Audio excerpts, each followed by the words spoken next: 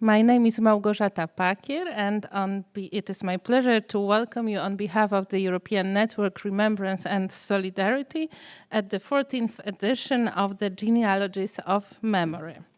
The European Network Remembrance and Solidarity is an international institution devoted to education, research, and commemorative activities related to totalitarianisms and wars in Europe in the 20th century.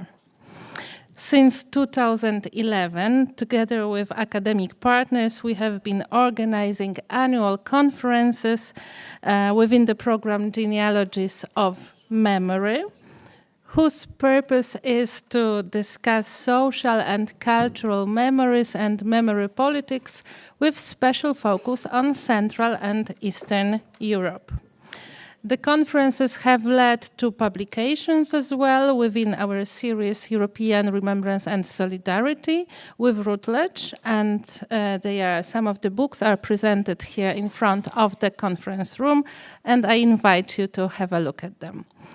Before I pass the floor to my colleagues, I would like to thank the conference esteemed partner institutions for their support and engagement. And these are the University of Warsaw Faculty of Sociology, the Institute of Philosophy and Sociology, Polish Academy of Sciences, Palacki University Olomouc, Polish Oral History Association, Herder Institute, University of Vienna, Memory Studies Association, and the Polish Landed Gentry Society.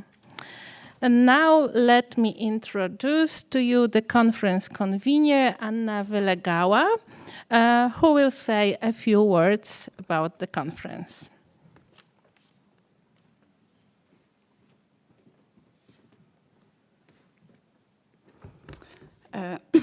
Good morning. I'm an oral historian, and oral historians tend to tell a lot of stories instead of bringing theories and large introductions. So I would like to start with two stories, but they are very much about the idea of the conference. So the first one comes from the time when I was preparing my book about the agricultural reform in post-war Poland for publication. And I was just to submit the manuscript, and I received quite a few suggestions that I should leave out the chapter about how the gentry in the post-war Poland managed to survive and what was their fate. This was supposed to help the book fit better the current vernacular trend in Polish humanities and especially in the historiography. And I refused because although I did agree that it was the peasants' experience which was largely unspoken about the agricultural reform, I also believe that we cannot research the experience, the memory, and the heritage of the vernacular class, underprivileged class, without researching the elites. I also believe that as social historians, as memory scholars, as scholars in the field of humanities, we should also always listen to the second part of the story, because if not, we cannot get the full picture. So the chapter about the gentry remained in my book, and I never regretted this decision. The second story comes from my fieldwork. So one of my case studies for this book was a small estate of Konary in central Poland that before the war used to belong to the family of Józef Helbich. And many of the interviews I was conducting more than 70 years after the family was expropriated were about the fact that when the Soviets entered in 1945, they tried Helbich. They placed him under the wall. They gathered his workers, and the workers were to decide whether the dziedzic, the former landowner, already former landowner, was good or bad. So he was not shot because they claimed him good. And one of the most vivid versions of this story was told to me by a couple in their early 80s, which meant that they were small kids during the war. They couldn't have their own biographical memories. So I asked them whether they saw it with their own eyes, and they told, no, of course we didn't. And then I asked whether their parents saw it with their own eyes, and they answered that, of course, they didn't because they had other things to do. So I asked, how would you remember then? And they answered with kind of surprise, how wouldn't we remember? The entire village was talking about it for years. We were talking about it. People were talking about it.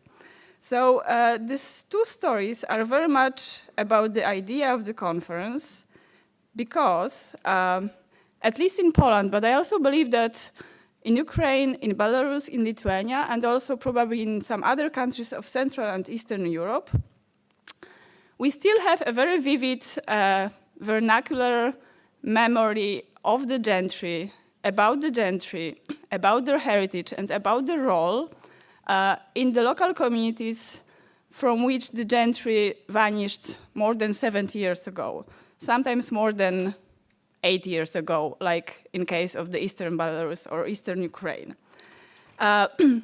Also, the gentry remembers, the former landowning elites remember.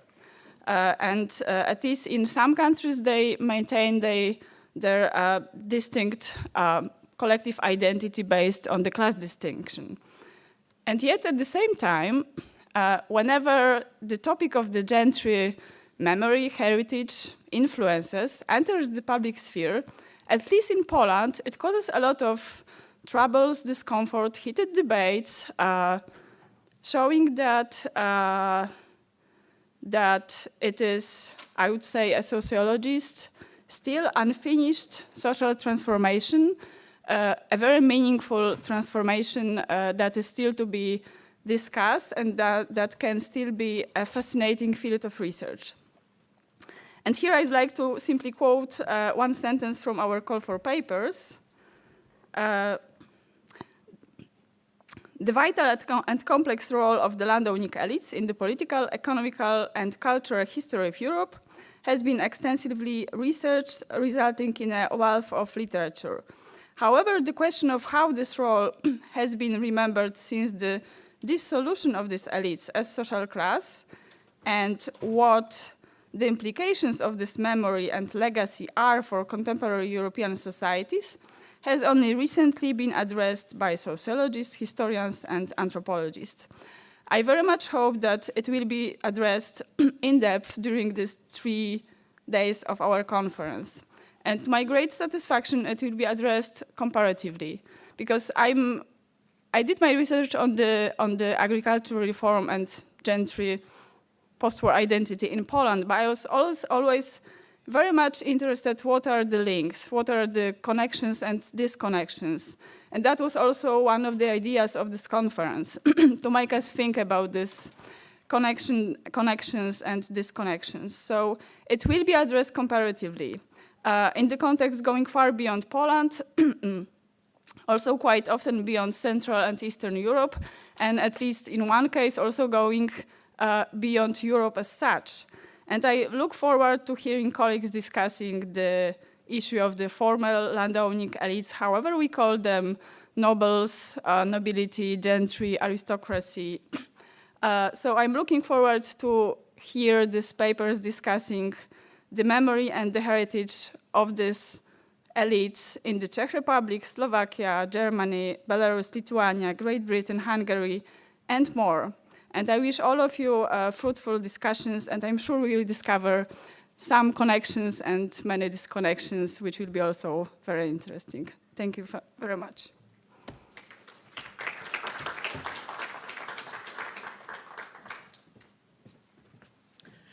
Thank you. And now I will introduce Jan Rydel, Chair of the Conference Academic Committee. The floor is yours. Thank you very much. Dear panelists and participants, ladies and gentlemen, I also want to join the warm welcome to those who participate in this year's edition of the Genealogies of Memory conference, which is dedicated to the remembrance of the nobility, gentry, and aristocracy. I welcome you as a representative of the steering committee of the European Network Remembrance and Solidarity, as well as the chair of the Academic Council of this edition of Genealogies. I greet you with the reality of the 19th and 20th century as it was. We must, I think, remember this social group affirmatively. An easy, noticeable, yet very superficial evidence of this is the continuing popularity of architecture imitating noble manners in contemporary Poland. Is the nobility or landed gentry remembered in a similar way and with similar intensity outside Poland? This was another question that troubled us when we initiated the conference. The last challenge that must be addressed is that Polish nobility and landed gentry were also present on predominantly Ukrainian, Belarusian, Lithuanian, and to some extent Latvian lands. I doubt that the Polish landed gentry is positively remembered in the regions where the social structures, ethnicity, and religion are so different. I do wish to expand my knowledge of that aspects thanks to this conference. I also hope that during our conference we will find out whether there is a memory of nobility, gentry, and aristocracy in these countries and what this memory is like, if it is actually present in the consciousness of the societies you are researching. Closing this speech in the name of the European Anna Wilegała, who was convener of this conference, turned our ideas and intuitions into the language of modern science. I sincerely acknowledge all the members of the Academic Council, Dr. Simon Doing, Professor Konstantin Jordasi, Dr. Marcin Schirmer, Professor Radmila Szwarzyczkowa-Slabakowa, Professor Ewa Staroj-Kezdy, Professor Maria Wakunik, Professor Joanna Wawrzyniak, and Professor Tomasz Zarycki. I would like to thank Professor Joanna Wawrzyniak and Dr. Małgorzata Pakier, who are initiators of the whole Genealogies of Memory project. Last but not least, I want to thank Dr. Konrad Bielecki and his team, who brilliantly organized the edition of the Genealogies of Memory conference. Ladies and gentlemen, I wish us all a successful and fruitful conference. Thank you very much.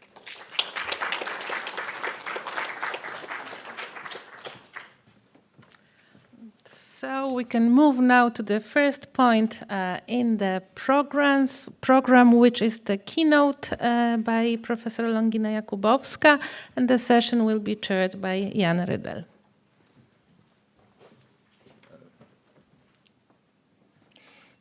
Let me introduce our honorable lecturer.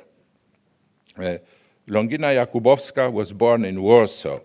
She received her Magister in Ethnography at Warsaw University and followed her education at the State University of New York. There, in 1985, she obtained her PhD in anthropology. She worked at various American universities until she left for Netherlands in 1904 to join at first University of Amsterdam and Radboud University in Nijmegen, finally to work at Utrecht University until her retirement in 2018. The range of her academic interests spans the globe from Armenia to the Middle East to Central Europe. Her main area of expertise in the Middle East were the anthropology of Bedouin communities in the Sinai Desert. The articles she subsequently published concerned social changes, colonization, identity politics, gender relations, and spiritual beliefs of this group. The main book of our guest, under the title Patrons of History, Nobility, Capital, and Political Transitions in Poland, marked a shift in her interest toward her home country.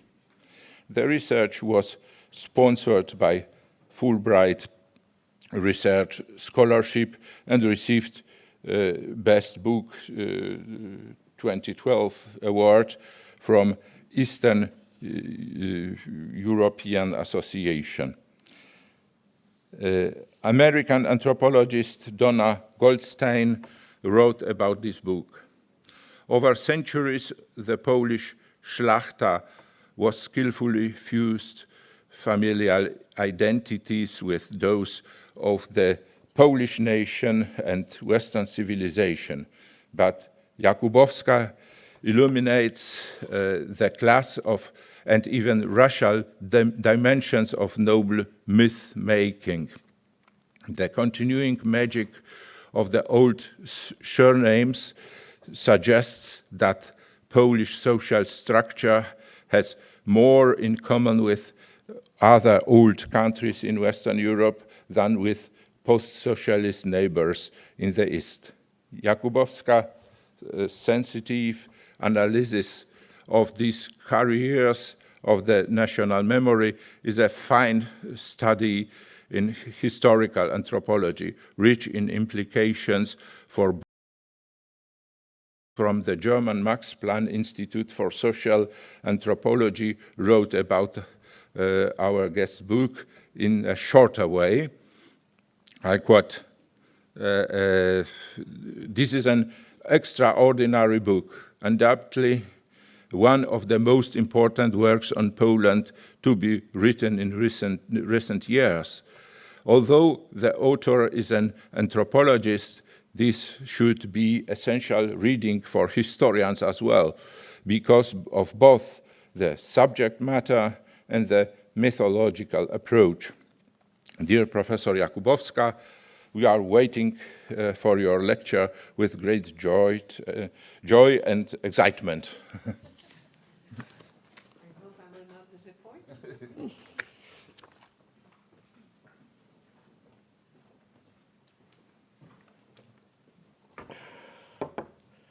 This is funny. Good morning, everyone. It is indeed a great honor to be invited as a keynote speaker at the conference, and indeed the honor granted to me solely because I once wrote a book on the subject of the Gentry.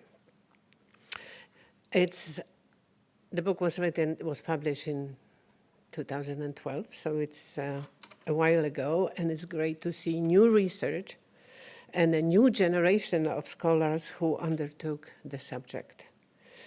Also, it is wonderful to see that the other side of the coin is being addressed, as a number of books has appeared on the subject of the experience of the peasantry, with Anna Wylęgała, one of the authors. Today, I would like to share with you some remarks on the nature of memory and the challenges it presents in research, especially if that research pertains to elites in general and to Gentry in particular. These remarks are based on my experience of conducting an exploration of the strategies of the Polish gentry, conscious or unconscious, of endurance in the hostile political climate that marked post-Second World War, the study to which I will be referring today. In order to create this collective biography, I collected life stories corroborated by life histories. So usually, although at the conference we present the research outcome, I would like to talk today about the research process itself, as it pertains to memory works. Let me start with a note on anthropology of elites. In 1972, the great dame of anthropology and my mentrix, Laura Nader, wrote an article entitled Up the Anthropologist, Perspectives from Studying Up. In it, she urged anthropologists to study the middle and upper social structure as well as the lower. Anthropologists have much to contribute to an understanding of the processes whereby power is exercised. Indeed, there is a certain urgency to this kind of anthropology.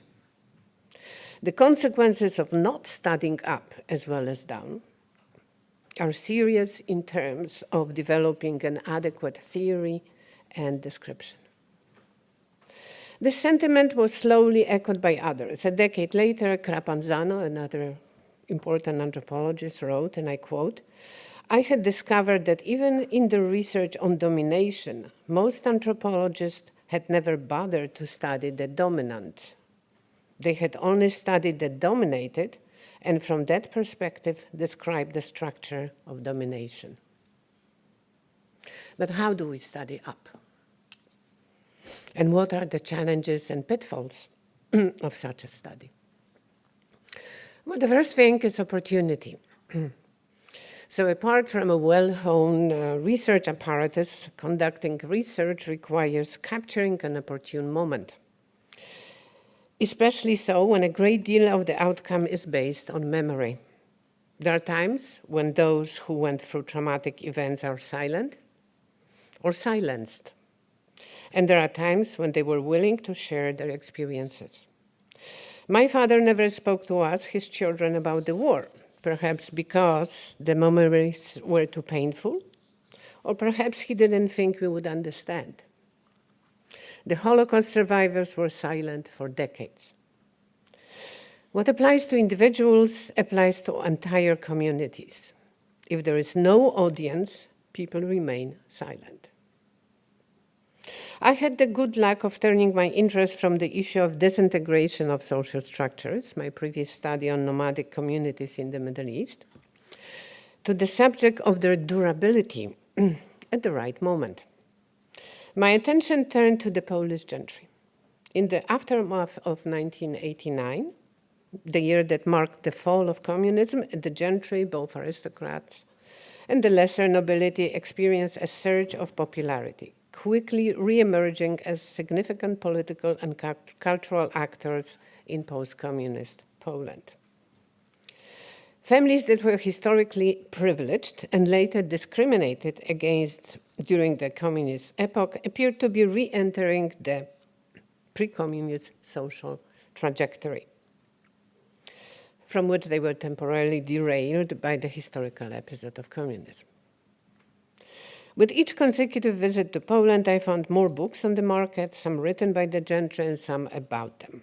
They multiplied with a daunting speed: sepia color albums, gentry registries, genealogies of aristocratic families, histories of noble houses, who is who in the past and the present, and above all, memoirs of all kinds. It seemed that everyone was engaged in this business of reminiscing. The fascination of the public with everything noble appeared insatiable at that time. The gentry, who suddenly became visible, were almost giddy with delight. Put on the public stage again, they resurrected relics of their former lifestyle. There were noble balls, St. Hubert's Day, ceremonies in Western Europe. Obituaries began to specify titles and former possessions. The Order of Malta reconferred new members. Within a few years, no less than 4 journals appeared on the market, all explicitly catering to the gentry's interests. Finally, at least 2 gentry organizations came back to life. My question thus became, how did the Polish gentry manage to persist and reproduce itself in a hostile political environment, void of its former means of existence? What strategies did they historically develop in order to maintain group identity and cohesiveness? Which properties and attributes facilitated their transformation into a meaningful category of the new post-socialist social structure? When the research inquired into the processes of elite reproduction, it also asked a larger question of features, constituents of social groups and societies, which allow them or not to endure over long periods in history across various political and social regimes. So what are the elites and how do we study them? The early scholars of elites followed the theory of Pareto and Mosca, developed during the late 19th and 20th centuries, and defined elites as organized ruling groups. Henceforth, the study of elites became synonymous with the study of power structures. A considerable body of social research was dedicated to the circulation, reproduction, and regime discontinuities. In treating all elites as they were political elites, the early scholarship defined them primarily as organizations and institutions. The focus shifted later to advanced capitalist society and even larger units of analysis, national, transnational, and cosmopolitan, which shift replaced an earlier view of political elites as corporate bodies and introduced a model of elites as an informal organization bound by shared interest and culture. Societies that advocate pluralism, leadership is exercised by amorphous and differentiated groups rather than by a monolithic social entity. Such conceptual revision allowed for the inclusion of any group of significance and influence in a given society, be it religious, economic, social, cultural, or noble.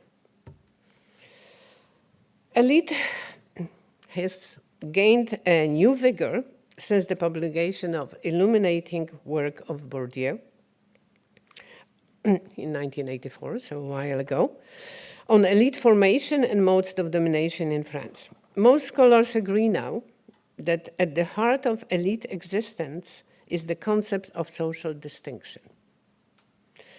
The real implication of power is that elites have a life and share a knowledge system that clearly separates them from other people. This way of life, or habitus, as he named it, is a set of acquired schemata, sensibilities, dispositions, and tastes that emerge from historically formed structural conditions. Habitus is thus a means by which social distinction is produced and social hierarchy kept intact, a process that is as profound as it is unnoticed. This approach became very helpful in the study of Gentry. The next point I would like to address is access and agendas. I like my little titles. It is the very nature of elites to be exclusive and inaccessible. Indeed, the aura of mystique and inherent worthiness which surrounds them is predicated upon it, and the reluctance to engage in commonplace interlocution constitutes a boundary marker. This is particularly true of hereditary elites, and above all, nobility, among whom kinship, descent, shared essence, and the power derived from their place in history provide a basis for exclusivity, which makes the line that divides those who are in and those who are out rigid. Yet there is a certain vagueness about them. Never flashy, always low-key. They create an impression of easiness and informality and still remain just slightly unattainable, producing sort of a glass door effect. Performance here, of course, is of essence. Just as a habit of servitude is incorporated in the behavior of a servile group by way of their own body deportment, so is the habit of superiority among the elite.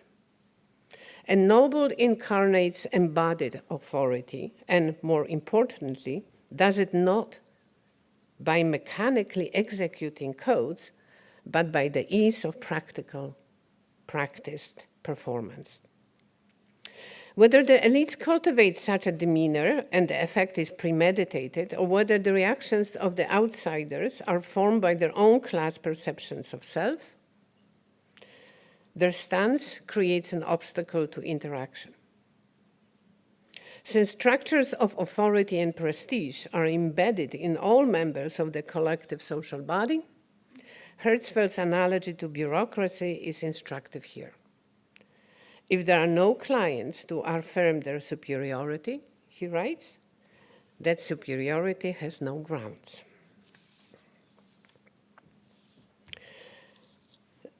Consequently, a considerable attention in the literature on elite studies is paid to methodological difficulties in accessing elites.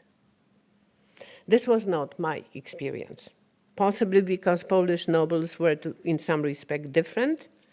They were once a large and powerful force that formed the nation's core and shaped its identity, perhaps to a greater extent than their counterparts in other European countries. But their fortunes waned, and the socialist regimes make them disappear from the public forum. Forced into silence for more than a half century, they had a powerful need to tell their story. Most importantly, I fitted into their current agenda.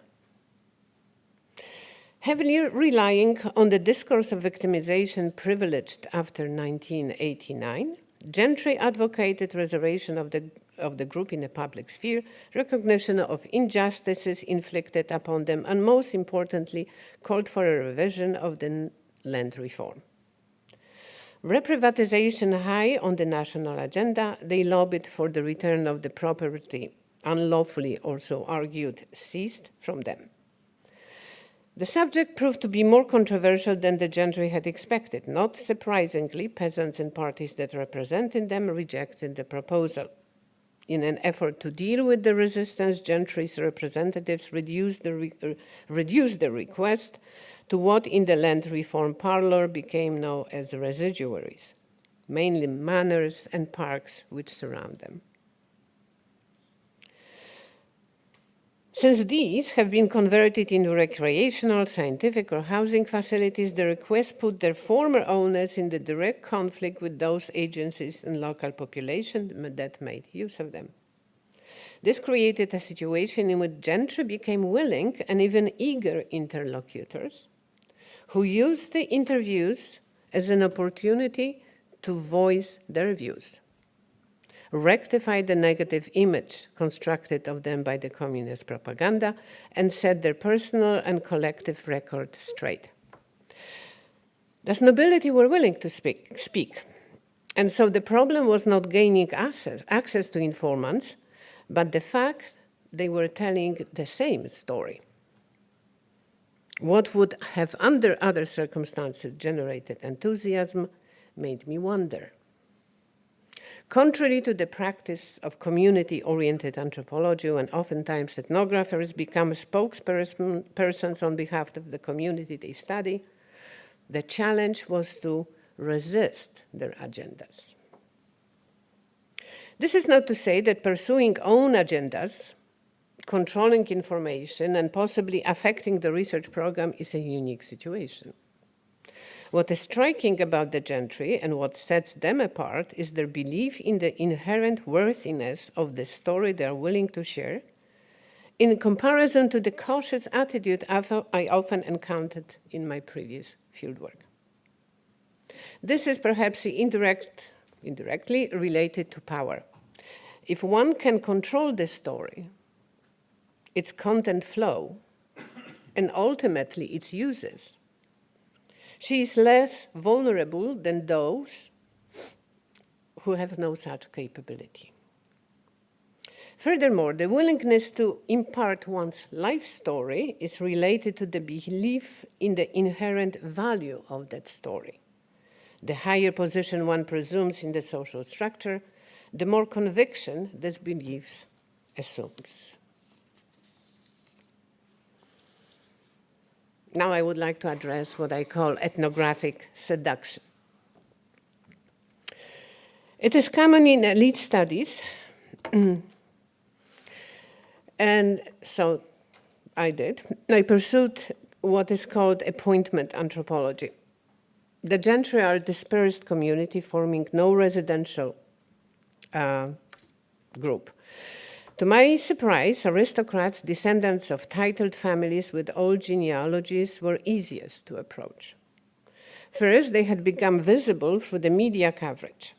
Secondly, their historically high profile prompted an instantaneous name recognition, while names of less distinguished gentry might not to be immediately identified as noble.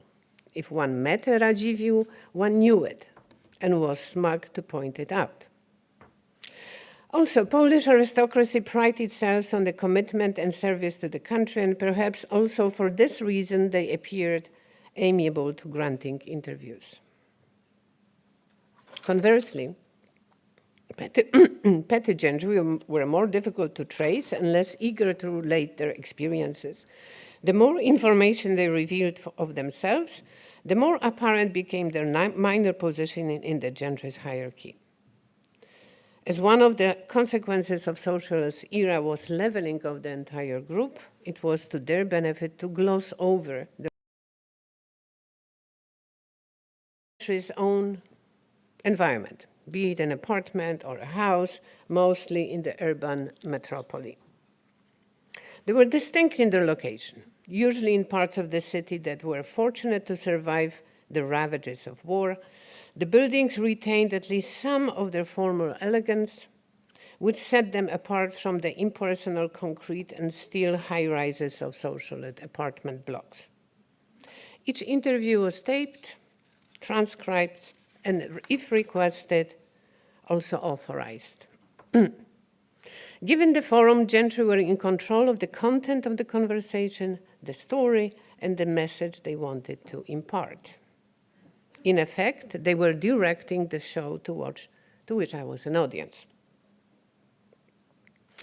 Because of the subject matter and the duration of the interview, conversations were emotionally and physically taxing.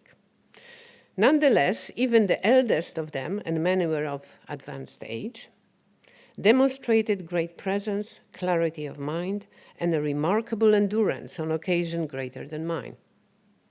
It was hard not to be impressed by their stamina on the one hand and their ambience of the residents on the other. Unintentionally, this registered in the written text because, as one of the readers of my manuscript remarked, I seem to be in awe of nobility. My interlocutors were, with no exception, charming, intelligent, cultured people, bearing unmistakable marks of gentry's habitus. Many were gifted storytellers, some had charismatic personalities. Some stories were mesmerizing because they were colorful, hilarious, or disturbing. The emotional appeal of a powerful story told by a talented narrator may lead to the trap of ethnographic seduction. A complex dynamic of conscious and unconscious moves that may arise in interviews and prevent interviewers from probing the discourse of the interviewee and might make them lose their critical stance towards the manifest discourse. Developed by Robin in relationship to his work with victims and perpetrators of extreme violence in Argentina, this concept also is applicable to the ethnographic study of elites. Impartiality or partiality, so to say, is another issue that I would like to address. Yet another problem is that of the researchers' expected empathy and partiality. Elite research requires normative distancing beyond the usual relativism, and even then it occurs in an ideologically charged atmosphere. Empathy for interlocutors as individuals and as members of a larger body, which is normally taken for granted, becomes problematic in the study of elite groups, especially if it is study of elite in the ethnographer's home society. The interview situation, the characters of my visits, the nature of reminiscences about lives sketched with broad strokes and shared with a stranger, all were not conducive to establishing intimate relations with the informants and did indeed not yield any beyond some sympathies and some antipathies. I empathize with the traumas brought by the war, dispossession, and displacement. I felt saddened by individual tragedies that befell many and was touched by the aging figures in the midst of spaces crowded with objects of the past, their hands shaking while drinking tea from precious china cups. But I was also irritated by their unyielding claim over the definition of Polishness. Some statements made me wince. Although I could understand the dilemmas of the gentry, I was troubled by the request for reprivatization and found ideological differences difficult to overcome. My fieldwork experience showed that the task of relativizing poses a special challenge when one is subject to the same structures governing inclusion and exclusion.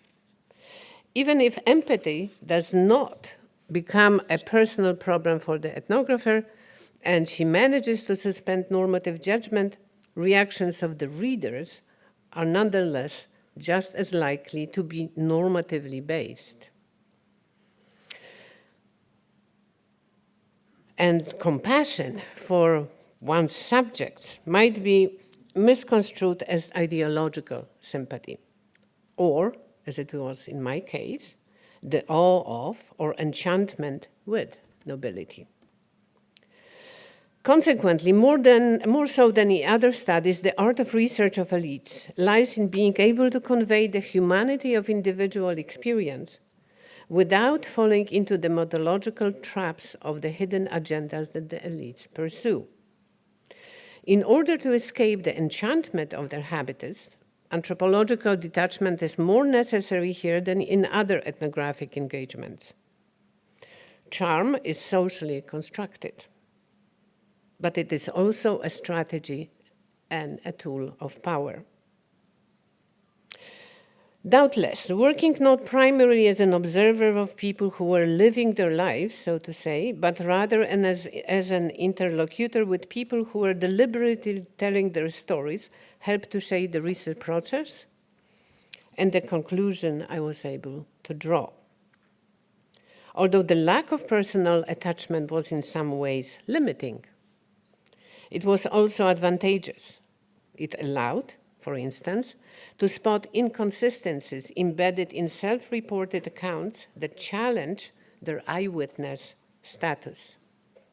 The tension between self-reported stories and detached analysis present in traditional anthropology is of equal concern in the study of elites and any powerful group, despite the absence of a personal relation between the researcher and the research subject that seems to have the potential of obstructing scientific rigor. I would like to turn, I don't know how I'm doing with time. But I'm doing well, okay.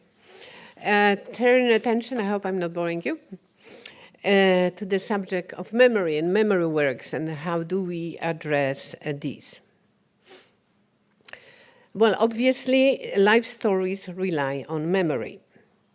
Gentry's accounts of their lives were striking by precision and vividness of recollection.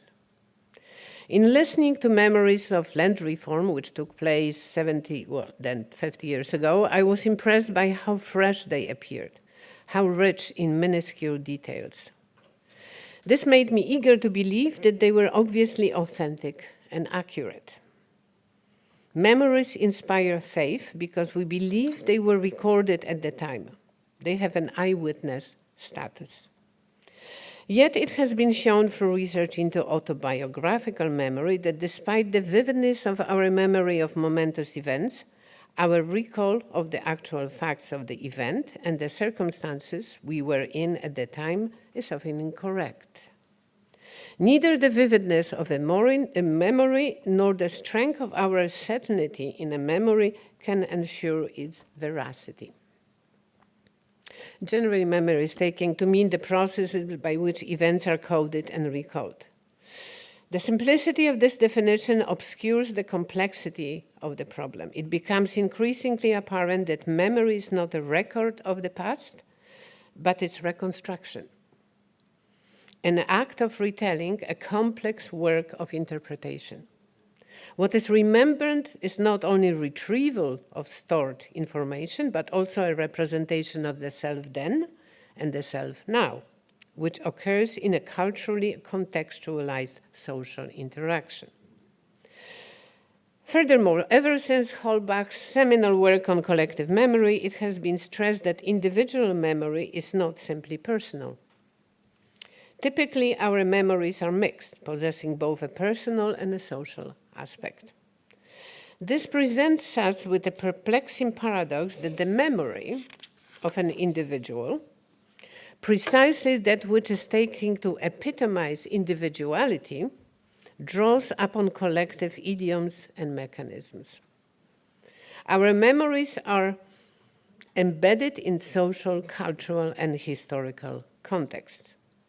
Indeed, even the very process of remembering personally significant events and situations depends upon cultural and historical practices for remembering and creating meaning. The fundamental question in the study of memory is how does autobiographical memory become transferred into collective memory and collective representation of the past? How is the collective memory tableau created? What social mechanisms shape the processes of memory making, and what are the means through which a group establishes memory of the collective past? What then are the distinctive features of autobiographical narrative and collective memory of which we must be aware when consulting such documents? First, the story as told. Well, memories are contaminated with information from similar events and change over the years. They are vivid, at least partially, because they are told, retold, and affirmed by the similarity of stories told by other people whose experiences, while not identical, were comparable. Shared memories and the sharing process itself, or the production of spoken or written narratives about the past, take form within the framework of meaning assigned by the group within which they are told. Social groups construct their own images of the world by establishing an agreed version of the past, a version that is established not by private remembrance, but by communication. That's also Holbach's. Second, memory making mediates the identity of people. Recalled experiences and shared images of the past have particular importance for the constitution and reconstitution of social groups in the present. After the land reform and traumatic circumstances attending it, the identity of the gentry was sustained through repetitive telling of the story of the expropriation they endured. Though these were individual events, they eventually merged into a master story that became the group's commemoration of the past. This collective narrative serves as a means to validate the truth and is an important site in the struggle for moral accountability in relation to the state from which they demanded justice, public exoneration and redemption, as well as economic compensation. In this fashion, the gentry constitute a mnemonic community, a community that comprises those who, while communicating with each other, remember together experiences of which they were victims. Yet they do so in a patterned way that is shaped by social difference. The gentry remember only a fraction of reality, the grim aspects of manorial life, those dealing with peasant hardship, poverty, illiteracy, and in many cases the appalling living conditions of estate workers, which all had been part of their experience, simply vanish or form what is called paled memory. If absorbed by memory, they rarely appear in the act of retelling. And if they do so in a relativized and historicized form. While telling and retelling selected parts of a shared past, the gentry condemned to oblivion other parts of the same shared past. In this process, they tried to establish control over memory and thus history of certain events, and so to legitimize actions of the group in the past and in the present. Although the gentry privilege remembering over forgetting in the belief of reclaiming history, there is no immaculate experience undistorted by culture that lies at the foundation of memory. While social memory shapes and potentially distorts memory, while social identity shapes and potentially distorts memory, so does the intense sense of loss. The sense of tragic loss colors the personal as well as collective memories of the gentry and makes it difficult to separate what they had really felt from the cosmetic retouching of subsequent experience. Through the act of remembering, they mourn the passing of an era and their own childhood and youth. Yearning for a lost home, cultural milieu, and a past experience are mixed with the bitterness of rejection and expulsion. Memory, and the memory of childhood in particular, is a trickster that twists reality and dupes us into believing in vague, distant, and yet comforting images of home, which then seem large and life uncomplicated. Home, which in the eyes of a child appeared as the source of ultimate good, warmth, and security, becomes idealized in the memory of an adult and mythologized in the memory of the next generation. In a fashion, we are taught to remember the past, or rather particular fragments of it. Parents mark and contextualize what is important for their children to remember. By living in a house filled with objects of the past, looking at the family album, a portrait gallery, or visiting a graveyard, the gentry's children become aware of how their own private past converges with that of the family, the country, and bygone times in general. But this is not, nor can it be, more than approximation of what has transpired. As we have seen, collective memory is often selective, distorted, and inaccurate.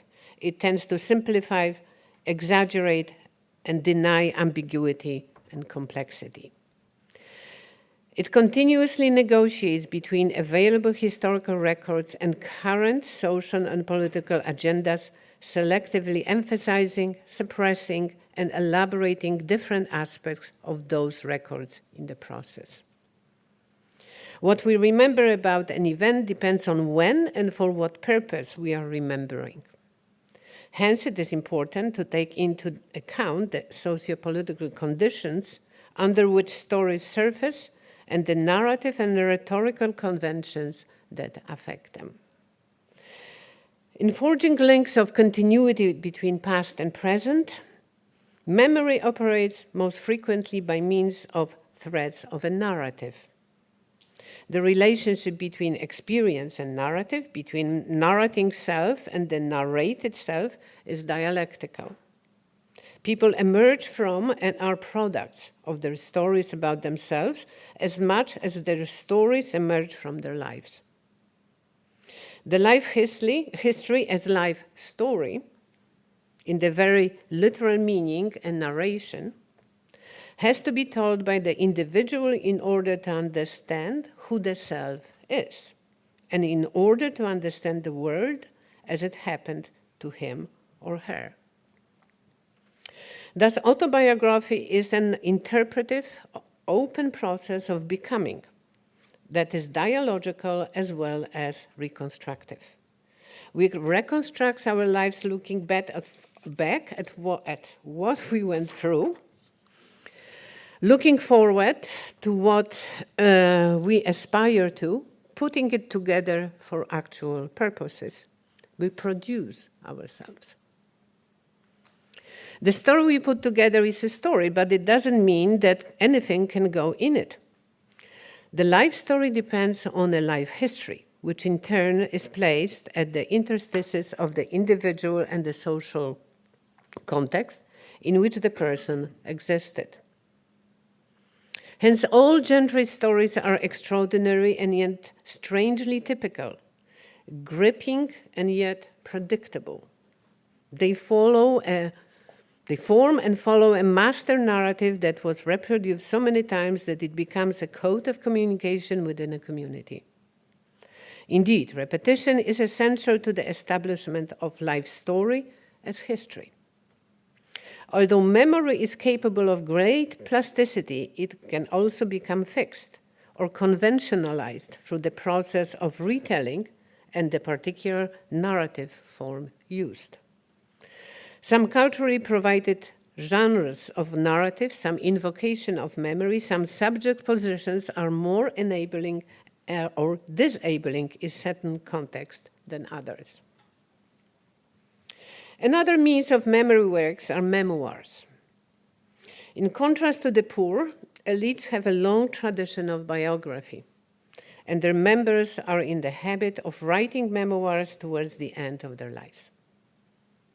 The annals of the underclasses are short and simple because they leave little record or have no one to write for them. No family trees, no obituaries, heirlooms, or even wills worth mentioning. The gentry, on the other hand, are prolific memoirists, having taken advantage of a literacy that enables one to articulate history. They wrote for perpetuity. For generations that would follow them. In periods of repression, they wrote to counteract what was written about them and to fill blanks in the official history.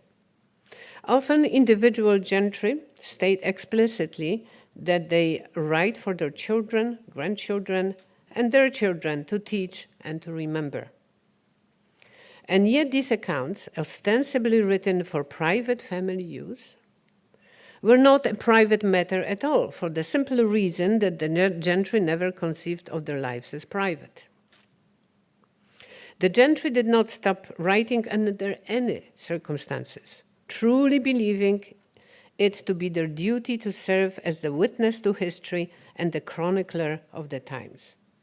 They kept writing after the war and their expropriation, and such was their conviction of the importance of their writing that they deposited manuscripts in the national archives and libraries.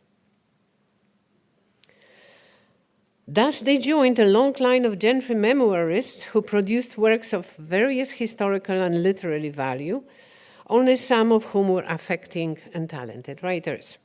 The practice derived from the conviction that their lives were worth remembering because they have been of importance, and from the sense that their position had exerted influence. The decisions made by them change part of their social world. The personal history, so to speak, of the memoir writer is intertwined with the objective history embodied in institutions they were able to transform, modify, even overthrow, be it a political system, a method of governance, or administration of an estate or a program of education. Their confidence in the social significance of their lives sometimes could be substantiated and sometimes was merely illusionary. But it is this perceived capacity of making an impact that enables the writers to conceive of their lives retrospectively and merge their individual life histories with the course of greater history. The sense of relevance is shaped by the notion of legitimating origins and the power of descent that propels them into imagining their lives as worth remembering. The Gentry wrote what they thought was worth knowing about them. This was also what they wanted to be known about them. Hence, their memoirs are a highly censored account of their lives, and in a sense, impersonal. They wrote the good memories, the memories they wanted to save from forgetting, and in the process produced the image they desired. So memoirs are simultaneously a record, even if tainted, a moral document, and an agenda for the future. Even when the writings take place in the form of a diary, it still bears marks of a diligent censor, as if the act of writing was public and its very nature excluded privacy. Thus, while authentic, the memoirs lack authenticity. Decorum forbidding unnecessary displays of emotion, the Gentry writing genre is severely lacking in description of the intimate sphere. The publication of the only memoir that disclosed the private suffering of family members due to alcoholism, bad marriage, infidelity, or parental indifference scandalized the Gentry community and expelled its author from the family association. Tarnowski's work was an attempt at an honest, uncleansed portrayal of his family life, but it also revealed his kin as ordinary people who do not necessarily meet the standards of exemplary behavior. And most important, it breached the code of silence. The Gentry are protective of their image. They are mindful of exposing any personal matter to public scrutiny. Indeed, most narratives focus on facts and accuracy of details in material and social domains. Thus, we become acquainted with the minutiae of estate management, intricate techniques of hunting, personalities encounter, complexities of making a trip to a city or traveling abroad, but in general, coming and going of various people, but learn little about their inner lives. In these conventionalized, seemingly scripted Gentry life stories, written or told, the similitude of biographical accounts is produced by thematic borrowing and idiomatic memory recall. The one, what I call the one suitcase trope, is such a recurring motive. The Gentry commonly claimed that at the time of expropriation, they were allowed to leave their landed estates with only one suitcase.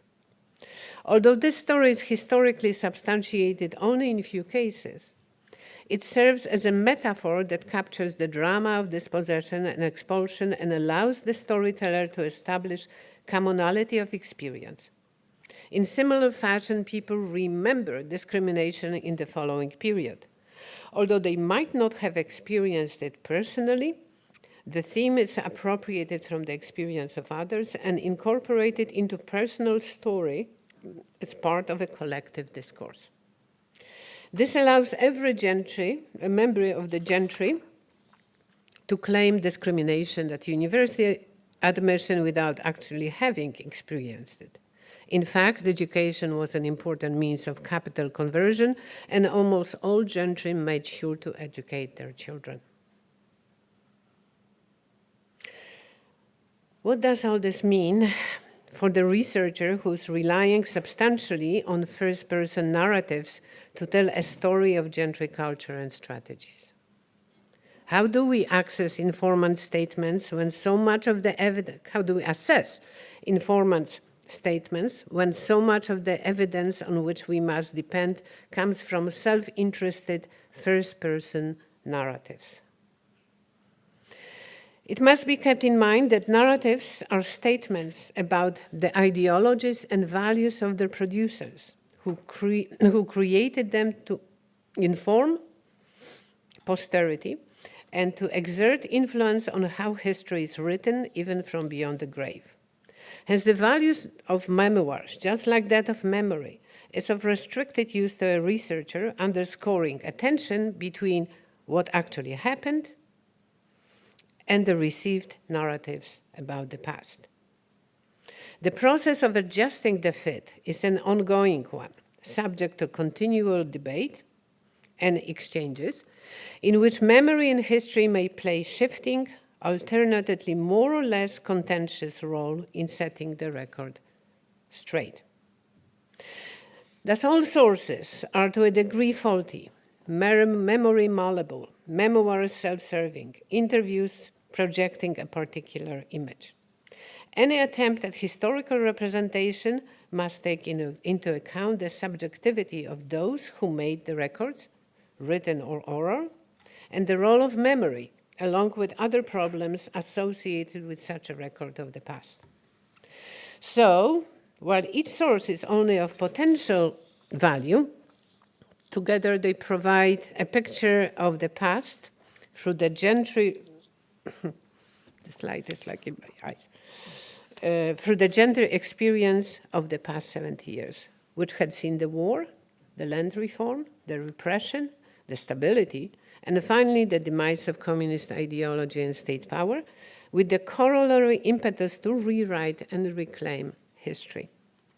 The mnemonic presence of the past takes many forms and serves many purposes, ranging from conscious recall to unreflected reemergence, from nostalgic longing for what is lost to polemical use of the past to reshape the present, and from performers in rituals to habituated body conduct.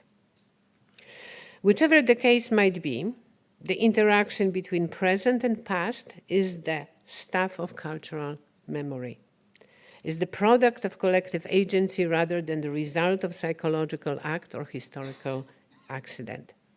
The value of narratives resides in the fact that they reveal not just an interested account of what happened, but a glimpse of the ideology at work in the way the story is crafted. In its very slant, the narrative itself tells us about Gentry attitudes and habitus. Therefore, we must be conscious of the hazards of working with memory artifacts and narratives, and move between two highly subjective sources. The bias inherent in personal history, woven into a collective master story, and the rhetoric of impersonal documents. Thank you.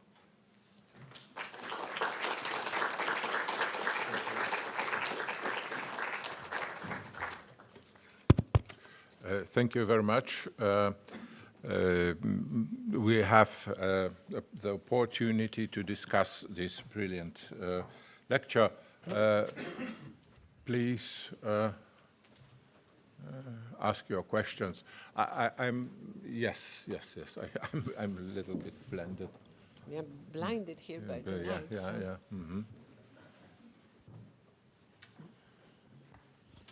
No questions. Yes. Oh, you hear me? Please introduce yourself. Thank you very much for this presentation. My name is Sofia Chuikina. My research is about Russian nobility, but I work in France. I'm from French University. My first question I would like to ask if this story is contested, because your Polish nobility have written memoirs, told their stories in the 90s. They wanted to tell the truth as they thought, impose their vision of history, of course. But then, first of all, there is a new generation, let's say their children, their grandchildren, great-grandchildren, how they perceive this story. Do they contest it? Because it seems to be so positive. And also other readers, other people who have access to this story or history. So do they or comment on it or react to it?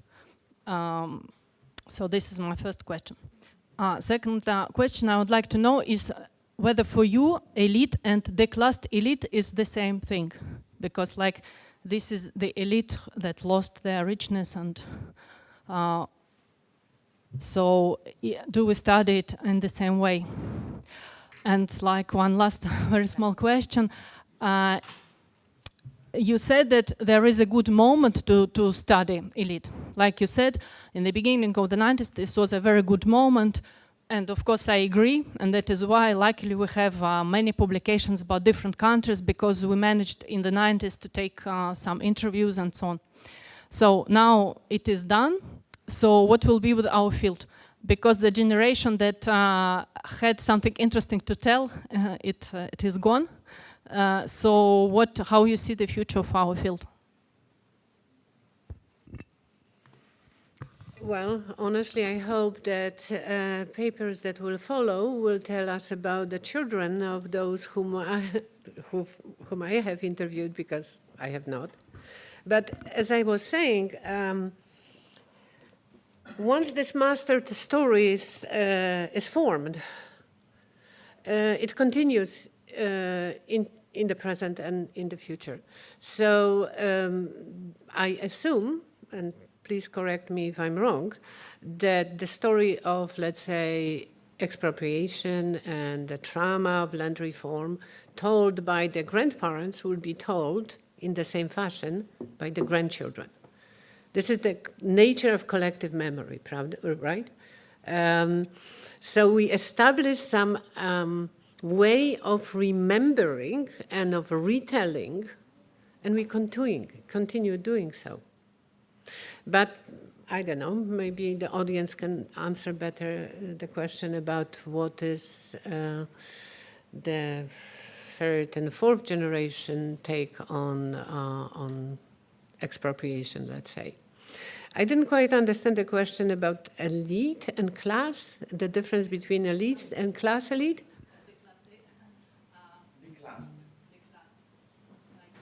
Oh, declassation.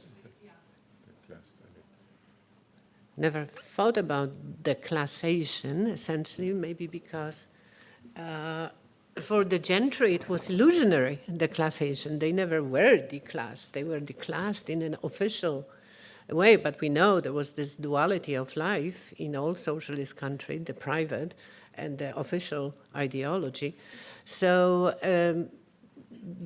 the point I'm trying to do to make in my book is that indeed about how it is possible that social groups, being an elite group of any kind, can reproduce itself, not in the same fashion. Obviously, the gentry today doesn't have noble estates, or very few of them would. But how do they transform themselves into being a meaningful category, and yet a category? We still talk about the gentry. If they were declassed and they disappeared, we wouldn't be talking about them right now. So, and elite, I agree, elite is very sort of a tricky concept because it's so hard to define. So I'm not sure how to answer this question. I never thought that they were declassed. And again, please, the audience may have expressed opinion on this subject. I'm not sure I answered the question. This is the best I could do. We have some questions. Please introduce. I got the microphone first, yes. My name is Silke Marburg from Dresden, and you named in the beginning of your lecture Bourdieu, Pierre Bourdieu, as one of the... Louder. Yeah, I trust to the microphone. Oh, yes, thank you very much. In the beginning of your lecture, you named Pierre Bourdieu as one of the inspirations, theoretical inspirators.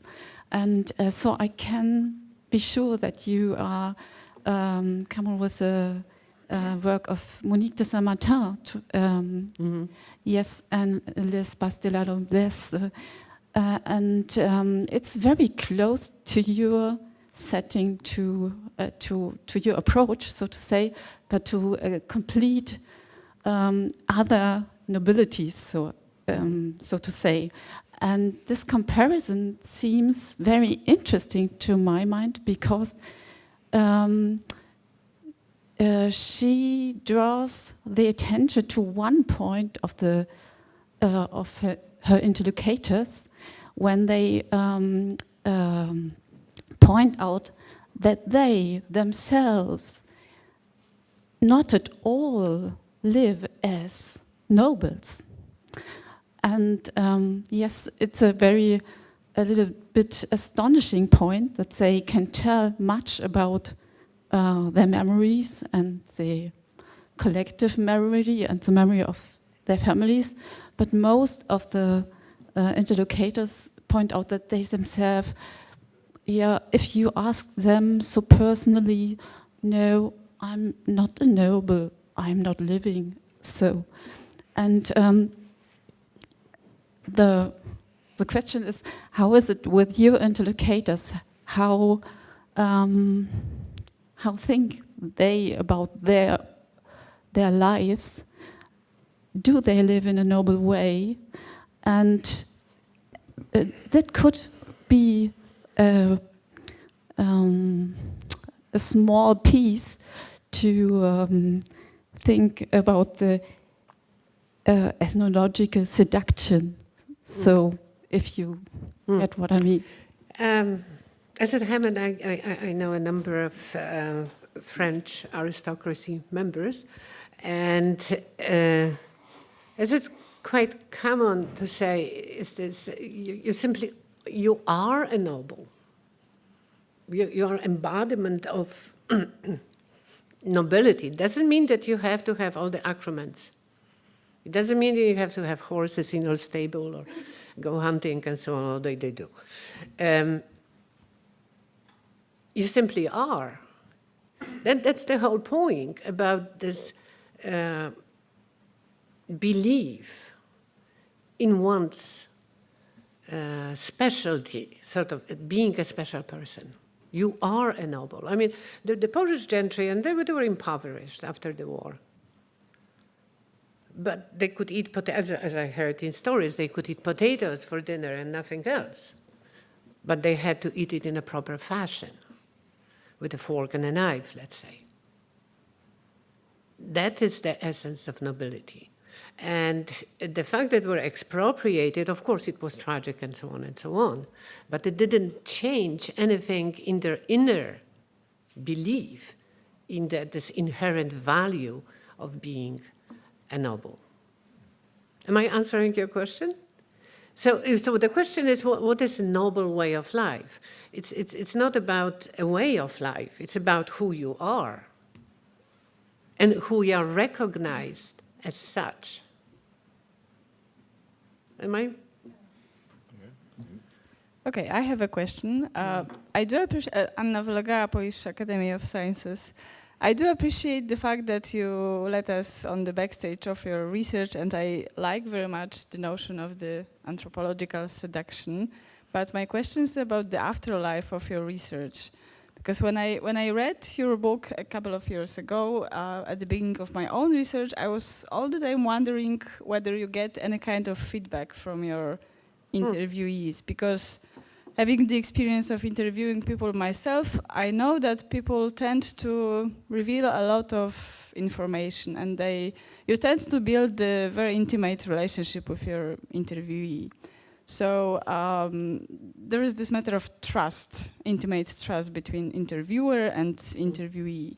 So after they, or maybe whether they read your book, after they read your book, did you get the kind of feedback? So you misunderstood us, you understood us well. What were the reactions, if there were any? It's interesting. I got many requests by the children of those whom I interviewed for the tapes, because many of them have passed already away, and a transcript of an interview is different than hearing the voice, and voice is supposedly is one of those first things that go after somebody has died, if we forget the voice. So it was important for them to hear the voice of the beloved one. Otherwise, I don't have no idea who read it in Poland. I mean, the book received quite a bit of attention in anthropological circles abroad, lots of reviews, and they're pretty positive, I have to say. It was never translated into Polish. I think there is one copy at the university library. That's about it. So I never got any response, which was puzzling. I think it's a good question. Why not? And I'm not sure that I can answer this question. Just a follow-up comment, because I mean, my book was not about the gentry at large, but I got like multiple comments. You were wrong. You were totally wrong. You were right. You were very right. We are grateful. We hate you. I mean, spanning from this to that. But maybe it was a matter of the language. I don't know if the gentry read the book. I never heard anything from them. Really. I mean, I heard from my Bedouin informants, and they would tell me all the time about how wrong I was and I didn't get it, this and this. But I never heard from the gentry. So what does it tell us?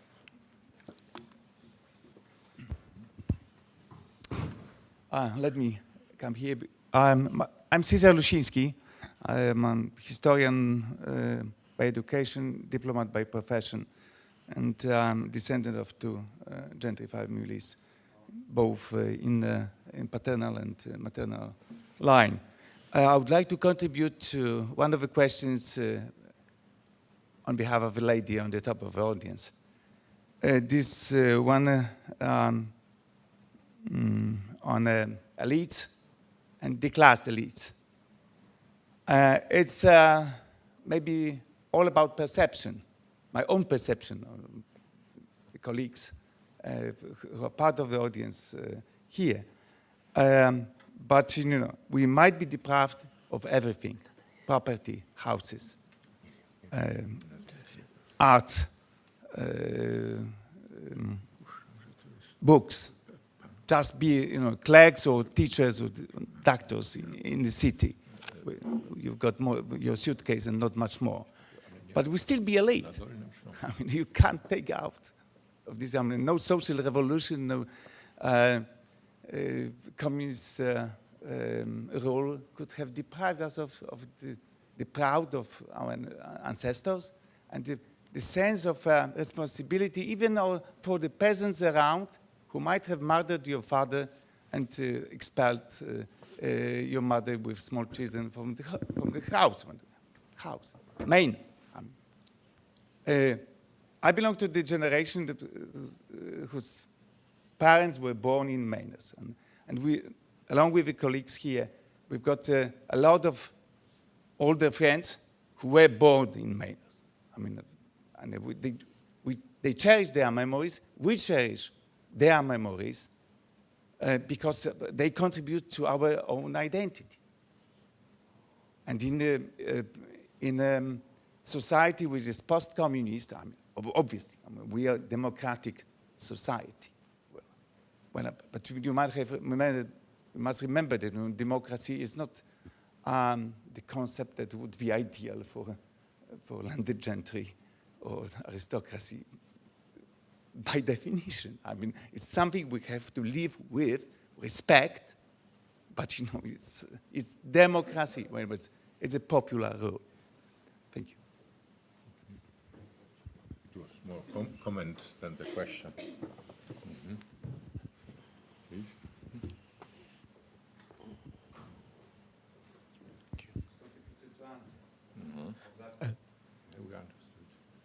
Thank you. My name is Mikołaj Getka-Kenik, and I'm professor at the Polish Academy of Sciences, Institute for the History of Science.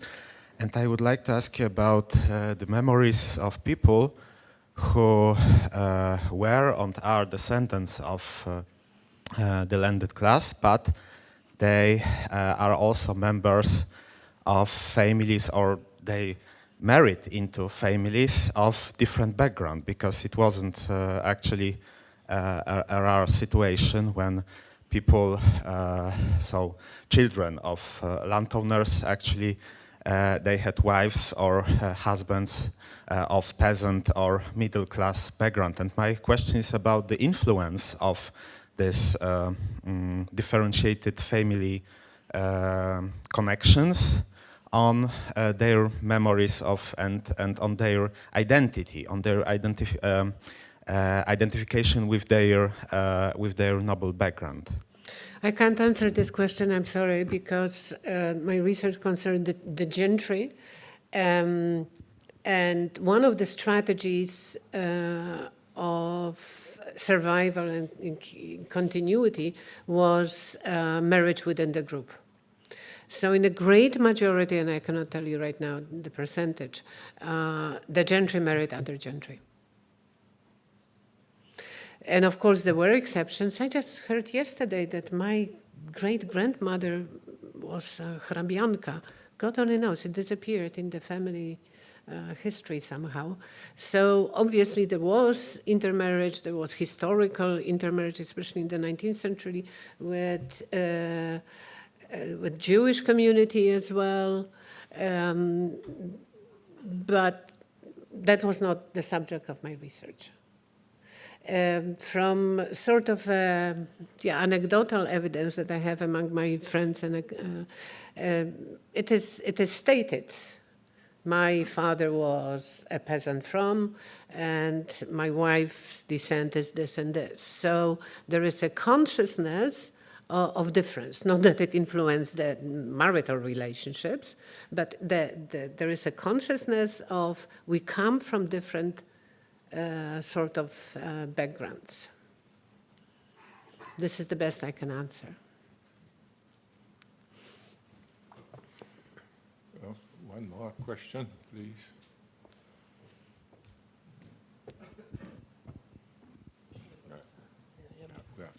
По-английски, по-польски, это вообще по-английски.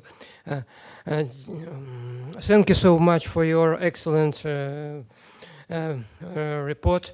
I would like just to ask you, what do you think about an application of Pierre Nora's conception for the study of social memory of former aristocracy in Polish-Lithuanian Commonwealth, in former Rzeczpospolita? I ask you because I myself came from a frontier area of former Rzeczpospolita, centered around Nesvizh, Slonim, Novogrudek. It's now in Western Belarus, but it was ex-Poland before the war. I ask you because there are a lot of traces of aristocratic memories in our area. Aristocratic memories in the area around Nesvizh are very persistent. It concerns not only those of the house of Radziwiłł, but also of local nobility. There are a lot of dozens, even more place names around Nesvizh and my native Kletsk. I came from Kletsk, from a Radziwiłlian estate, and a lot, dozens of sites of memory, not only of the house of Radziwiłł, but of also those of lesser nobility. It's something like a treasure, landscape, topography local.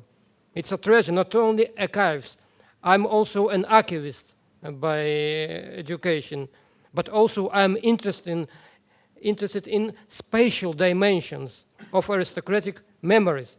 So what do you think about a use of Pierre Nora conception concerning the study of social memory of former aristocracy? Maybe not former, also existent, but because their descendants are still alive in our society. Thank you so much for your answer. Well, sorry for my English. I don't know how to answer this. I don't know what would be. It's just a little contribution that I made in the world of anthropology and social science. what I think the fact that there are these sites of memory that are cultivated is a statement about the importance of that history of the place and the place that the gentry and nobility played in history.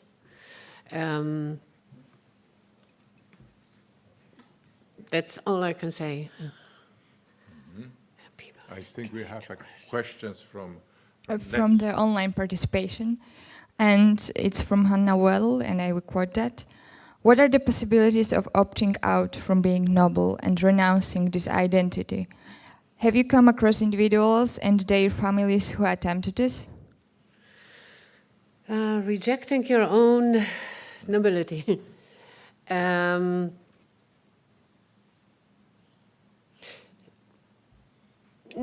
Tricky question. You don't reject your familiar history. You might disagree with the ideology that they produced in the past. And indeed, as we have seen in 1980s, the gentry were very active in democratization of the country.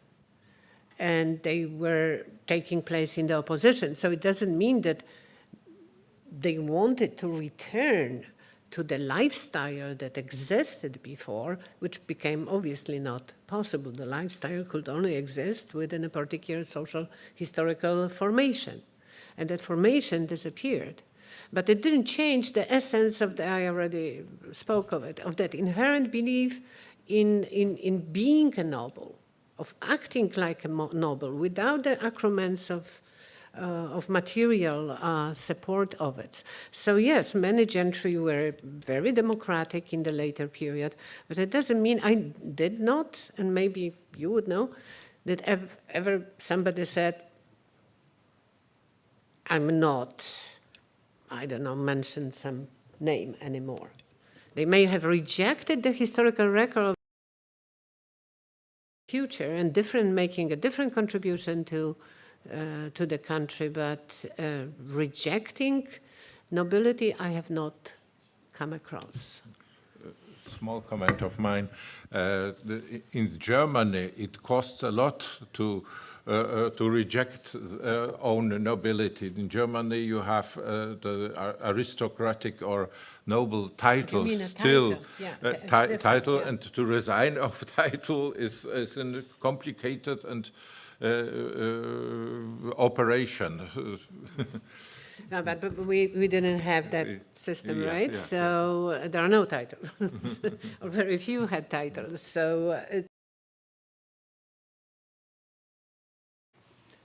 okay.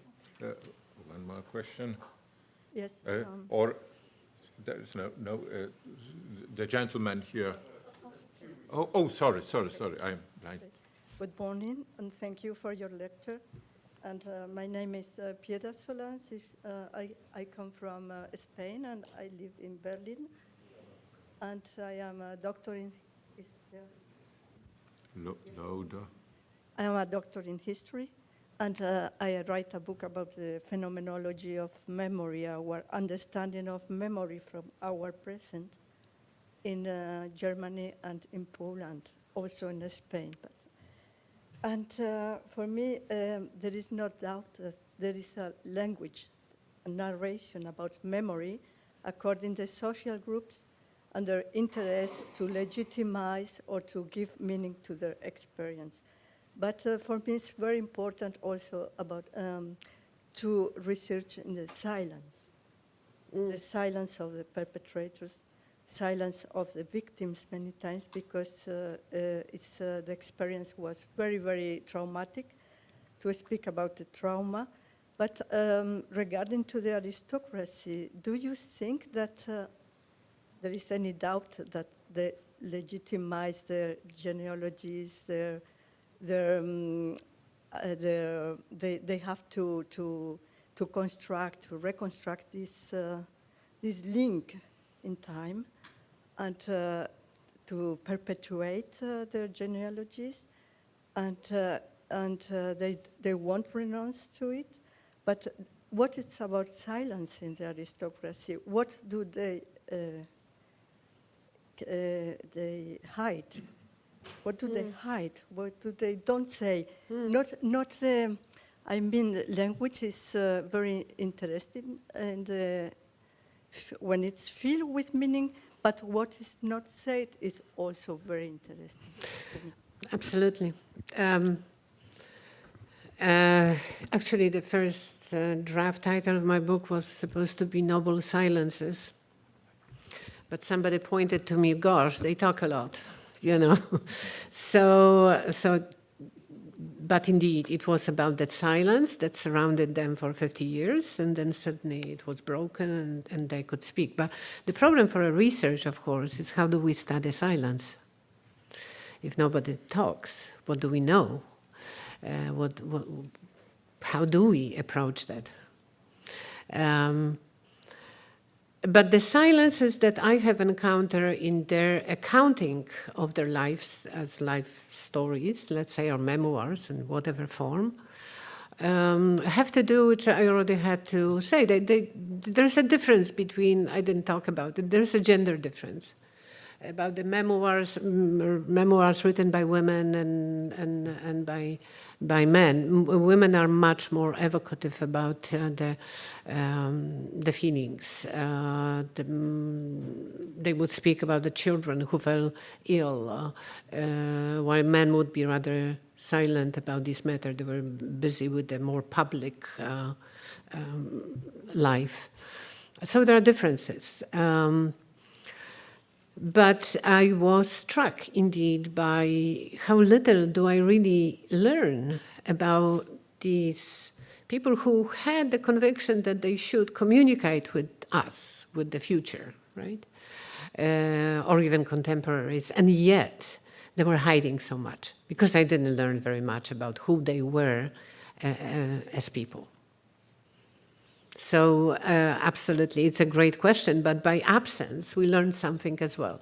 So absence of a narrative about this inner life and failures, about, life as we live as people. We fall, we get up, we fall in love, our hearts are broken. I mean, things happen.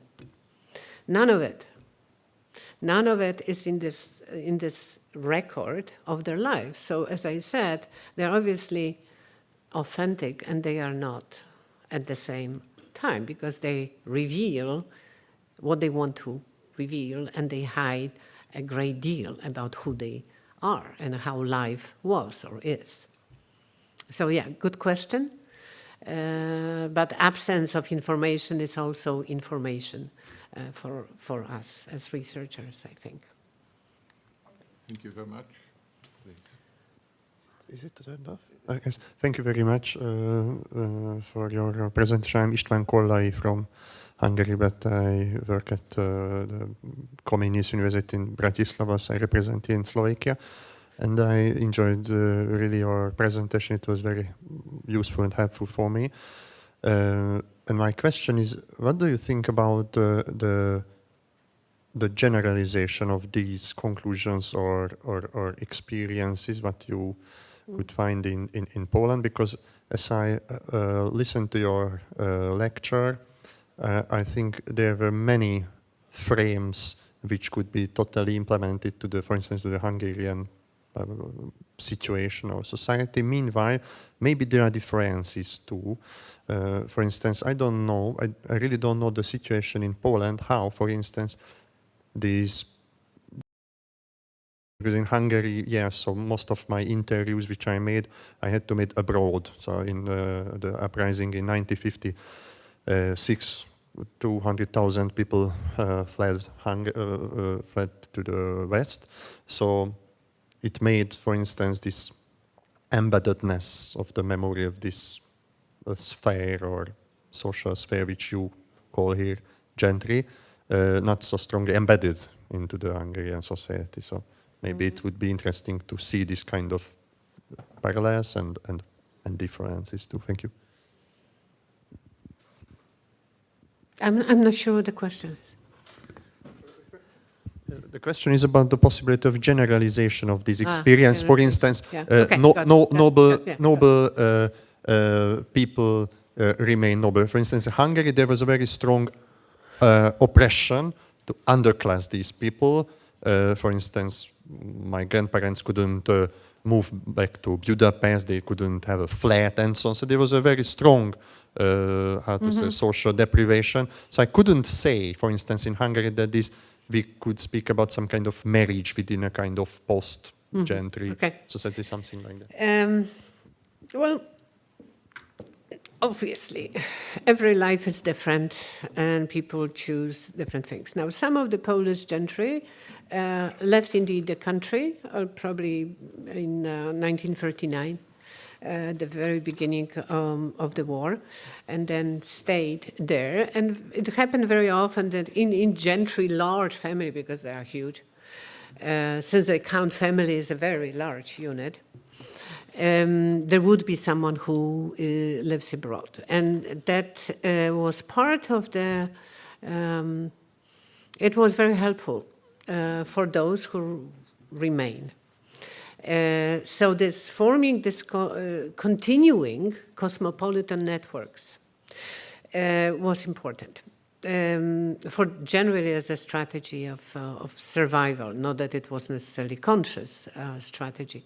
But most of the Polish gentry and nobility stayed in the country. What set them apart right after the war, but right after the war, that was not the worst period of discrimination against the gentry. It's only started in 1950s. So although gentry were expropriated, they were in some fashion needed for the new regime to run the country.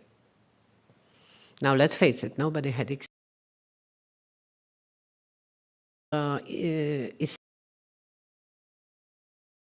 so they, and that's the whole chapter of the book, indeed how important this first post-war period, apart from the expropriation, and that also went in some cases in stages, how important the gentry were for, that's paradox, for the establishment of the new administration in socialist Poland. Because they had the skills that nobody else had, and the country needed to be run somehow. Of course, they didn't occupy very high positions anywhere, but they were these middle administrations. Those were the ones who very often, actually, this is funny, territory, the sort of regained territories, as is known in the parlor in socialist Poland, where there were large collective farms established. And in this early period after the war, it was the gentry who was running these estates. In many cases, not in all cases, obviously. So to get back to this generalization, as a researcher, you need to come up with some conclusions. I mean, that's why I talk about this collective biography, right? That's all that I try to accomplish in order to understand the mechanism for which people can stay as groups of importance, that keep the cohesiveness of a group, that can recognize each other as members of the same group. So we must generalize. But as I said, every life, as individual life, is lived differently, yet there are some issues that connect them. Thank you very much. The last question, please. Okay, and there's one more from the online participant. It's from Jan Vasiewicz. Thank you for a really inspiring lecture. I have a following question. Have you met the descendants of the nobility who are maybe not ashamed of being descendants of this social group, but at least were aware of its difficult heritage connected with serfdom, poddaństwo, and enforced labor, pańszczyzna? Yeah. Yeah, the newer generation is hardly harking back to the ways the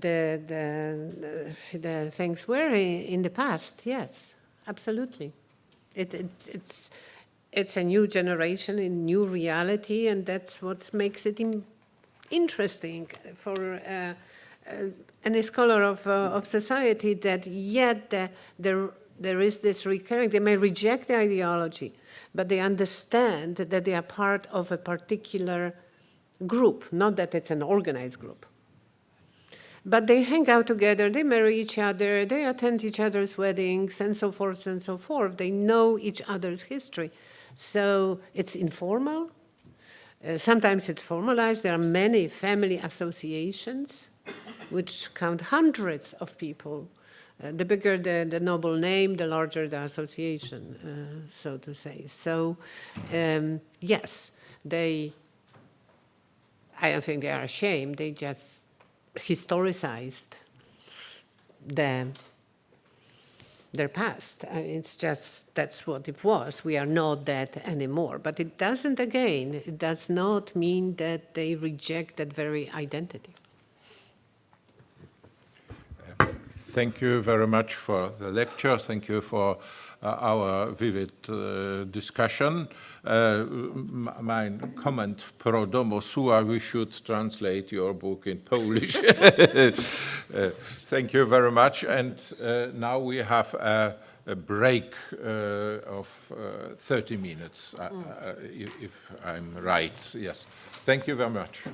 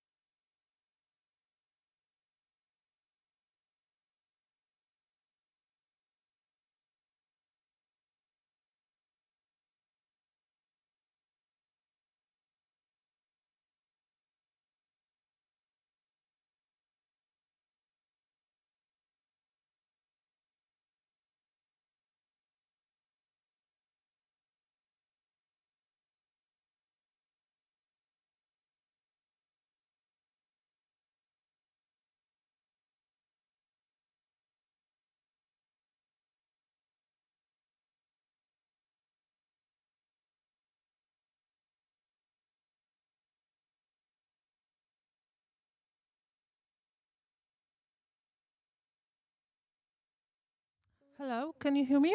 Is it working? Yeah. I propose that we start on time and give a good example for the whole conference.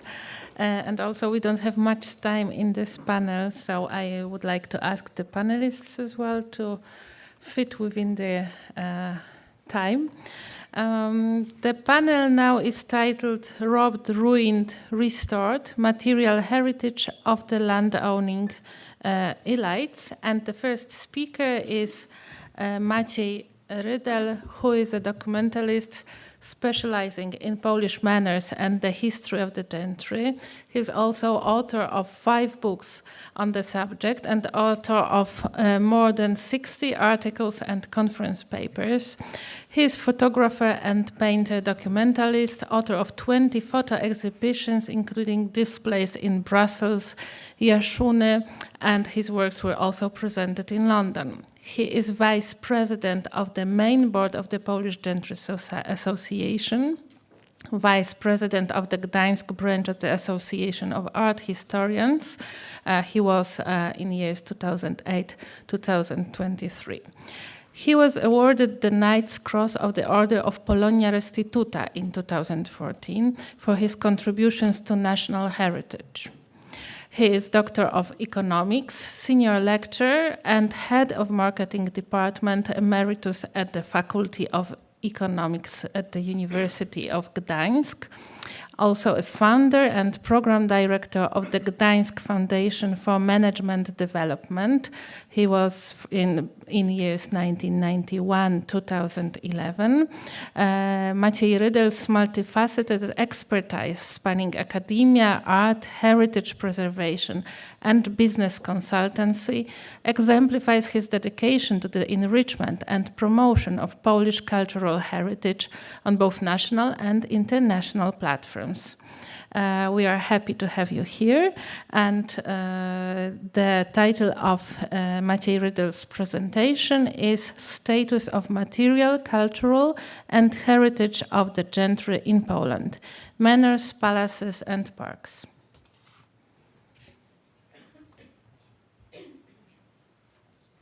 Well, good morning, everybody. I'm pleased to start this conference with a presentation of mainly material heritage, and I will try to answer some questions which have been put in front of us. The paper which I'm reading provides a general examination of the current state of manor houses and palaces in Poland, and some figures about owners as well.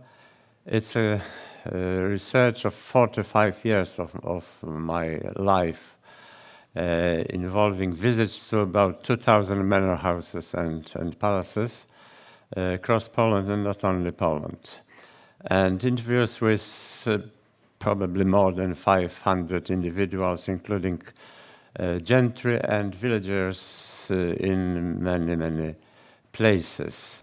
I'm focused on smaller estates, not aristocratic palaces, but as well it will appear here.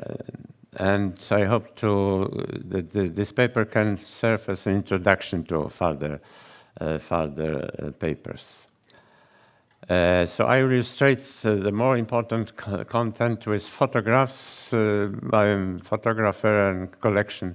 My collection is about 40,000 photographs of manor houses and palaces, parks, and so on, which I do since 1977. But first of all, some statistics. Here you have the main statistics of situation of former gentry and nobility manor houses and palaces in Poland, divided into 7 groups belonging to the descendants of pre-war owners. Is the first group. It's about 110, of which continuation, this is what I call continuation, is the place where there's really some tradition and some atmosphere and anything which is, we can name continuation of gentry life. which is both in the descendants, in the places where the descendants now owners, 35 of them, and in museums as well. The third group, the private owners and private residences, mainly the hotels, restaurants, and so on, so on. I will tell you more about that. I will show some examples of that. There are 450 in Poland generally, but only 40 of them I can call some kind of continuation. Very little, less than 10%. Demolished and ruins and neglected buildings are almost 2,000 in Poland, out of 342, as you see. Local government possesses about 700. There are offices, schools, nurseries, flats, and so on. Agricultural company, farms or other companies are in 70, manor houses and palaces, and other universities, sometimes departments of universities, and so on and so on. In the west of Poland, what was former Germany, this is now about 1,400 manors and palaces. All are included in these figures previously shown. You have to remember that the Gentry land was not only in this, what we now have as Polish borders. And in these borders, pre-war borders, there were about 20,000 manor houses and palaces in Poland. And the landed gentry constituted before the war 0.7% of Poland's populations, about 250,000 people. Today we can say about, as concerned descendants, about 40,000 descendants living in Poland. Today, with the contemporary borders, exists this 3,400 manors and rural palaces. Rural palaces, this is important, but not in towns. Estimated number of descendants gentry is less than 8% now. So this is the actual map of Poland. I will start with the first group, which is 110 manors and palaces were rebought and regained somehow by the original families, of which only 35 are rebuilt and inhabited, and only 2 of them live on the land as it was for centuries. Here you have example of Kurosvenki Palace, and we are happy to have the owner, Mr. Marcin Popiel and his wife Karen here. And in the discussion, I asked him to present a bit about his relations with local people and so on and so on. So this is palace, in fact, the only one belonging to the family from 14th century. So the palace, the place, sorry, not this palace, but the place is in the same hands since 14th century, and have not only agricultural economy, stud farms, a museum of family memorabilia, and own brewery and tourist attractions. So it's living. This is really, and this what you see here is an only example in Poland. 72 manors and palaces are now museums owned by either local authorities or the state, or 6 are private museums.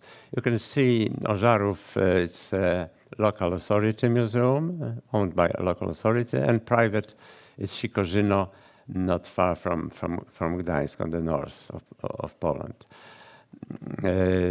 Palace in Waplewo Wielkie represents here the state-owned museum belonging to National Museum in Gdańsk. It's a branch of this museum, and is living with very good relations with the granddaughter of last owner, Izabela Sierakowska, who has given whatever she had in her flat in Warsaw. She simply gave back to this museum, and museum is partly rebuilt. I mean, the building around there are 7 other buildings which are still to be renovated. Another example is Dobrzyca. Dobrzyca in Greater Poland is a museum of Gentry, subordinated to local authorities, very active as concerns conferences and different cultural events. Another example, there are wooden or timber manor houses. There are very little, small number of them. Majority of them are in open-air museums. This one is in Wzdydze. Inside, of course, in that cases, this is arranged simply. There's nothing original in this room. It's simply arranged as it is in majority, probably, of museums. Another group, the next group, is 450 manors and palaces, bought and restored by private people, not descendants, but out of that, as we've seen already, 40 are representing traditions and of Polish gentry. This one is example of Tułowice, owned by Andrzej Nowak-Zempliński, painter. So this is his picture of his manor house renovated from ruins. There were just walls there, and as I say, there are only 40 of them. Here, as you see the room of this manor house, very nicely done with professional knowledge, simply, and private collection of landowners' carriages, as well as park. As you see, it's all really done very, very professionally and represents the gentry traditions. In contrary to that, 400 manors look like that, which are bought by private people doing there some restaurant or hotel, of course called dworek, called manor, but inside there is absolutely nothing, which we can call a manor interior or manor atmosphere or any kind of tradition of manor life. This is what they call the real manor house, of course. And the problem, social problem, is that people go there and they say to me, I've been there on a wedding and it was in a real manor house. It's like that. Socially, it's absolutely tragic. As you see here, there are many ways of the devastation of manors. My picture from 1990 and from 2000. Here's a private person who lives there, and he has changed it into as it is in his mind. You know what he can. He says that he lives in a manor house. Almost 2,000 manors and palaces are in very bad state, as you see. Very well-known architect Hilary Szpilowski, palace which was bought 20 years ago by private person, and nobody cares. Simply, there's not as interested in saving it. Of course, he was obliged to renovate it, and he did nothing. And I don't know any case when somebody was in any way punished in such situation. Oops, I'm sorry. So those are examples of ruins. Simply, there are majority of them are ruins, all not existing, as you see on my. Simply, I had to paint it because there are only photographs from before the war, and so on, so on. 6,000 manor houses and palaces disappeared from Polish landscape. In 1945, officially there were 9,800 manor houses and palaces taken by the state. 700 manors and palaces are used as schools, flats, and so on. Here you have an example of a manor house which was school up to 2010. Then was empty, and then some private person bought it, and it's empty till now. We don't know. We can assume what will be the future of that. As concerns parks, 90% has been deliberately destroyed. A standard policy of communists after it became a school was cutting down the park and putting a playground for children, like here you can see these cases. And the result is like that. It's a beautiful manor house used to be. What is the future? What is the future of the park? As you see, it's impossible to put 200 years tree in the park now.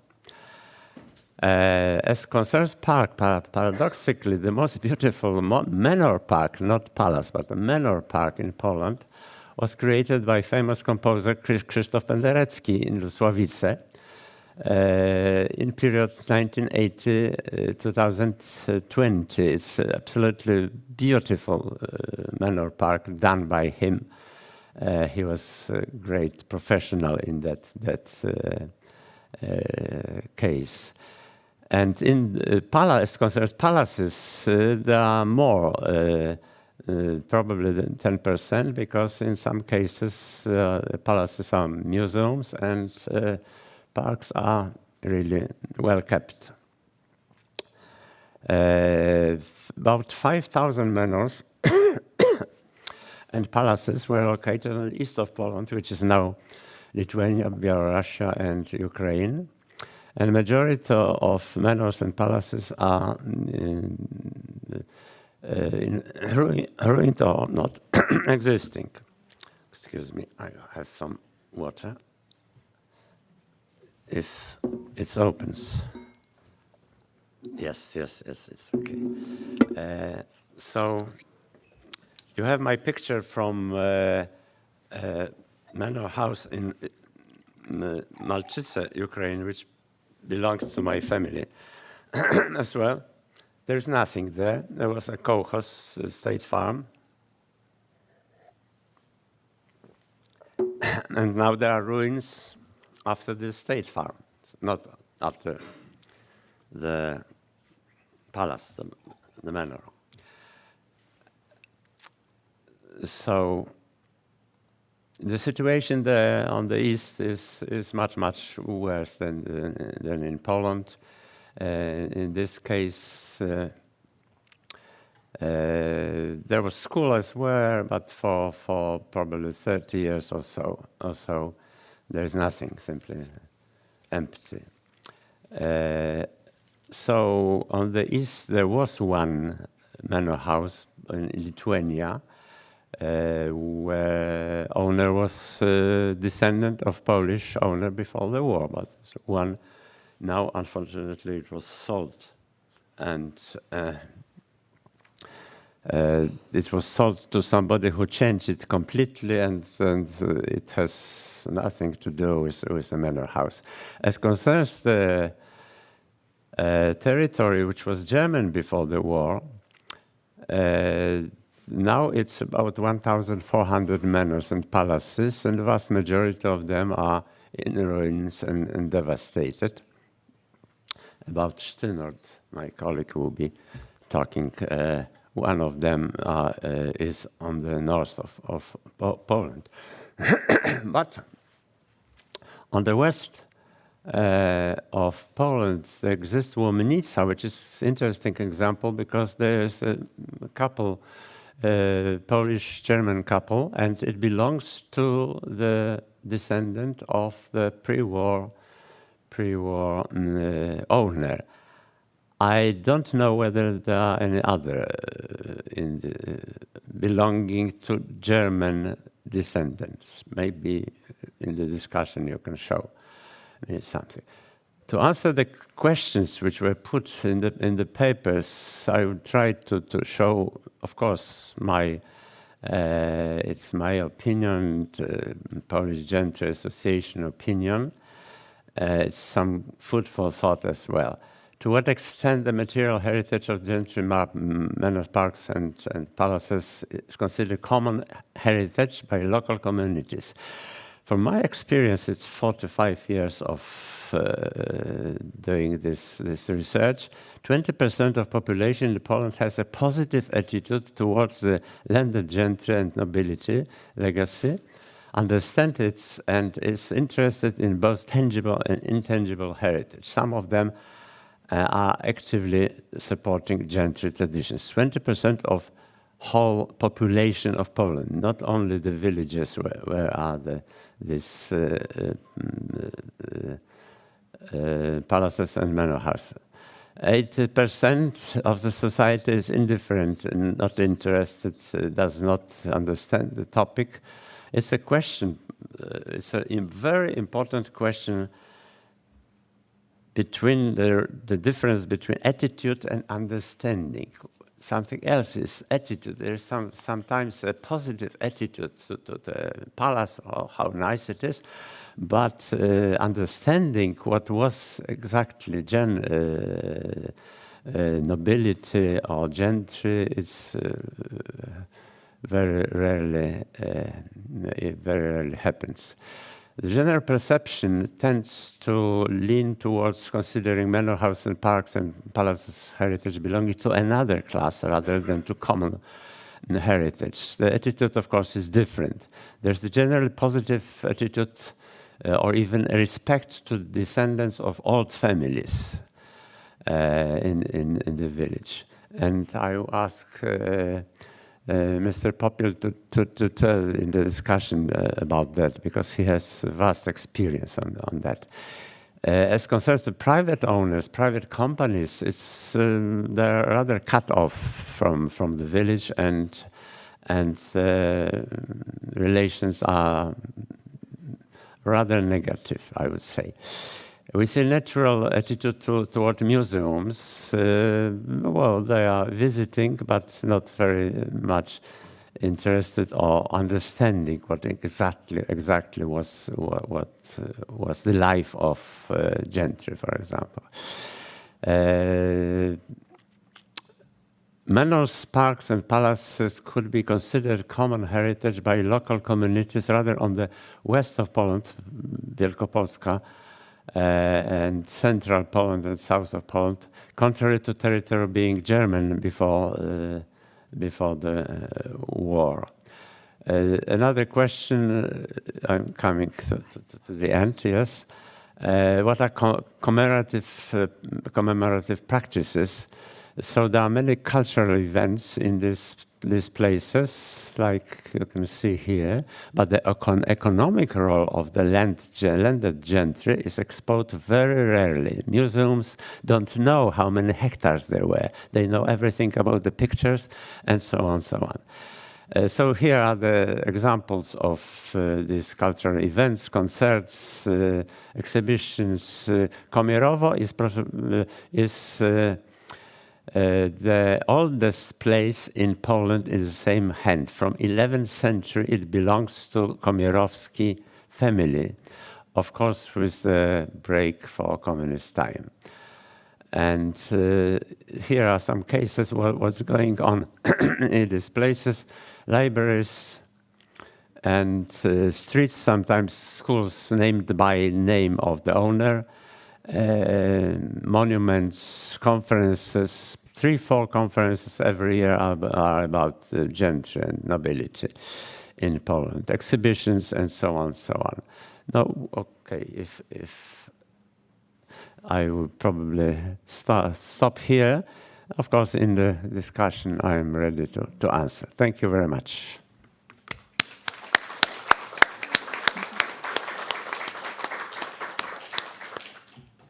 Thank you very much. The next speaker is Anna Damińska-Wójcik, who is a Germanist, holds PhD in humanities, specializing in literary studies. She is assistant professor at the Institute of German Studies at the University of Warsaw, a recipient of a DAAD scholarship and a scholarship from the cultural attaché at the Embassy of the Federal Republic of Germany, also a laureate of the Young Researchers Award from the Alexander Humboldt Foundation, and a member of the Landowning Gesellschaft Steinort. Her research interests focus on the relationship between memory, identity, and narrative, with the habilitation project addressing the phenomenon of the post-German in the cultural memory of the region. And Anna Damińska-Wójcik will speak about the Landowning Palace in Steinort, from non-place to post-place. The floor is yours. Thank you for the presentation. Since I'm a Germanist, I would like to present the history of the East Prussian Landowning Palace, which is located in Steinort in the Masuria region in Poland. After a brief introduction, I will present the concepts of known place and post place. Then I will discuss the history that turned Landowning Palace into a known place. And finally, I will outline the efforts to transform it into a post place. I could approach the history of the Landowning Palace by drawing on memory studies and concepts of difficult or dissonant memory. I could also engage with Polish historiographical theories, such as Lipski's idea of cultural deposit or Traba's notion of co-successions. Alternatively, I might reference cultural theory frameworks like Janet's concepts of the palimpsest or Kopetov's biography of things. However, I will begin with the approach of the palace as a non-place and the subsequent notion of a post-place. The concept of known places, French non-lieu, I hope I pronounce it correctly, Polish nie miejsca. These words are constructed, that's why I give this Polish and French words. Was introduced by Marc Auger to describe spaces like supermarkets and highways where people don't form relationships and identity is reduced to function. Researchers have since expanded the idea to include virtual spaces, abandoned buildings, and burial sites. Non-places can exist physically. Their material remnants, known as matterscape, are visible, but they lack sociocultural meaning, referred to as socioscape. Alternatively, they may no longer exist materially, such as old cemeteries in the woods, yet still hold significance. Their socioscape remains, people know what they were. A palace, for instance, can become a non-place when it loses its historical context, becoming metaphorically invisible, despite its physical presence. A non-place can be recognized. Its historical significance can be uncovered, restored, or even rewritten. This change turns it into what researchers call an afterplace or post-place. This usually refers to a post-industrial spaces that have lost their original functions. areas hit by natural disasters or conflicts, and venues after major events that need new purposes. A palace, for example, can be seen as a post place if it gains a new socio-cultural context or socioscape. The terms non-place and post-place can describe the processes occurring in the former German territories acquired or gained by Poland after 1945. Due to border shifts and population exchanges after World War II, the life cycle of German material culture was disrupted. Social practices associated with this culture ceased to exist and were no longer recognized by new users. This phenomenon is also reflected in Polish language, as German material culture in northern and western Poland is termed po-niemieckie, post-German, in administrative and everyday contexts. This term situates the German past within the Polish present.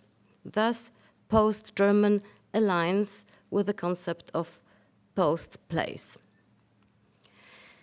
In 1945, the Landowning Palace became part of the post-German property incorporated to the Polish state. However, it was already becoming a non-place during the Third Reich. How did the Landowning Palace become a non-place?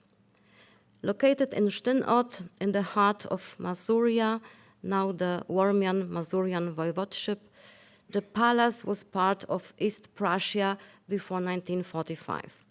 This region had previously been under the Third Reich, Weimar Republic, Second Reich in 19th century, Kingdom of Prussia until 1871, the Duchy of Prussia, and the Teutonic Order in the Middle Ages.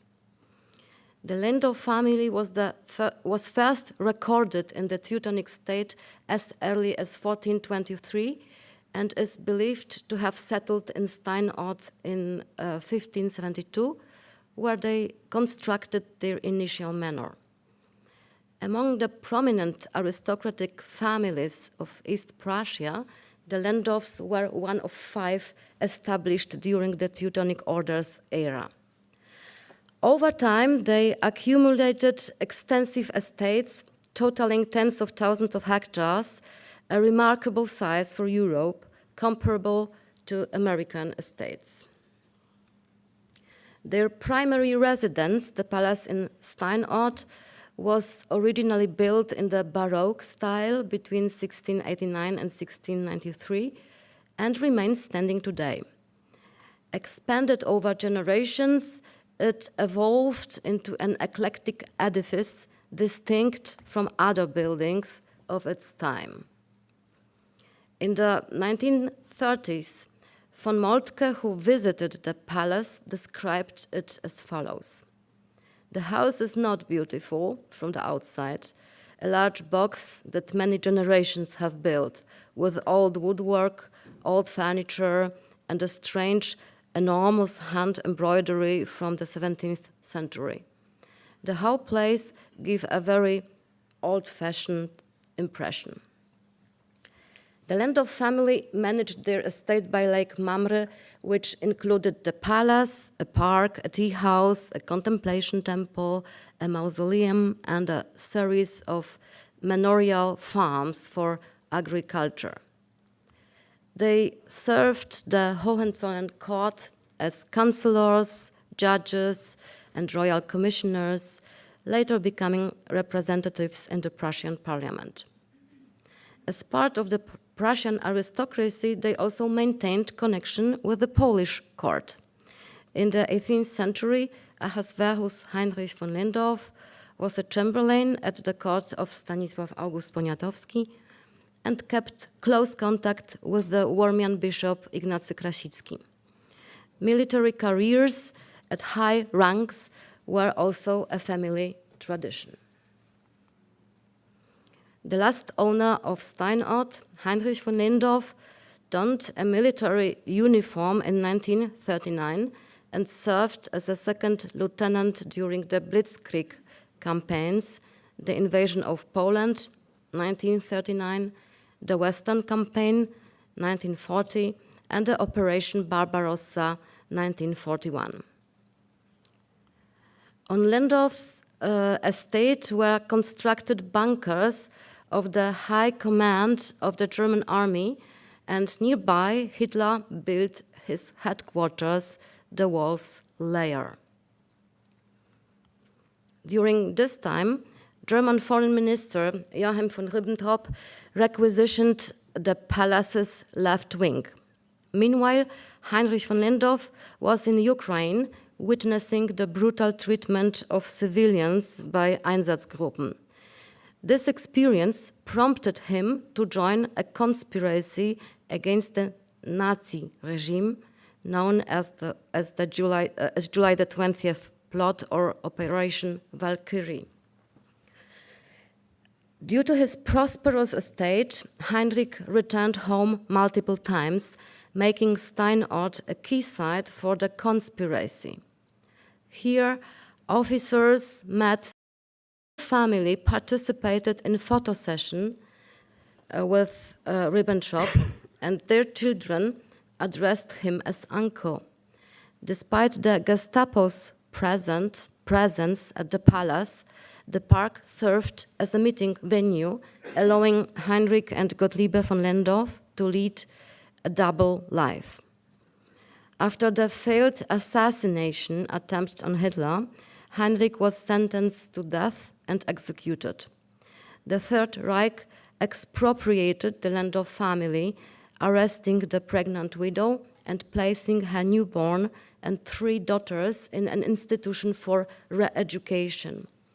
The principle of collective family responsibility, Sippenhaft, sought to annihilate the entire clan, both materially and spiritually. The expropriation significantly affected the palace's material state. The fate of its furnishings during the Lendorf's expropriation, when Ribbentrop was still residing there, remains unknown. Some belongings were transported to Germany in anticipation of defeat. When the Red Army advanced into East Prussia in early 1945, they found the Lendorf Palace still not fully emptied. Soviet soldiers occupied the estate for 2 years, establishing a cattle collection point for transport to Russia. By the time Polish authorities took over, organizing their estate agricultural farm, PGR, the palace had already become a known place with its history largely invisible and intended to be erased. The post-German palace underwent a double erasure. Pejoratively labeled as the nest of Prussian Junkers, it was stripped of symbols representing its former owners, now seen as dual enemies, Germans and kulaks. The 17th century frescoes were painted over and sculptures were destroyed. The ceremonial parts of the courtyard were converted for pig farming. And the palace lost its identity as the Lendorf residence, becoming simply the Steinort Palace. With a vast area of 1,500 square meters on a single floor, the palace presented challenges for the People's Republic authorities. In the 1970s, the state agricultural farm vacated the premises, which then became a water sports and recreation center, initially serving rural youth and local PGR employees. It eventually turned into an oasis for party officials and their foreign currency-bearing guests. The Red Aristocracy experienced socialism on credit in the Count's chambers, as journalist and poet Wojciech Marek Darski noted.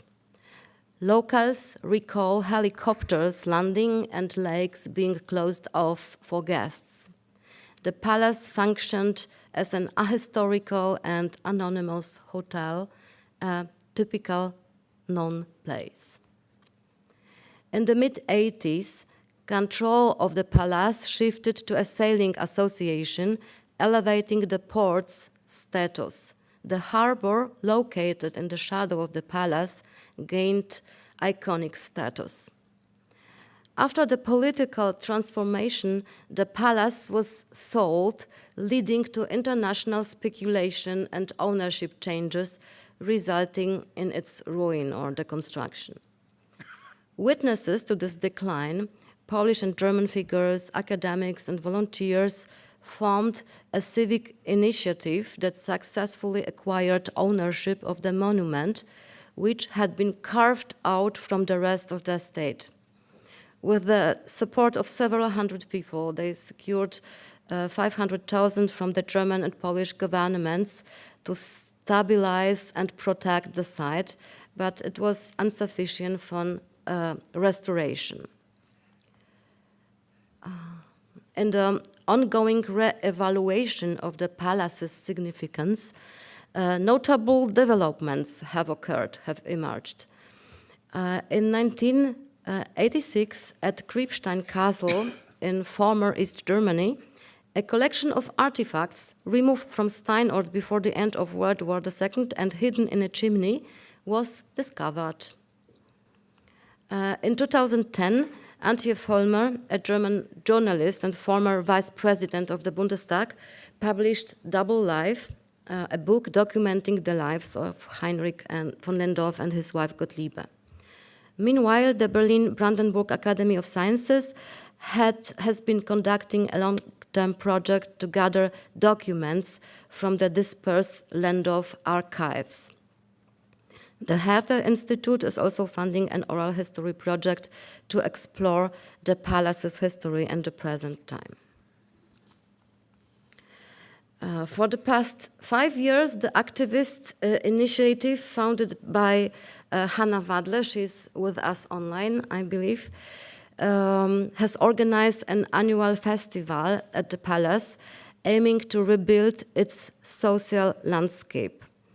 The event attracts cultural and artistic figures who, in addition to hosting concerts, lectures, and discussions, have produced a theatrical work using VR technology and developed a concept to transform Steinort into a center for European dialogue and good neighborhood.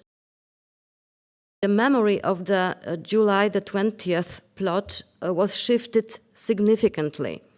Once seen as traitors, the conspirators, when only officially commemorated after 1989. The plot gained global attention with 2008 film starring Tom Cruise, Polish and German tourists curious about its hidden history. For Germans, the palace is both a symbol of the assassination attempt and a relic of Prussian aristocracy, giving it a post-placed status in German memory. In Poland, the narrative is less defined. While Heinrich von Lendorf's story is compelling, it clashes with Polish historical policy, which views July the 20th conspirators as Nazis. Following the commemoration of the 80th anniversary of the assassination this year, a journalist in Rzeczpospolita questioned why Poland should aid in reconstructing German memory politics. Yet local sentiment reflects a connection to the palace. Residents refer to Heinrich as nasz Heini, our Heini, suggesting a developing regional memory that links Polish settlers to the Wehrmacht officers' story. Returning to the concept of known place and post-place. In the post-war period, when the palace was still in use, its matterscape remained intact, but its socioscape had been erased.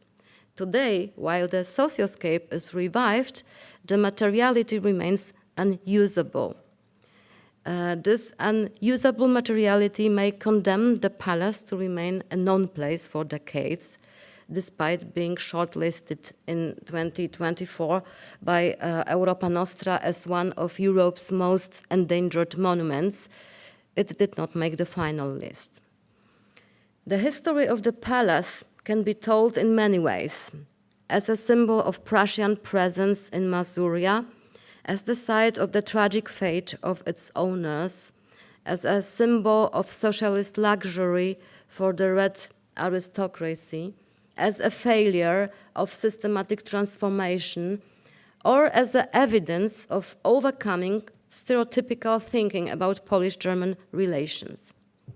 The Baroque palace has the potential to become a center for European dialogue or good neighborhood, or a museum similar to the Krzyżowa Foundation or Villa Vigoni on Lake Como. However, whether Polish-German relations are ready for a second Krzyżowa 3 decades later depends on which story of the palace we choose to tell and to hear, as I wrote. Thank you for your attention.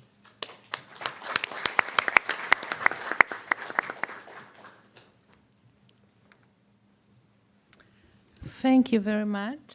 And so we move on to the third and the last presentation in this panel. Then we will follow to commentary. And the third presenter is Ewa Manikowska, who is associate professor at the Institute of Art of the Polish Academy of Sciences. Her research interests focuses on the history of collecting, survey photography, cultural heritage, and restitution. She has both an academic and a museum curriculum, having worked, among others, as a provenance research expert in the National Museum in Warsaw. She is the author of, among others, Sztuka, ceremoniał, informacja, studium wokół królewskich kolekcji Stanisława Augusta. The title has a known translation into English. Photography and cultural heritage in the age of nationalisms, Europe's eastern borderlands, and also porządek dziedzictwa w XIX wieku, polskie pojęcia i wyobrażenia. And Ewa will speak about a topic collecting a distorted tradition. Thank you. Thank you. I think I will have like an addition to both papers, because I'll be talking about what was inside the manors, especially collections, and I'll be talking about the center. So let's say I'll be talking what is going on with this aristocratic. I'll be talking mainly about aristocratic heritage, the most noble collections kept in Warsaw, in Krakow, and what I'll be talking about, like my conclusions, can as well be easily also applied to the fate and to the understanding of German heritage in Polish museums. So it's like the same, like my conclusions. And I'll be asking, like my main question is about the responsibility of the state and of professionals, especially museum curators, art historians, and so on, for this heritage and for how people, for the perception of the people, with 80% of the people who don't know anything about it. So this will be, I'll show this responsibility. So one of the aims of this conference is to explore the contemporary relevance of the heritage of aristocracy and landed nobility. Warsaw, indeed, presents a challenging venue for such a discussion. Today, the city's landscape and its surroundings are marked by former aristocratic residences, which following the end of the Second World War were nationalized and repurposed for public use, including administrative offices, schools, libraries, and museums. The latter, in the center of this presentation, are filled with artworks, books, and artifacts that were nationalized from estates and collections in the post-war territories of Poland, encompassing not only Polish aristocratic holdings, but also those belonging to Jewish, German, middle-class, ecclesiastical communities and dissolved institutions.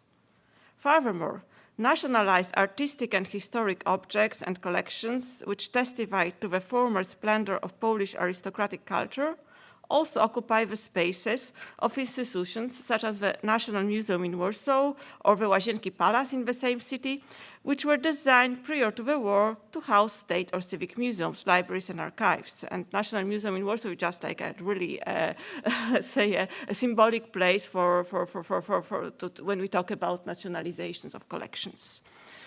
This paper will focus on the heritage of Polish aristocratic collections currently preserved in memory institutions, particularly in public museums. However, I will not delve into the legal issues surrounding nationalization and reprivatization, nor will I explore the lengthy and intricate history of restitution claims made by the heirs of families such as the Branicki, Krasiński, and Potocki from Krzeszowice. Instead, I will examine the contemporary value of this heritage. Specifically, I will investigate how aristocratic collections are researched, protected, and popularized within the public institutional framework. By focusing on 3 case studies, I will address the foundational aspects of any collection, its integrity, provenance, and connections to the example of the Potocki family collection from Krzeszowice, I will illustrate how the process of post-war nationalization and the disintegration of Polish aristocratic collections has been experienced in post-1989 Poland.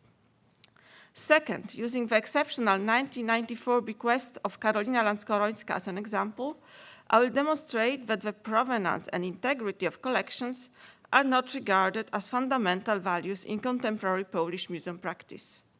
And my third example pertains to the recent museum acquisition policies and their impact on historical.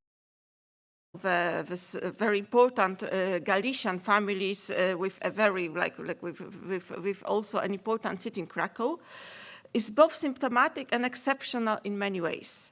First, it is a rare example of a 19th century Polish private aristocratic family collection that has survived almost intact to our days. It was enriched over the years by representatives of successive generations, both female and male. So it reflects a wealth of cultural and artistic interests, ambitions, and passions.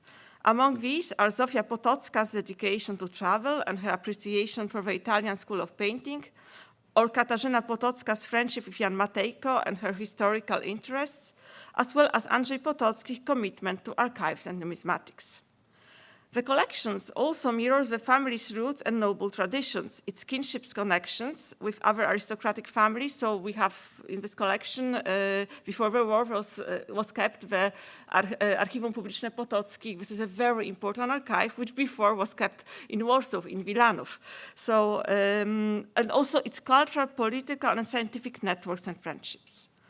Despite the fact that the Potockis did not establish any legal or financial means to protect the integrity of their collections, housed in the estate of Krzeszowice, which is nearby Krakow, and their residences in Krakow, these items were neither sold nor dispersed until the end of the Second World War.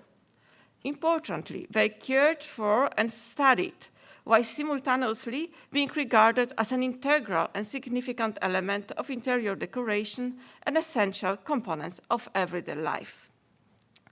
During the war, both the Krzeszowice and Krakow residences served as seats of the Nazi authorities. However, the family managed to secure a significant portion of its collections across various venues and institutions. Furthermore, what remained on site in most cases survived the wartime requisitions and lootings. Thus, the Potocki collection was not a casualty of war, but rather of successive nationalizations. Between 1945 and 1950, not only were the family estates sequestrated, but almost all of its valuable art, historical works, books, and archives were seized and dispersed among different state museums, archives, and libraries in whole Poland, not only in Krakow. Importantly, the heritage of the Potockis was nationalized following all possible legal means. the 1946 decree on the export, which I'll be talking briefly, of artistic and historical works, the 1946 decree of post-German and abandoned property, and the 1944 decree on the agrarian reform. One of the first items to be seized was a collection of art and crafts confiscated in 1946 during a failed attempt by Maria and Andrzej Potoccy to escape abroad.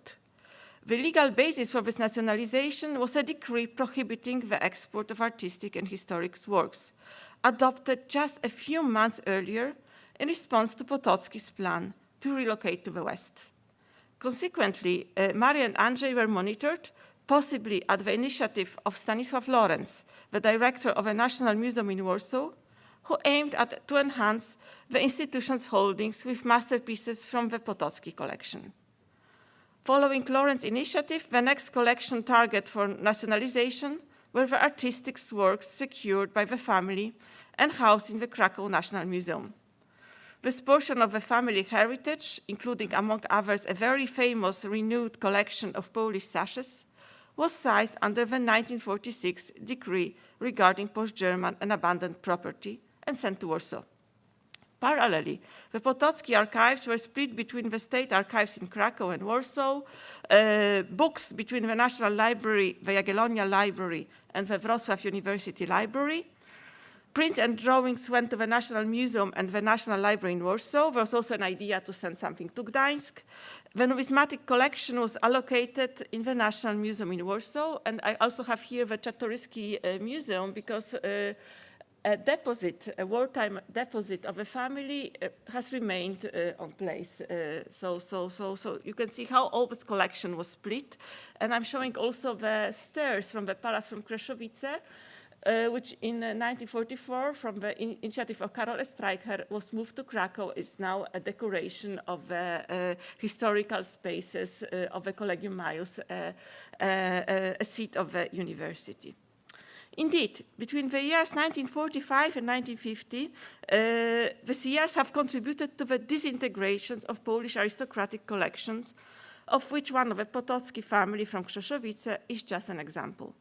Such multi-generational collections, comprising archives, libraries, picture and sculptural galleries, armories, interior decorations, applied arts, etc., were often split between the holdings of various memory institutions. Precious historic prints and incunabula enriched the collection of the National Library in Warsaw, which was being rebuilt. Polish 19th and 20th century books and prints were used to Polonize libraries in the former German territories. That's why we have this Wrocław University Library. Academic books and journals ended up in university libraries. The most important Western masterpieces, prints and drawings, cabinets were designed for the network of national museums, national state museums, armory and military pieces for the Museum of Polish Army in Warsaw, etc. Today, Polish memory institutions have a problem with the legacy of the above-mentioned post-war reorganizations and nationalizations. The democratic transformation was not accompanied by either a systematic solution nor even a more general, in-depth discussion about this inheritance from the post-war and communist times. Thus, the present-day status of the museum holdings referred to above are in a kind of a limbo. Moreover, there has not been any serious attempt to face the problems surrounding the collections nationalized in the aftermath of the Second World War and split between various institutions. So there is always a search if this is lost or it's another institution. It was not really ever approached. Very original locations and very historical provenance are often blurred, forgotten, or hidden. Such issues are only approached, if at all, on an ad hoc basis in response to claims of the heirs of the pre-war owners challenging the legality of a nationalization. So, for example, a very basic provenance research referring to the Potocki from Krzeszowice collection in the Warsaw National Museum was undertaken only in the late 1990s in view of a claim of a family heirs. However, the historic value of this collection, based on its history, integrity, and provenance, was not acknowledged by the museum keepers and directors. At this time, a settlement proposal was worked out, providing for the further disintegration of the collection. The most precious masterpieces were to be purchased by the museum, and all the rest just restituted to the family. The unresolved issue of nationalization should be framed within a broader context of a widespread ahistorical approach to the holdings of Polish memory institutions, particularly museums. A notable example is the 1994 bequest of Karolina Landskorońska to the Warsaw and Wawel royal castles. As the last heirs of the Landskoroński family, renewed for its magnificent art collections and significant contributions to Polish memory and scientific institutions, she made her gift by appealing to family history and fundamental aristocratic values. The portion of a collection allocated to the Warsaw Royal Castle, primarily consisting of paintings from the collection of the last king of Poland, reflects an important 19th century tradition among Polish aristocracy and nobility of preserving the heritage and values of the Polish-Lithuanian Commonwealth. Additionally, the renewed collection of Italian primitives, assembled by her father Karol Landskoroński, was donated to the Wawel Castle, clearly referencing to the family ties to the city and the historic region of Galicia. The wartime and post-war history of this collection is highly significant. Seized by the Nazis, the collection was kept in Vienna. It underwent a painful and lengthy restitution process, after which it was safeguarded in hidden locations in Switzerland and England. Furthermore, in the post-war period, several masterpieces were intentionally sold to support the activities of important Polish cultural institutions abroad, such as the Polish Library in Paris. This challenging and complex context is reflected in Landskorońska's bequest, which was made to institutions regarded as symbols of Polish nationhood and statehood.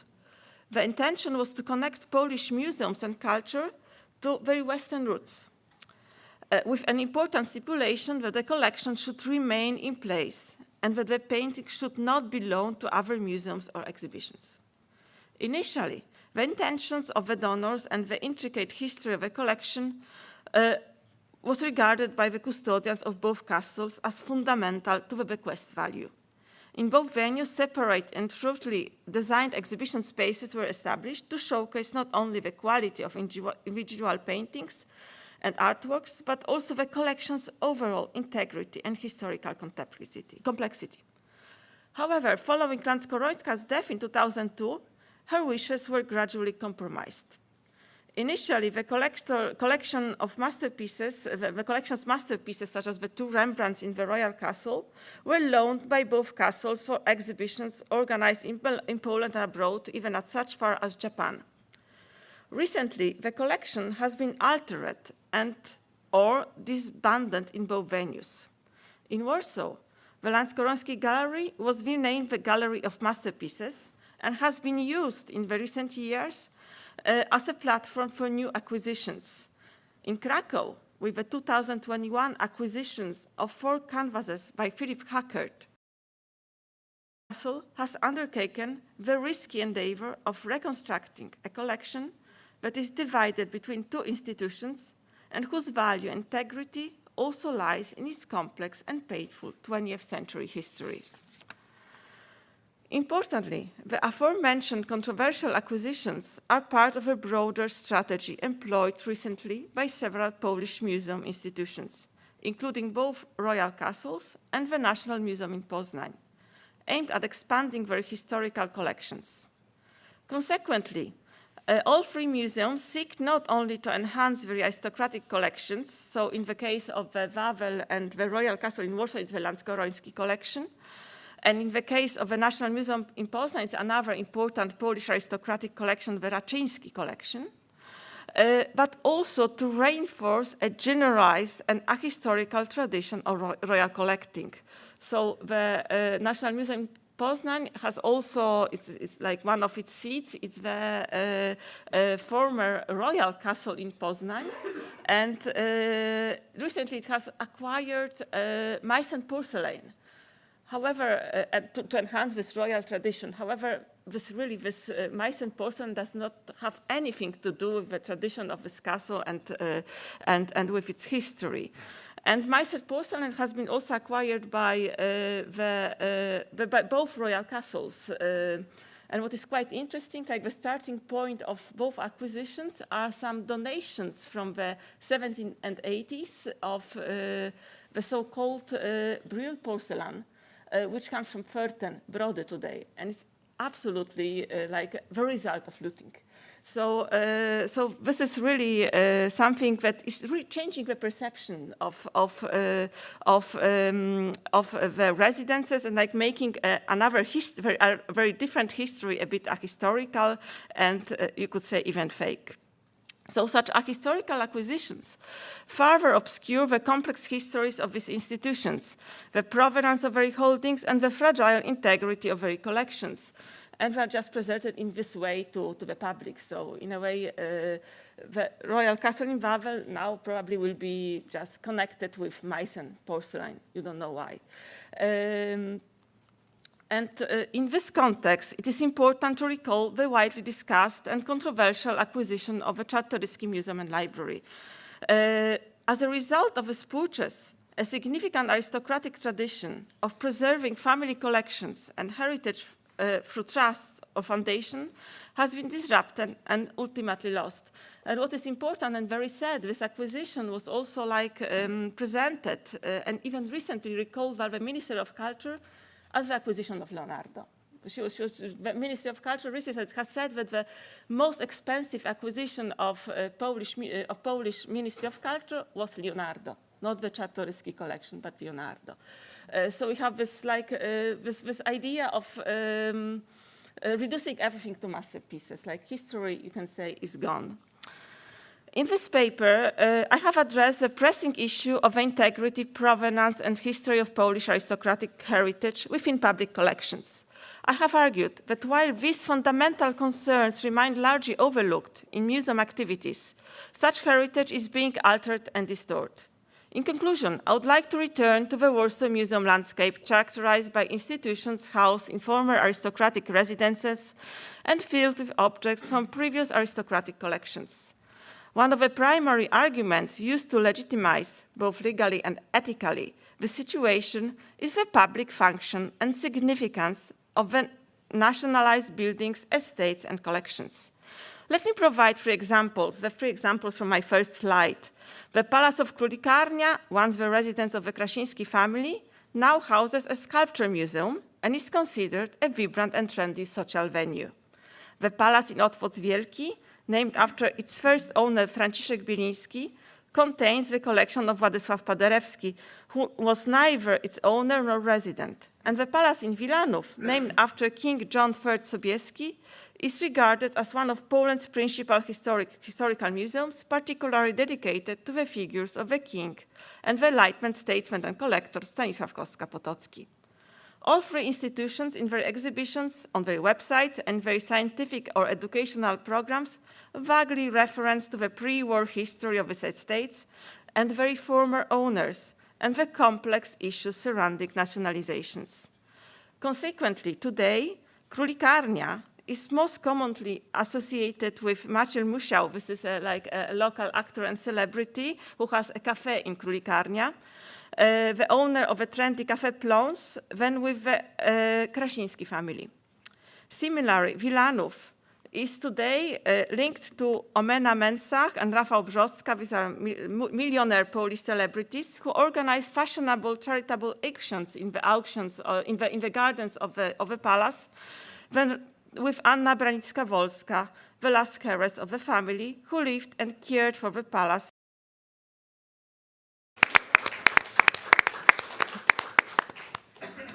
Thank you very much. I would like to welcome now our discussant who is online. Hello. Paul Zalewski studied art history, archaeology, and architectural conservation in Toruń in Poland, Bamberg, and Heidelberg in Germany. He worked as a building archaeologist in a research project of the German Research Foundation at the University of Bamberg. He received his doctorate from the Berlin Technical University for a history of the medieval and early modern urban structures of the town Schmalkalden. In 2009, he has been appointed Professor for Heritage Studies at the European University in Frankfurt. His recent scientific interest lies in the architectural history of the modernity in Germany and Eastern Europe, especially in combination with social and political history. He is a member of several professional associations in Germany and Austria, and author, co-author, or editor of a few books and more than 100 scientific articles. Apart from his scientific work, he has been involved in practical conservation projects in Germany, France, Romania, and Poland. And the floor is yours. Thank you very much. I hope you can hear me. Yes, we can hear well. I suppose that it can be some interruptions in the internet connections. I cannot exclude it that the internet works perfectly. So thank you for being here and for having this privilege to give my comments on the three presentations. All of the three presentations were quite different and related to in the scale and in the depth of the consideration were quite different. But in this case, I see it is maybe a merit that we had this kind of mix of presentation. But before commenting directly on this, on the contents of the presentations, I would like to address first the expose of the conference, which is, to my taste, written very well. I really appreciate this expose. It's really one of the best exposes One of the sentences in this expose is, I quote, "The opening hypothesis of the conference is that post-feudal social structures, which were a consequence of the power dynamics between the landowners and peasants, can be examined through a perspective of the long durée," which is, of course, a very good target and enterprise. But what is addressed in this sentence is the time. And I'd like to also refer to space, because in terms of space, all the three presentations are addressed or related to Poland and may be applicable also in the Eastern European context. But we have to see this, so to say, this change of situation, which proceeds in Poland in a revolutionary way after 1945. We have to see, of course, all this in the context of big social changes that has started in the late 19th century, and even we can say the all social policy of Bismarck in German Reich is a kind of step back in front of the forces of the social democracy, and the forces of the social democracy trigger, for example, the new social democratic governments in Great Britain, for example, that makes a pressure on the aristocracy, so that we have under the impression of the Labour government in Great Britain, at the very beginning of the 19th century, this trouble the aristocracy has. What is to be done with these huge castles and with this huge hugely dimensioned properties? And we have in the 1920s and 30s, and also after the Second World War, the introduction of inheritance taxes in Great Britain, but also in other Western countries. In Great Britain, it's called as estate duty, so that many of the owners decides on a very free basis that they rather give their possessions, their castles and parks to the national trust. So it is, so to say, the big framework of what we are talking about, so that the revolutionary changes in the Eastern Europe have to be placed in this big framework. And now to the precisely to the presentations. So I think it was the right decision to hear the presentation of Mr. Rydel at the very beginning. It was a very good introduction, providing figures and numbers and informations pertaining to the attitude and understanding of the situation of particular places. And so in this regard, I was a little bit surprised that the attitude, I don't want to say about understanding because it is an issue depending on education, but the attitude in Poland is apparently attitude towards manorial sites is still so to say so low, so and in many cases or even negative. It was a little bit surprising for me because I am observing partly on a very superficial basis the usage of noble narratives in the popular culture in Poland, and in terms of tracing issues like imaginations of Polish home and so on, imaginations, idealized imaginations and constructions of noble manor and so on. It seems to me that it is quite present and very strong rooted in the Polish popular culture of nowadays. It's something which is maybe related to the conservative movement in the politics and so on. And therefore, the finding that 80% of the population has rather more or less negative attitude to this manorial heritage, it is somehow surprising for me. So, which is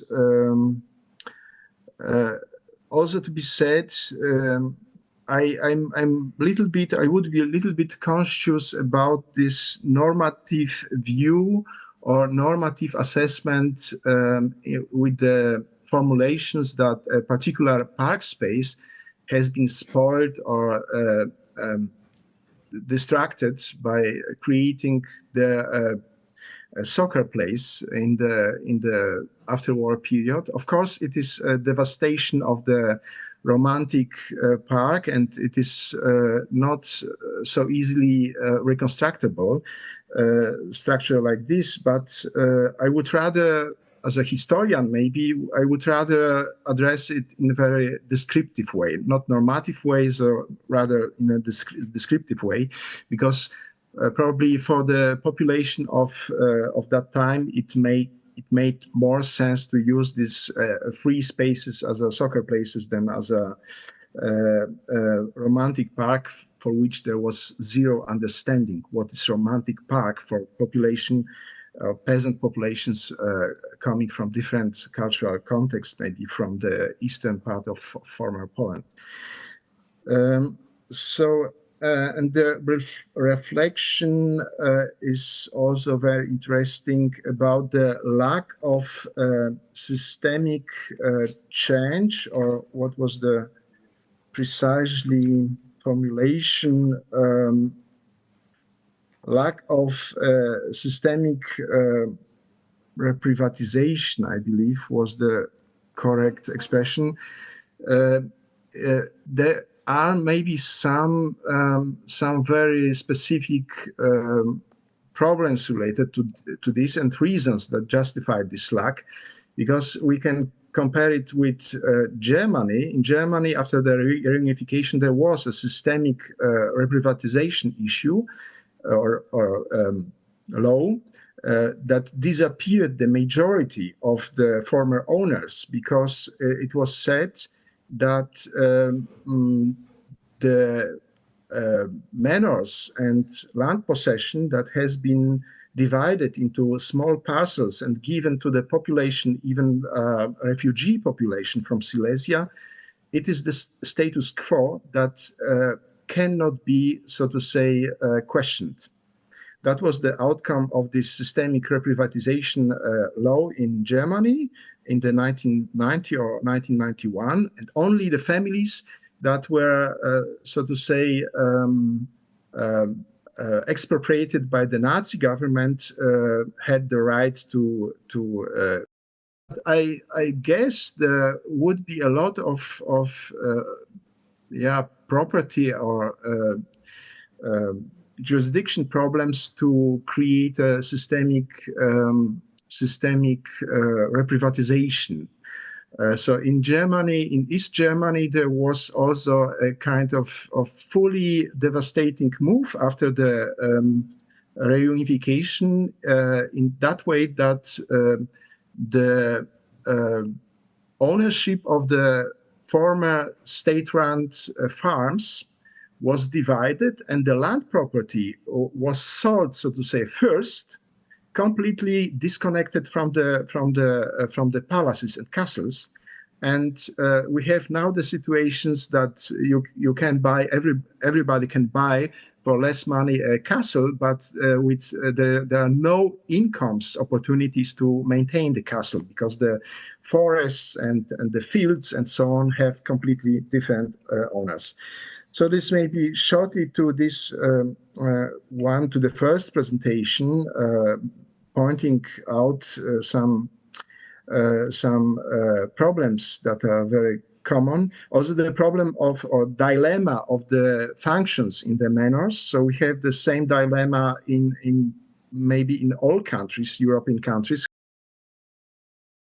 It's money for this because it's trivial. Every property or every manor needs to be maintained or needs the sources of incomes and so on. So that is maybe the first remark to the first presentation. And then I would come to the presentation of Anna Damińska, which I really like for this openness and for this, so to say, potentiality of the application of different methods. It's really, I enjoyed this start of this paper. It's really displays the many opportunities to tackle the problem. However, I have little problem with the application of the non-place notion of Marc Auger to the ruined manors, because he applied this to the post-industrial ruins, and I would never compare the post-industrial and pre-industrial ruins, because the pre-industrial ruins are, okay, they are visibly different, and the pre-industrial ruins have a long tradition of, and a long topos that have been stretched over the whole history, cultural history of Europe. And there were thousands of prints of Piranesi and depiction of ruins by Nicolas Poussin and so on. So that ruin, pre-industrial ruin from the classical times, so to say, it's a topic that is not at all connectable to the post-industrial ruins. So that this notion of non-place, it's, for me, it's interesting, but it's needs to be somehow defined somehow maybe different. And above all, what is the non-place and what is the post-place? And it's very interesting. It is, we have to say, it is very subjective. It lies in the opinion and in the perception of the beholder, and this perception depends on the time, space, on the educational level, on the social level. So that this is a category that is maybe to apply in particular situations, but has not a universal value, so to say. So we can say, taking, for example, a case from the early Middle Ages, that for the societies that came to Roman towns, the Roman ruins were, so to say, perceived as non-places, but even these societies were in the position to recognize the value of monumental buildings, Roman buildings. And if we look on the position of cathedrals in the northern France, or position of cathedral in Regensburg or elsewhere, we can always recognize these places of power, places where bishop finds its settlement, are the imposing Roman buildings like gates or baits or something like this. So that I think so it's the imagination that the building has really doesn't provide any associations, so to say, is really problematic somehow. But I like really what is the idea that is expressed in the very end of the article, the idea of the local memory. That is, I would say, with the words that are very modern right now in the heritage studies, which is bottom-up and non-authorized, a kind of non-authorized remembering practices, so that the local population, even in the former times in Steenort or around of Steenort, knew very well this story of pertaining to the Heinrich von Lehndorff, and they were able to say, so nasz Heini. So to say, it's really a very, very interesting story. It's really not. Excuse me, can you finish within 5 minutes? Is it possible? Yes. Sorry to interrupt you. Yeah. Yes. So I'm skipping to the last contribution of Ewa Mańkowska, and so I really appreciate the point of criticism. So I really have the same perspective related to the arbitrariness of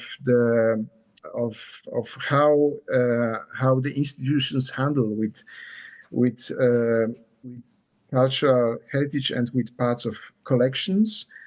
So there were many cases like this, with the spectacular case of buying this Leonardo picture that has been commented in also in the internationally in the press.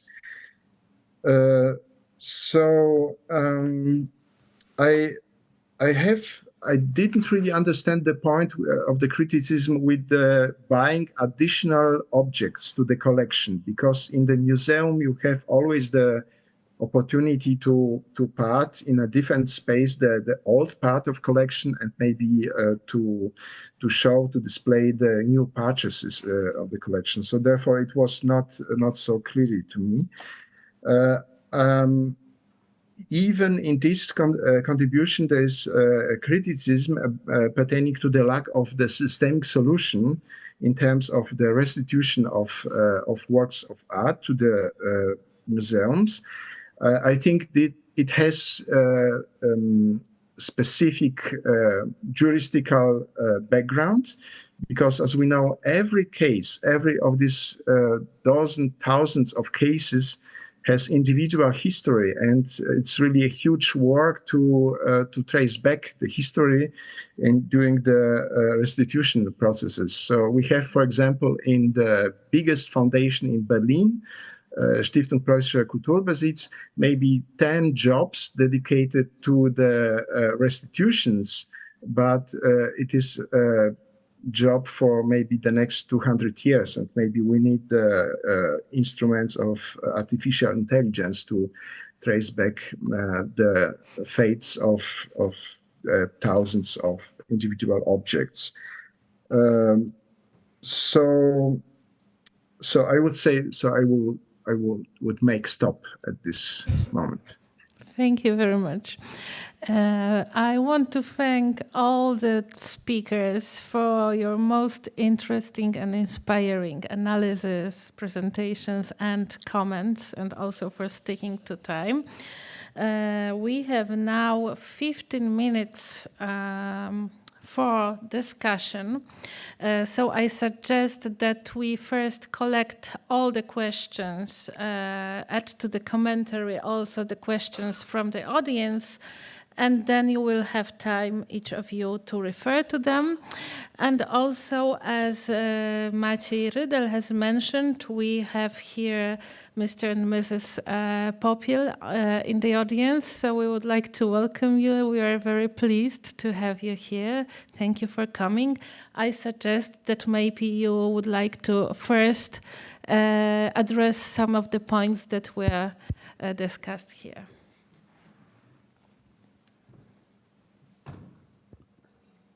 Thank you very much. I realize that the time is going fast. So I was asked just to talk a bit about our sociological experience in Skorozenki. So we came there and we started work quite early. So we started in '92. We bought whatever we possess now. We had to buy it either with loans or, you know, through przetarg. That means, what do you call that? Auctions. And sociologically, in general, the village where we live, we were not very well received, in the sense that people, we had a Péguière, had taken over the property of the domain, the old pre-war domain, and the village also was not that keen that it came back. We, my wife and myself, Karen, we were quite happy that we were naive and we didn't have a cultural knowledge of the place. So most of these attitudes, you could say, or words, just went over our heads and just carried on, which was really a nice introduction. So sociologically, the beginning was kind of difficult, but we can break up our interactions, I would say, speak for Karen a little bit as well, into three phases. First was the work population. We clearly found out very quickly that doing what we did, in the sense that we couldn't afford contractors, which were expensive even then, and we wanted to give work and work together with the population, we formed a building team and also a hospitality team, which Karen looked after.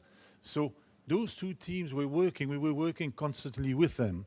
So slowly, you know, the barriers melted and we had a good camaraderie working together. So quickly the situation turned in that sense that the people that worked with us and for us were quite positive because, you know, it was work. They wanted to work, they were very keen. Our exchange rate was excellent at the time, which was great. And so we built very slowly, mostly with our own team. Some specialized work we gave out, but mainly with our own team, we did all the transformation. So that part of the sociological interaction was good. You know, you've got to be on the ground at 7 o'clock, you've got to put your boots on and, you know, discuss the things with everybody and supervise, but that's great. That's the good part of the work. The second interaction was with the people that were there. We're not working with them. We just have, you know, contact in church or in different places. So that slowly switched. When some of the people started working, they saw that maybe there is an advantage of being positive about it. So you could say that from a negative attitude or maybe indifferent, now it's a positive attitude. People are happy that something has been produced. They're quite proud of the result. And the third interaction, sociologically again, which is in fact the biggest one, is with visitors. We peaked at around 110,000 visitors a year. And of course, we had quite a lot of interaction with them because we wanted to keep them as clients, quite clearly, because we have to be commercially orientated. And you could say the tourists, the visitors, is very positive. They're very, very positive, and we found that they were very encouraging. So you could say, although the knowledge was maybe not that great, the attitude was extremely positive. Oh, you're rebuilding this, it's great for the country, it's great for everybody, you know, we enjoy that, and how come nobody gave you anything back, etc., etc., etc. So that's roughly the, you know, an overview of the sociological interaction we've had with the people. And one thing which is great, which we have been really, really lucky, is that we kind of rebuilt phase one so we could use things and everything. And our son, our eldest son and our youngest son, we have 8 children. So the youngest and the oldest have taken up, you know, so that's great, because we found, knowing some families in Western Europe, Belgium, France, that very often the children don't want to take up the work, which is considerable. Thank you very much. Thank you very much. May I just add one sentence to that?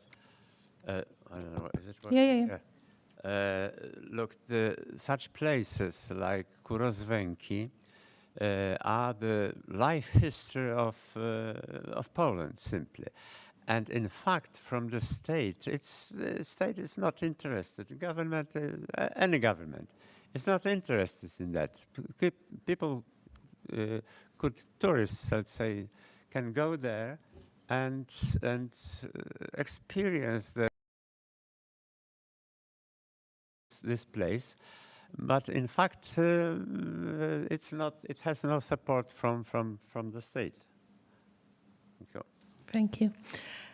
Okay, now we can collect questions.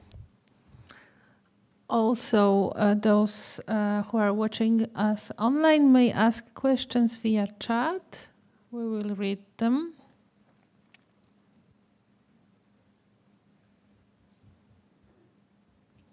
Okay, so I think it's just Clear. I'm good opportunity to give you a word now. Yeah, I'd like to answer this criticism about the concept of Mark. It is a soft concept. You can take any concept and put it in another context. It doesn't need to be allowed to do it. There are many possibilities to tell a story of a palace. You can tell, oh, it is destroyed, but you can see in this process something else. So it's one of the possibilities to do it, and I encourage everybody to take the concept from the anthropology and historical perspective is maybe different, and to try it if they fit or not. I Okay. come back to some statistics. Out of 20,000 manor houses and palaces in Poland before the war, now 150 are some kind of continuation and real life, showing some real life of these places. It's much less than 1%. As concerns the reprivatization, there was no reprivatization in Poland neither before 89 or after 89. So the result, if we could come back to my presentation, it's just the end of that. Could you, number 40, something like that? Is it possible? So I will show what are the results. The results, of course, are that people are building some houses, calling it manor houses, but it has nothing to do with that, because they don't know, they are not interested simply in that. And hundreds of such houses, and I'm called as a man dealing with that. Well, it's number 40 probably, or something like that, at the end of that. There are no numbers. Go to the end, please. Yes. Okay. No. Back. This is our excursion on Saturday. Okay. Back, please. Back. Oh, here. This is the result of no reprivatization, that people are building something like that. calling it manor houses, palaces, and so on. And of course, many people, tourists, let's say, see that and they are fascinated. Oh, how beautiful it is! A real palace. You see on the right here, it has towers, and as it was during night's time, and so on. Here is on the this manor on the bottom, Dwór Dwikozia, to know that this is a real dwór, and so on, so on. So there is a problem really of the so-called popular culture, which is in fact denying the real history of Poland and the real history. As concerns parks, for example, the question of Mrs. Zaleski, that they were used as field grounds. Okay, but the same field grounds for football could be 200 meters from the distance, 200 meters from the palace, and the children could play as well. But it was the politics simply to destroy it because it was false. I've seen many times in the UK, for example, in England, palaces where their schools as well. But in these schools, children were taught in the environment of the palace, simply in the real historic, let's say, place. Anything else? As concerns the reality of reprivatization, the Polish gentry never were fighting for land back after let's say 89. Just the manor and the park, nothing else. So there was no. Of course, some politicians were telling that now this nobleman will come and pretend to get back the land for peasants. No, nothing like that was true. So the problem is simply the false picture of the real estates of gentry and the real, let's say, concept of what could we do with this. As you've seen in Kurosvenki, it would be never restored. I've seen it before Mr. Popil came there. I've seen it before 1990. And I didn't believe that it could be restored, and if not the real owner came. So many cases I've seen hundreds and thousands of such places. Thank you very much. Thank you. And Eva, would you like to very shortly, because this is very, let's say, complex to explain. However, like this recent acquisition policy of the recent years of the museums that I was mentioning, the museums are using the historical collections as an excuse for acquisition. So it's a historical closed collection, and you say, it's filled with masterpieces, so we'll buy some other masterpieces and put it inside. And like there's another problem in it. In Polish museums, there is not really, we don't have provenance research at all. We don't look at history. And when we buy, we don't also look at history. So among the pictures that are bought by both castles are pictures with a very bad provenance. Let's say you can ask if they are not Nazi-looted. So, unfortunately. So this is completely ahistorical and completely different from what is going on like in Germany and Western museums. You don't supplement a historic collection. You don't add pictures to a historic collection. You never try to reconstruct a historic collection except with an exhibition. So this is the problem. Mm-hmm. Thank you very much. I suggest that we now, if there is more discussion to conduct, that we just move to the lunch break, and this will be a good opportunity to continue. And please, just leaving the room, please come here at the front. And there are some illustration of Kurosvenki Palace. I think it's worth visiting anyway. Thank you. Thank you very much. Thank you very much, and thank you to the speakers.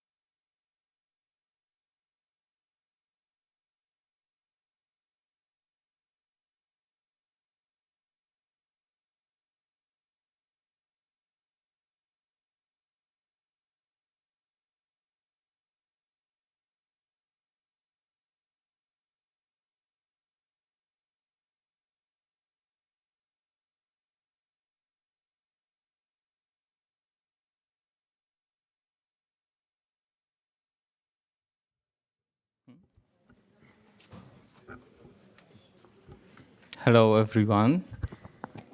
Welcome to the second panel today. My name is Konrad Bielecki, and I'm the moderator of this panel, which is titled Discursive Memory, Representation, and Symbolic Capital. Our first speaker today is Łukasz Lubicz-Łapiński from the Polish Nobility Association. He's a historian, genealogist, specializing in the regional history of the Mazovian Podlasie borderland. He obtained his PhD in the field of history, written dissertation on the social history of the families of the petty nobility of Podlasie in the 15th to 19th centuries. He is an author of several publications and studies on the nobility, landed gentry, and economic history of Podlasie, as well as over 20 historical exhibitions.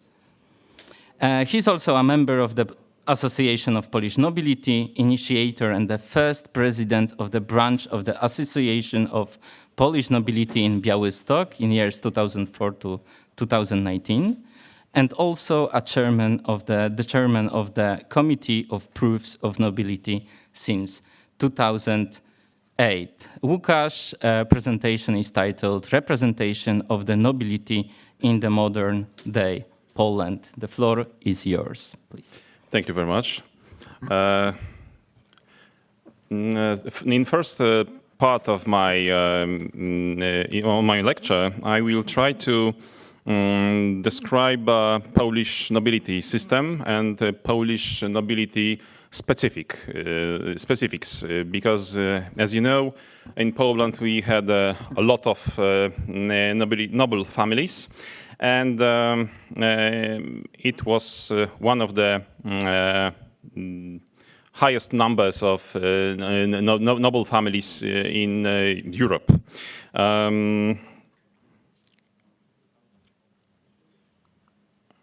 Let me try if the presentation. Yes, okay. So nobility in Poland is a class of people existing in Kingdom of Poland, of course, till the partition, till the 1795, and also during the partitions, till the 1918. Finally, in 1921, feudal system and the nobility system finished with a constitution of March 1921. Nobility class was established as a result of transformation of knighthood into nobility. In 14th, 15th century, this class was slowly closing. And in 15th century, after union with Lithuania, also boyars and nobility of Grand Duchy of Lithuania joined to this transformation. So finally, this transformation ended, let's say, in Polish-Lithuanian Union in 1569 in Lublin, when all the families created a common nation, common system. A system of democracy. What is interesting and what is strange when Western Europe looks at our history, that about 8 to 10% Polish society had a nobility status. So when we know that in 17th, 18th century, it was 12 million of people, so that means that over 1 million people belong to the nobility status. It was quite similar to the Kingdom of Hungary, some districts in Spain, when also big percent of people belong to the nobility. What is interesting and what's not common in noble system is that there was no subclasses or ranks. All nobility were equal in law system. Of course, not equal in wealthy, but equal in low system. There was no higher nobility and lower nobility.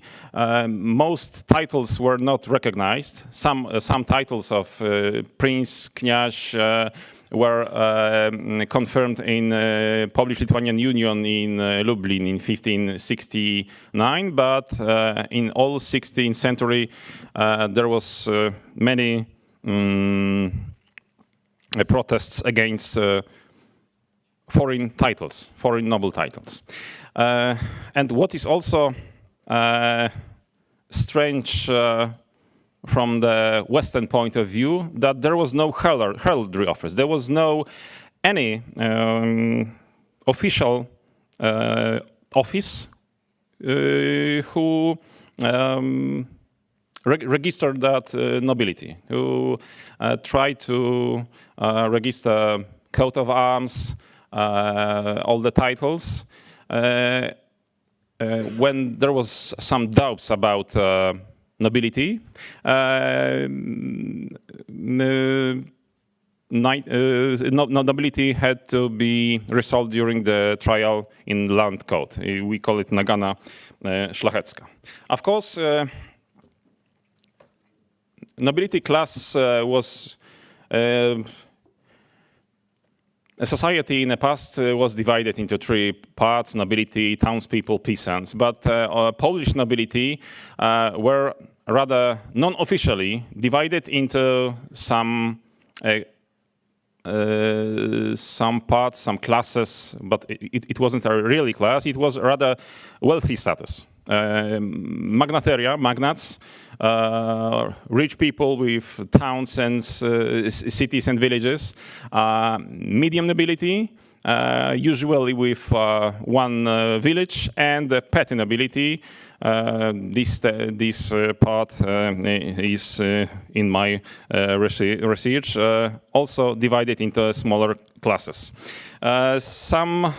Some of people from petty nobility, more wealthy, more lucky, could jump up to the medium nobility. Medium nobility could jump up to the magnates.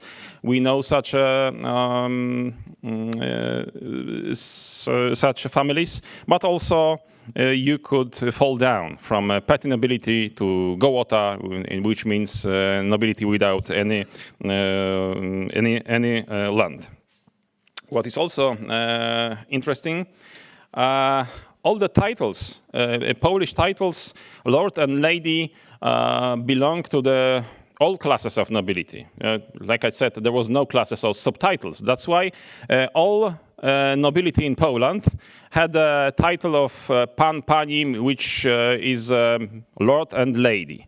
Sometimes they wrote a title as jego mość pani, his grace lord, her grace lady, and the same title of lord belong to the petty nobility and magnates. You can see at the text records from 17th century, it's a petty nobility of family Wojno from Wojno village.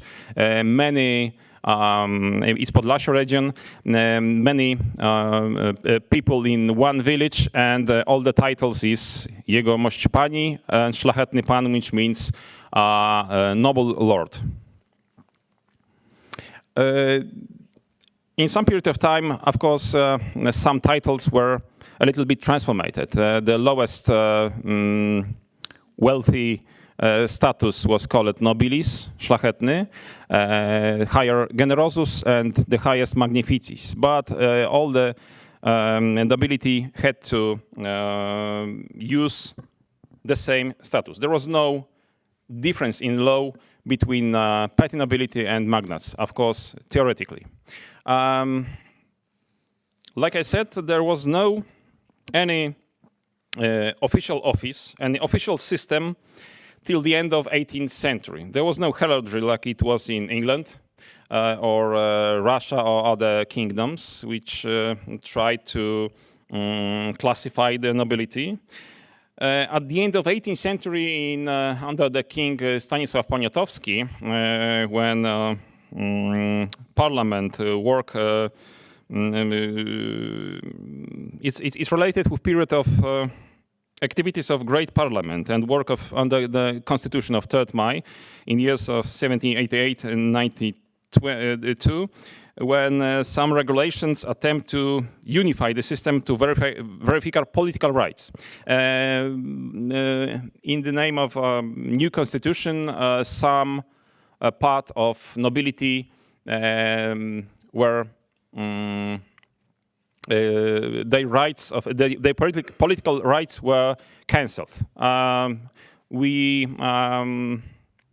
It was a noble gołota, which means nobility without any land, any heritage, and the rest was taken in a land registry, where this registration of nobility in a system of voivodeships or districts began in 1791, but it was interrupted by Polish-Russian War in 1792. Only few such registries survived till the modern days. One of these is from Podlasie, from Drohicin district, from 1791, when we have lords of small village Czarnoty, mostly with Czarnocki surname. And news after the partition in 1795, Polish nobility was divided into 3 and finally into the 4 systems, 4 different systems. Prussian partition, Austrian partition, we call it Kingdom of Galicia, Russian partition, taken straight to the Russian heraldry system, and the part which in the beginning of 19th century was a Duchy of Warsaw, and next after the Congress in Vienna, we call it Kingdom of Poland, or rather Congress Kingdom of Poland, till the November and January uprising, self-independent state under the Russian crown. In those systems, Polish nobility was included in those 3 and 4 systems. And during the period, individual rules created separate instruments aimed to verifying rights to the numerous Polish nobility. Of course, most numerous privileged classes came under Russian Empire, when the institution of heraldry was established for the, we can try to ask the question, if a heraldry system, Russian heraldry or Kingdom of Poland system, was organization of lawful nobility, it's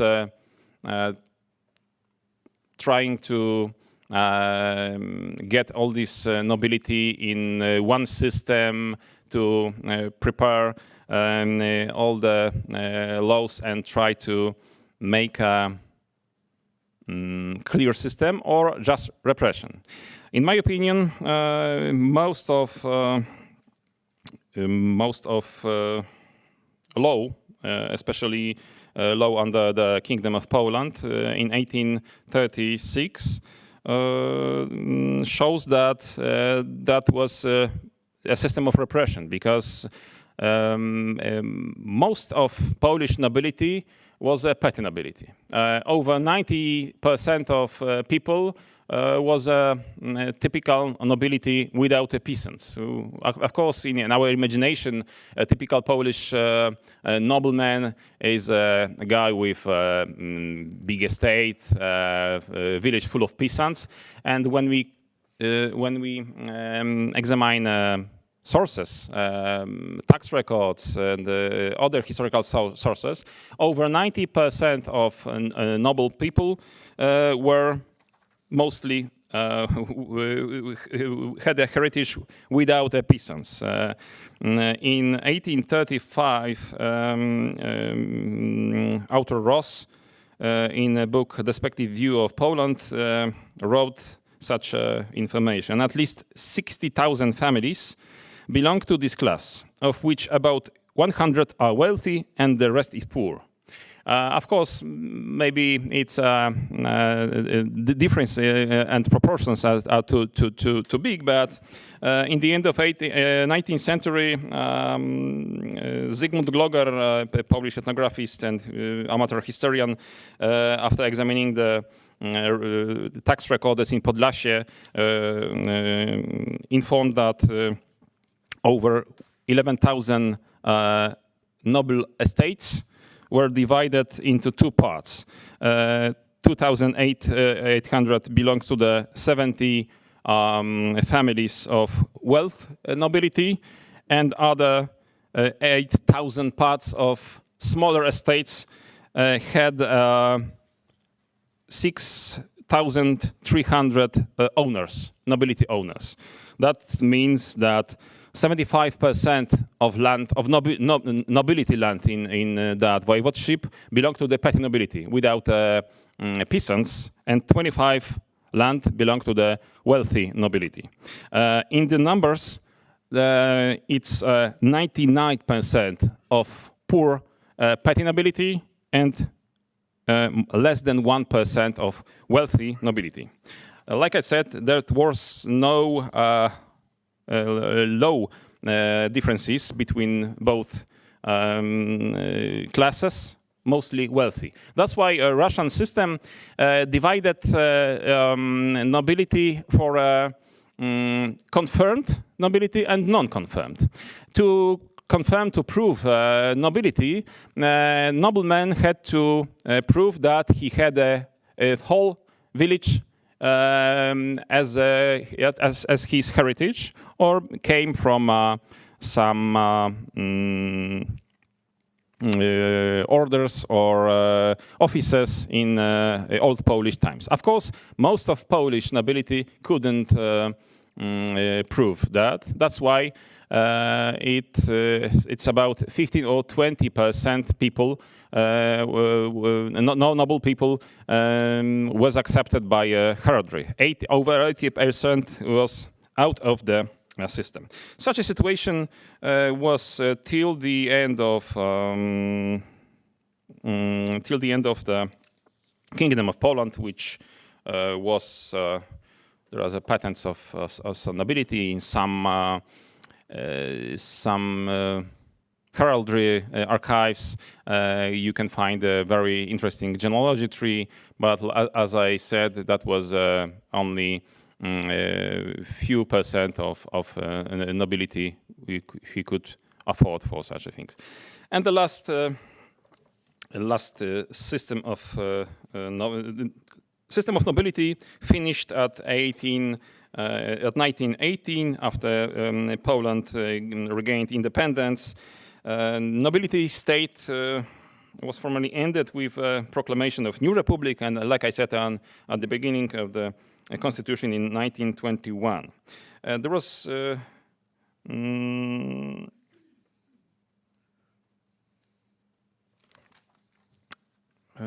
the next part. However, there was some need to associate for economic and educational purposes, not only among landowners. I will tell about landowners. In 19th century, landowners created some associations like Agricultural Society or the Land Credit Society in 19th century. But in 19th century, many landowners, many noble estates just finished and changed from nobility system to the landed gentry system. And many of those estates were held by also non-nobility families. In the other side, there was many nobility without big estates and still not wealthy estates, especially at the southern eastern part of Poland. That's why in the 30s of 20th century, there was a need to associate such a people, such society for economic and educational purposes. That's why just before the Second World War, Związek Szlachty Zagrodowej, let's say Association of Petty Nobility, was created. It started in 1935 with newspaper Wake Up, Pobudka, and with some government help, with some government acceptance, Association of Petty Nobility was established in Przemyśl. But as you know, these regions in 1939 war started, and this association was only for 2-3 years, and war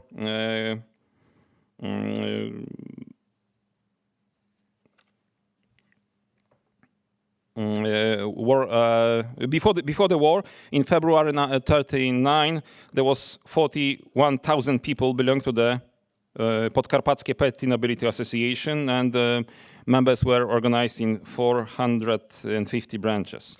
So it was quite big organization. It was finished during the war, after the war, when the communistic system started. Of course, there was no place for such association like landowners movements or nobility movements. That's why it was a systemic enemy and had no rights to exist. That's why after the gaining independence, after 1989, one of the first modern day association associated with nobility members was Polskie Towarzystwo Ziemiańskie, Polish Landowners Association. Main difference between, of course, nobility associations is two things. Not all wealthy landowners were nobility, and not all nobility were wealthy landowners. That's the main difference between association of nobility.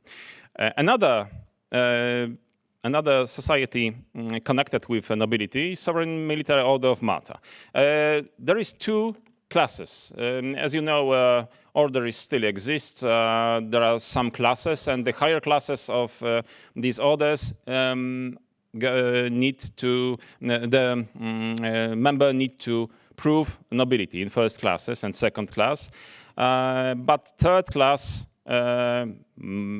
over 90% of members of such a association, especially Association of Polish Knights of Malta, also are not noble knights. That's not noble membership, which is trying to opening for the wider perspective of association.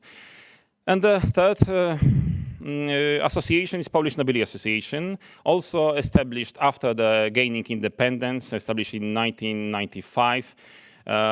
You can see the main goals, which some of them are just related with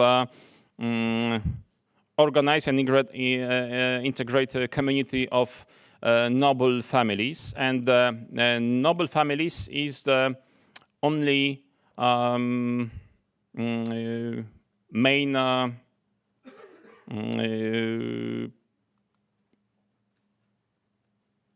here you have a fragment of status, which gives you information about categories of membership. And the Polish Nobility Association is a typical association of nobility, because all three categories are connected with the Polish nobility system.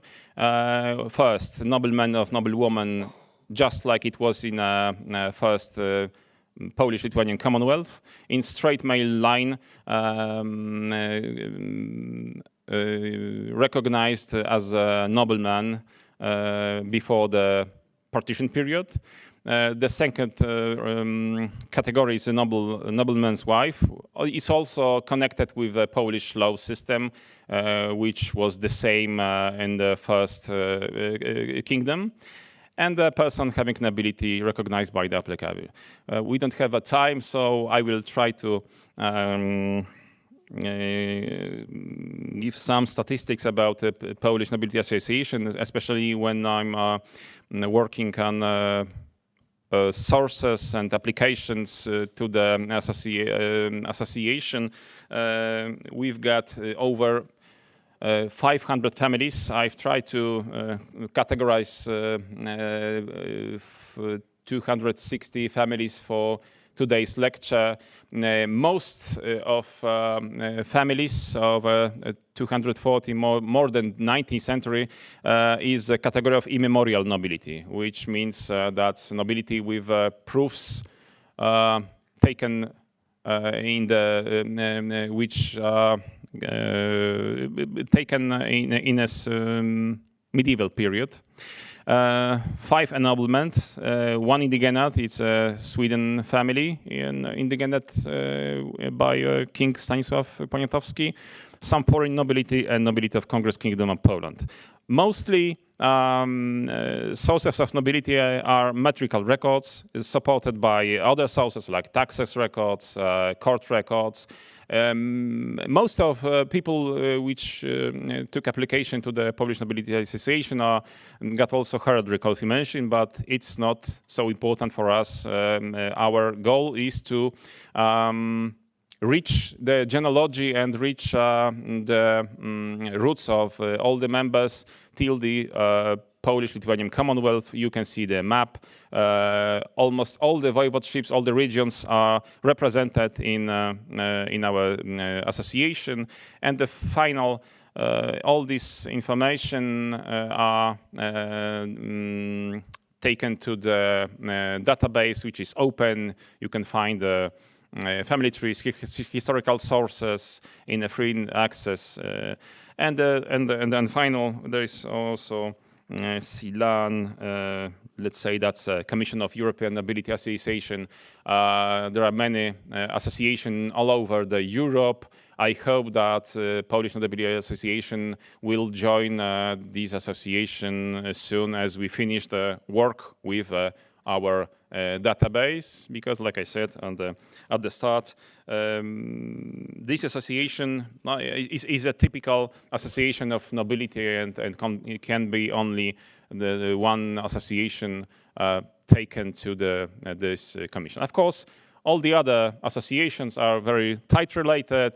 We've got common members with Landowners Society, Maltan Society, society also of descendants of Great Parliament, other societies, also society of private families, clans, which also got members with Nobility Association. Thank you very much.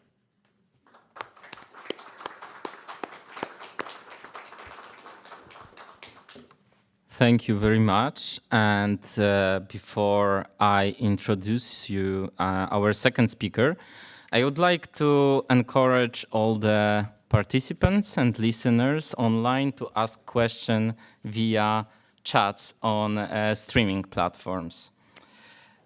So, our next guest, Rafał Smoczyński, is a sociologist and associate professor at the Institute of Philosophy and Sociology of the Polish Academy of Sciences. His research interest focuses on social control, political philosophy, sociology of elites, and his publications were included in Oxford University Press, the Gruyter, Ethnic and Racial Studies, East European Politics and Societies and Cultures, Current Sociology, and Theory and Society. Rafał Smoczyński was involved in research projects funded by, among others, European Commission, Research Council of Norway, National Sciences Center, and Visegrad Fund. He also acted as a visiting scholar at Monash University, the University of Portland, Seoul National University, London School of Economics, Ferdowsi University, University of Ljubljana, Kanazawa University, and North Umbria University. And Rafał Smoczyński will present his speech online, and the title is The Reorganization of Polish Nobility, Post-Second World War, Strategies for Collective Identity Building. Rafał, the floor is yours. Thank you very much for this introduction. Can you hear me? Yes, we can hear you perfectly. All right, cool. And how much time do I have? Is 20 minutes? 20 minutes will be enough. All right. So once more, I'm expressing my gratitude to be at this great conference. And the very idea of this presentation I'm going to give you in a while is about the capabilities of reproduction of contemporary communities, referring to the noble legacy in Poland. I will be drawing heavily in this regard on my previous research carried out mainly with Tomasz Zarycki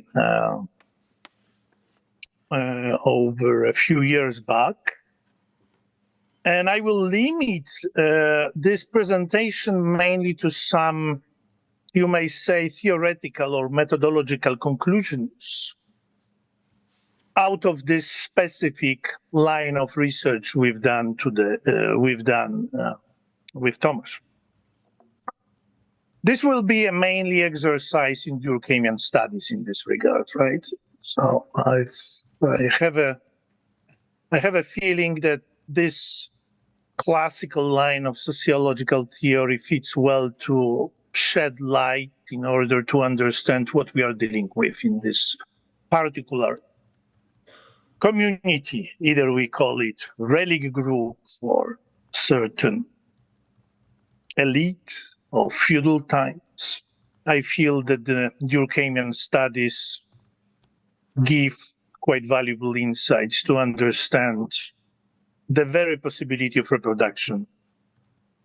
This group, which is a post-feudal group in the modern world.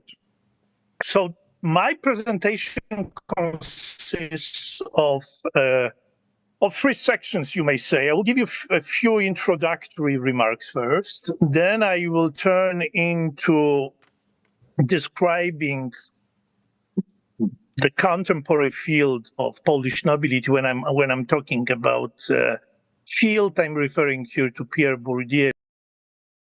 And I will describe two major actors existing within this field. Then I will turn into interpretative lines, these Durkheimian lines, and I will end up with conclusion. So, obviously, the communist revolution in Eastern Europe not only dismantled the material foundations important for the reproduction of noble networks, but also triggered long-lasting social changes that disrupted the rigid criteria for belonging to contemporary noble milieu. And one of the most significant of those was homogamy, as we know, yes, or marriages taking place within the noble group. As members of noble families, increasingly after the Second World War, started marry outside the group, the strict boundaries governing reproduction, once upheld by homogamy, gradually loosened. And today, the criteria for belonging to the analyzed major informal noble community no longer align with the traditional Polish patrilineal definition of legitimate nobility. We have to be aware about this. Because the contemporary informal milieu, which is the major actor, as you will see in a minute, includes members from matrilineal lineages and to lesser extent individuals without noble origins. So basically, to speak how to belong to the milieu, an individual must be recognized by others as connected through either continuous socialization or family ties. Another important thing to mention in this regard is that after World War II, with the loss of their economic assets, this became the noble milieu's remaining resources, the major resources. As a result, professions aligned with the intelligentsia became the most accessible for former landowners. Thus, the analyzed Polish noble milieu cannot be classified, and this is one of the findings we write with Thomas in our previous research, that we cannot classify this group as an autonomous class, according to the existing classical Weberian or Marxist classification. Rather, this group should be understood as a subgroup within the broader intelligentsia. And our research identified within this milieu significant resources of what can be termed intelligentsia-oriented cultural capital, including general erudition, knowledge of foreign languages, sophistic manners, and so on and so forth.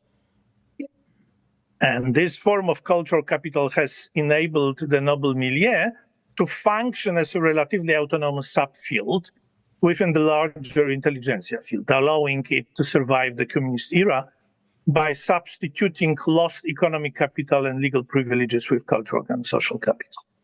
Okay, our research also identified that there are still noticeable distinctions between these groups, the intelligentsia and this informal, mainly consisting of what and the role of kin in primordial socializations are quite evident. So these are, in this sense, two different animal species when it comes down to family bonds, for instance.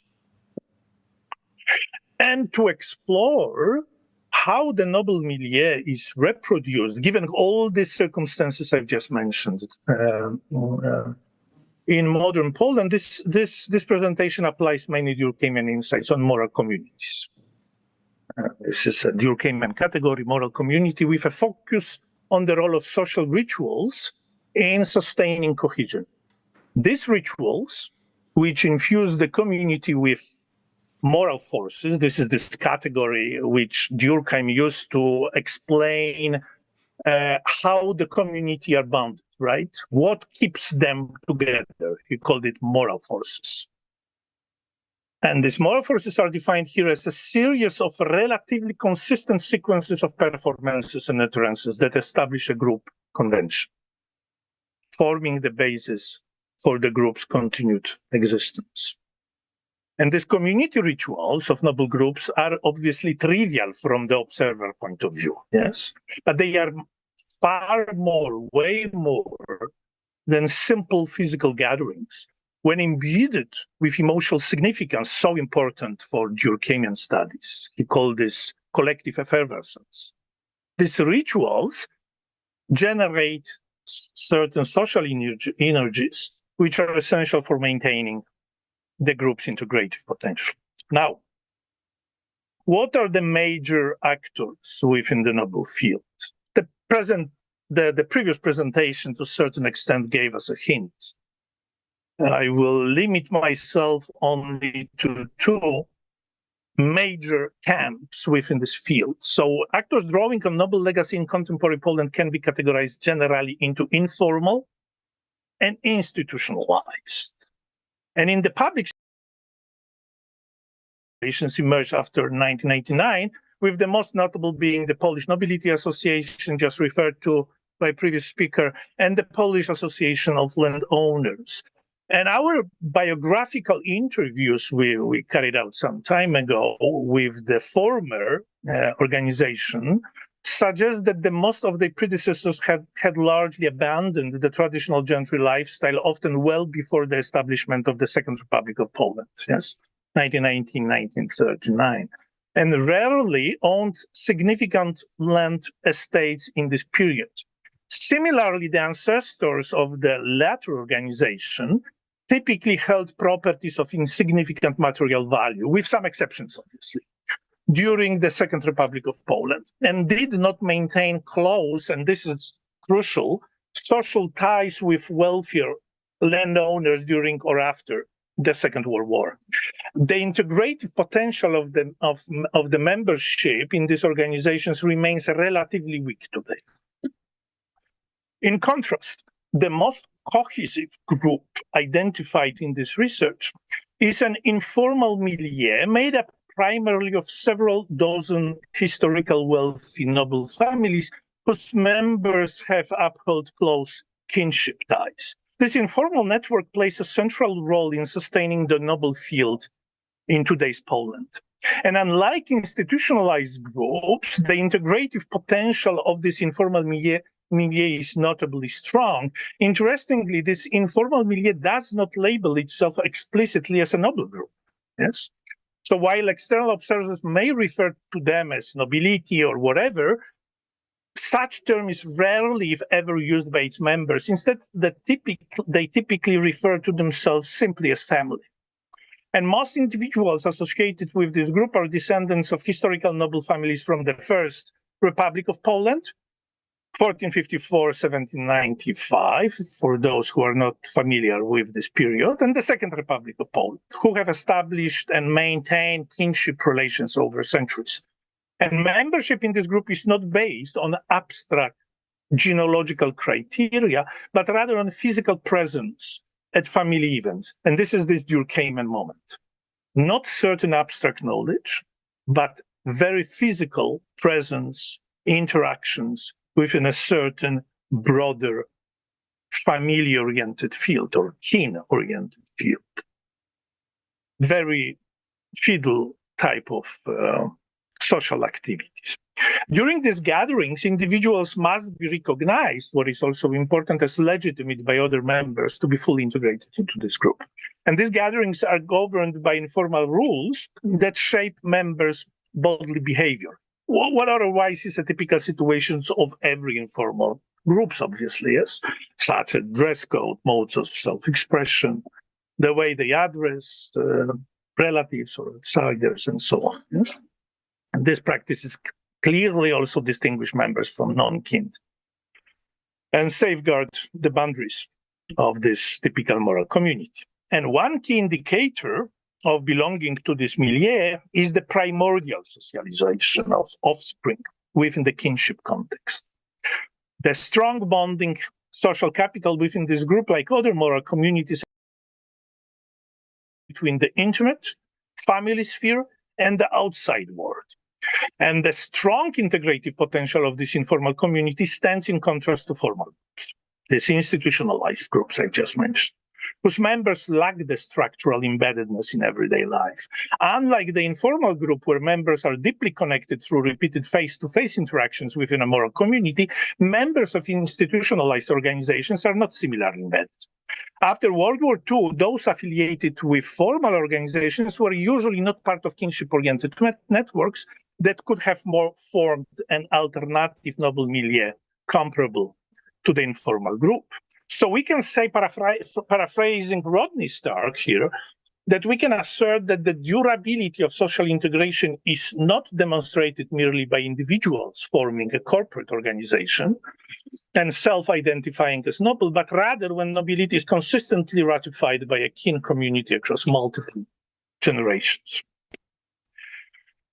But the distinction between formal groups and informal milieu becomes analytically clearer through the lens of the neo-Durkheimian studies, which show how moral communities protect their members from anomie by fostering mutual trust and promoting the adherence to informal community norms. When viewed as a moral community, the informal groups shared beliefs, emotional and intimate face-to-face interactions, reverence for kin memories, and social distancing strategies towards outsiders help explain its resilience and ability to construct a protective barrier against disintegration over time. The group's cohesion relies on the regular performance of social rituals here, rather than on abstract knowledge of noble lineage. These rituals reproduce the habits and shared interpretative frameworks of the group, contributing to a cohesive lifestyle that mitigates potential conflicts, which always rise, as we know, among communities. And therefore, it is so important the primordial socialization here is. So even some members can have a certain superficial acquaintance But still, given this early socialization, they can be elevated, they can be debilitated to some extent. So early socialization of children plays a critical role in this process, as it is during this time that various forms of embodied skills are produced, eventually becoming perceived as natural. Yes. And these skills are very difficult to acquire later in life, as we know, not only from this group, from any other groups. And they strengthen social capital within the group by enabling members to easily recognize one another and distinguish also outsiders, imposters, and so on, because these problems with imposters also happen in this field from time to time. And these practices echoes Rappaport's insights on ritual practice and the crucial distinctions between a congregation and an audience. A congregation, according to Rappaport, may consist of individuals who may or may not know one another, but all share a common familiarity with a ritualized order. This shared knowledge gives them confidence as performance within a certain symbolic space. In contrast, an audience observes these rituals as abstract phenomena without personal attachment or the sense that these rituals are doing something about the state of the world.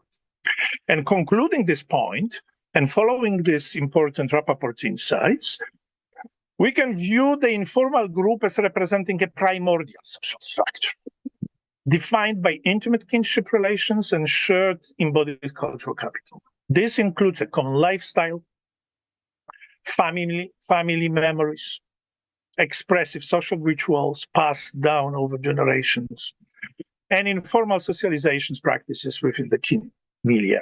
On the other hand, members of institutional organizations, as our research demonstrates, embody a corporate social structure based on formal membership and diverse forms of embodied cultural capital shaped by heterogeneous environments. While the informal group is bound by active kinship networks, the formal organization in this regard function like a historical reenactment. And now comes conclusion.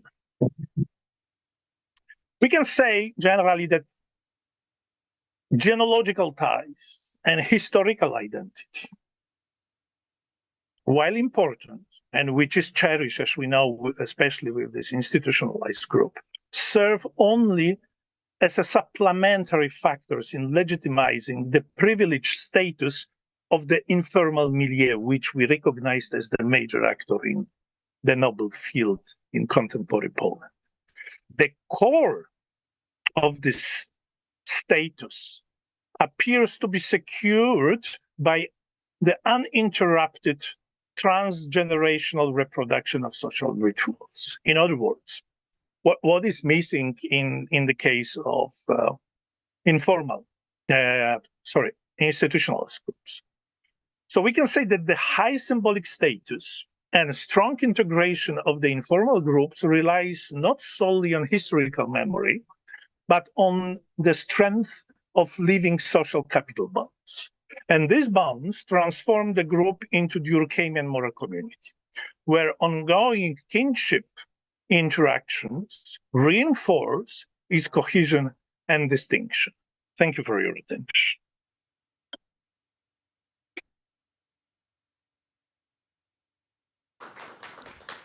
Thank you very much.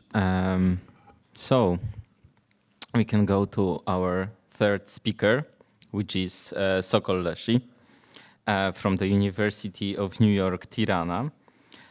He is an assistant professor of politics at the University of New York, Tirana, at the Department of Politics and International Relations. His research focuses on the role of memory politics in post-authoritarian regime legitimation, state socialism, cultural and political elites, and the effect of party organizational structures on political representation.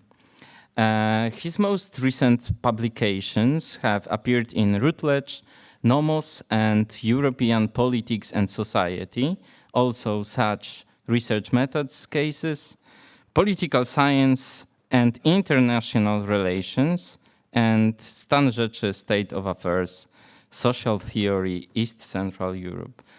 A lot of complicated titles. Okay, Sokol, your paper is titled Restorative Memory and Temporalities of Past Social Formation in the Absence of Historical Justice, Representation of Land-Owning Elites in Post-Communist Albania. The floor is yours. Thank you very much. Actually, before I start, I wanted to share that I am very much indebted to the fascinating research of Anna Wilegala, Tomasz Zaricki, and Rafał Smodziński. So I will try to present the case of Albania.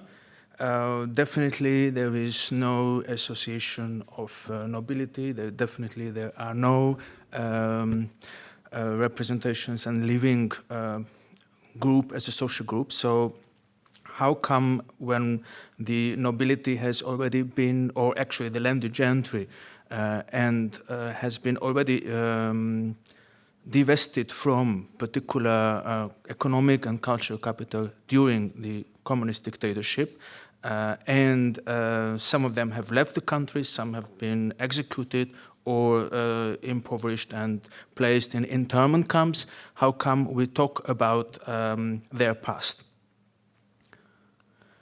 So the key research problem, in a way, it's what explains some degree of institutionalization of the social memory of the declassed political families. This is a local term in post-communist Albania, when the post-communist Albanian social formation is dominated by a ruling elite that comes from state socialist bureaucracy and the cultural intelligentsia educated during the communist dictatorship.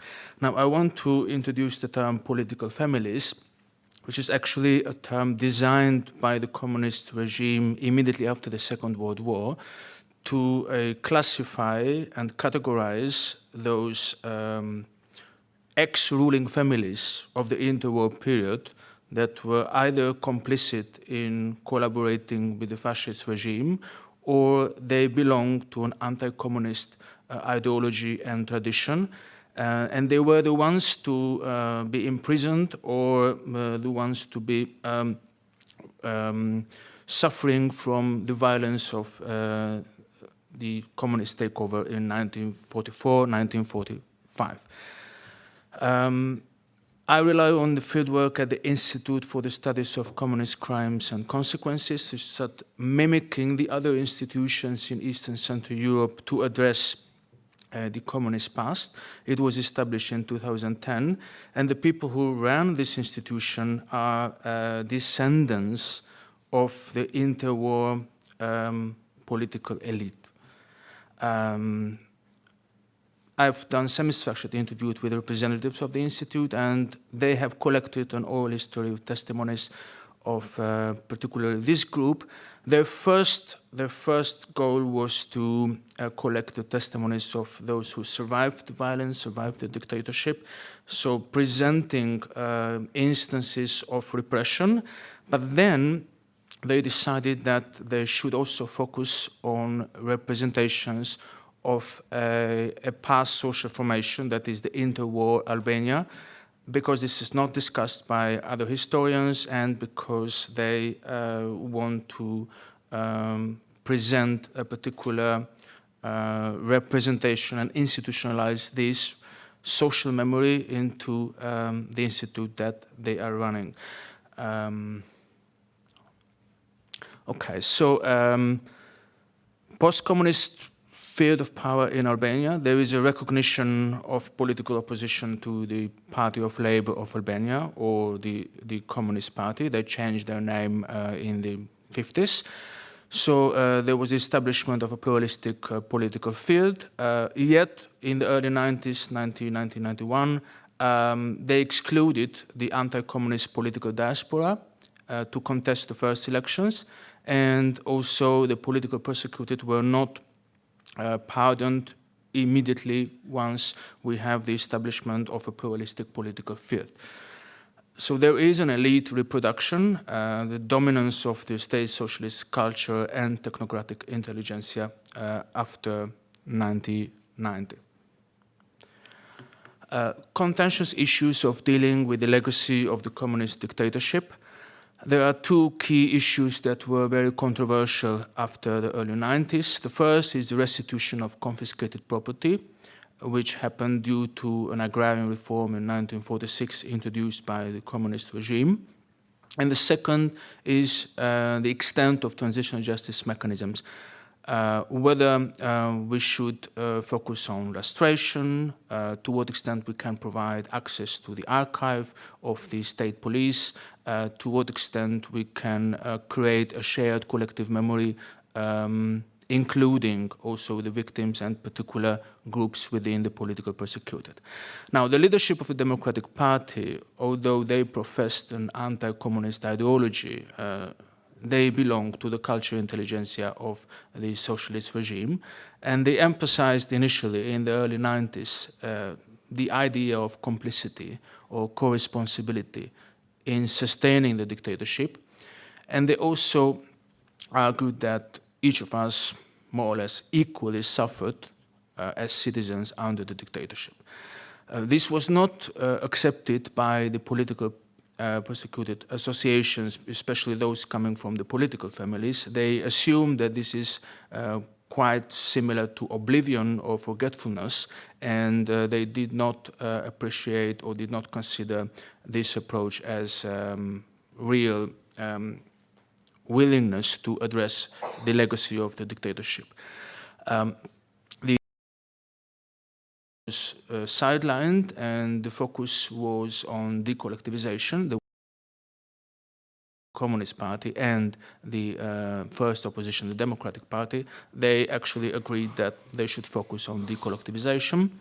But within the Democratic Party, the first opposition party established in December 1990, there were particular anti-communist factions, traditional anti-communist ideology, and basically they demanded property restitution, lustration, and retributive justice.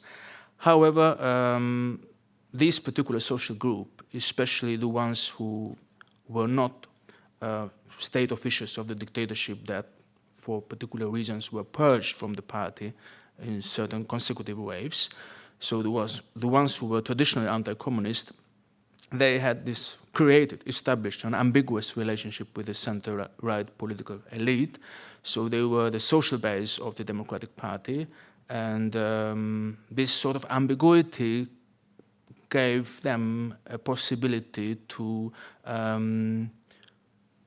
be part of state policy on dealing with the past, and they were asked, descendants of this group were asked to lead the Institute for the Study of the Communist Crimes once it was established in 2010.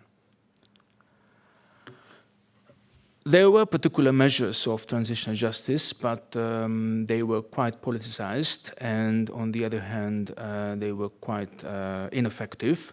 So there was the verification law as a sort of lustration law in 1995.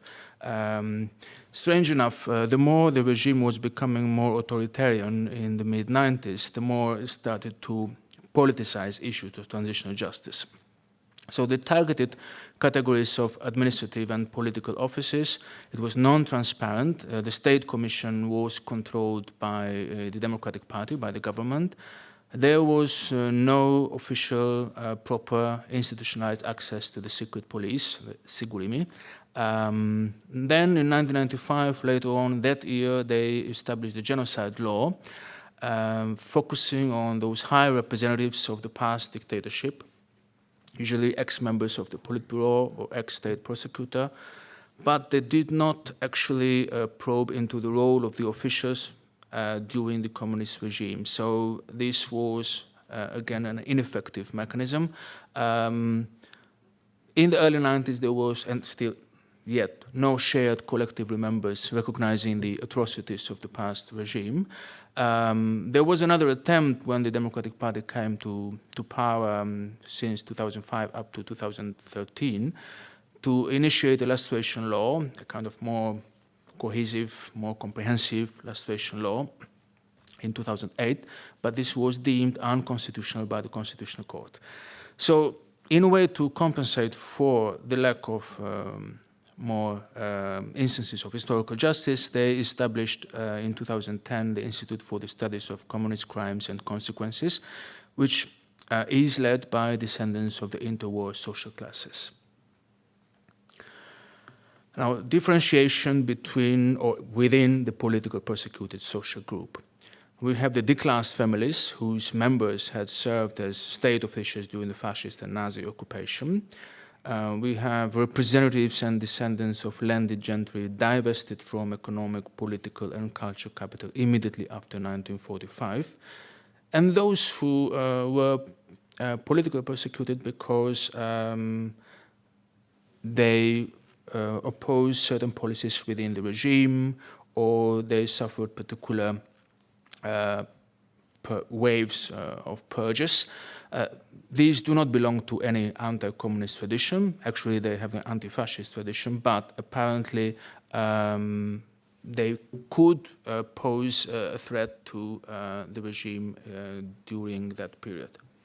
And actually, those that are coming from the political families do not recognize this, let's say, disenchanted Marxist or disenchanted communist as part of the political persecuted group. The class configuration of the pre-communist social formation and its field of power. Initially, while I was reviewing the literature, there was kind of a prevailing argument that basically in the Balkans, from late 19th century and early 20th century, the peasants replaced the indigenous feudal ruling class, and there was no indigenous feudal ruling class in the Balkans. However, the current literature emphasizes that in the post-independent Albania from 1912 and on, the landed gentry was the dominant class. Although members of the middle class intelligentsia did become the official ideologues of Italian rule, the fascist rule relied primarily on the pre-existing class of feudal landowners. The bourgeoisie was less significant because they emerged as a consequence of economic policies of the fascist regime. And the involvement of middle-class intelligentsia, especially in the early 20s, into a political and military rebellion, which is depicted by the communist regime as a democratic revolution. They wanted to radically transform the society through this particular movement or action, but apparently it proved ineffective, and it did not reduce the social and economic gap in the country. Well, what was the social base of the National Liberation Front, dominated by the Communist Party? Usually young people and landless peasants constituted the social base of the National Liberation Front. After 1945, the communists established immediately special tribunals to try those who collaborated with the Axis, but anyone who seemed opposed to the policies of the new communist government. Actually, the representatives and the descendants of the landed gentry and middle-class intelligentsia were labeled by the communists as political families. And now those who belong to these families nowadays accept this particular label. Restorative memory and culture past and descendants of the interwar ruling elite. I tried to come up with a few concepts that could address this particular puzzle when you don't have any material conditions of the continuity of the landed gentry, or even, if you want, bourgeois classes, but yet there is a discursive representation of their past or of their social formation in the interwar period. So in the Albanian public sphere, in the post-communist public sphere, members of the post-communist culture elite have determined the public debate, and the public sphere or the memory field is fractured or fragmented. The representation on the dictatorship and the suffering of the victims by the political persecuted can be conceived as a subaltern memory, compared to the other representations, although they, to some extent, took advantage of their nomination into this particular institute within the bureaucratic field to represent their social memory. But they did not manage to make this particular social memory part of the collective remembrance of the country. So despite the establishment of this particular institute, it did not become the centralized authority within the bureaucratic field implicated in the state policy of dealing with the past. Key representative of the institution, they faced a lot of obstacles to access the Sigurimi files, the state police files, even if they were granted this particular right by the founding law of the institution. What they did is that they focused primarily on two things. First, creating this encyclopedia of the victims without actually differentiating between different categories and groups who, for various reasons, social, ideological, or other reasons, suffered under the dictatorship. So they even included those party members or party officials who were demoted, or those who were actually purged during the communist dictatorship as part of this encyclopedia of the victims. Apart from this project, they realized that they could address historical issues and representations of past temporalities of the interwar period in Albania, which was not discussed in the public sphere.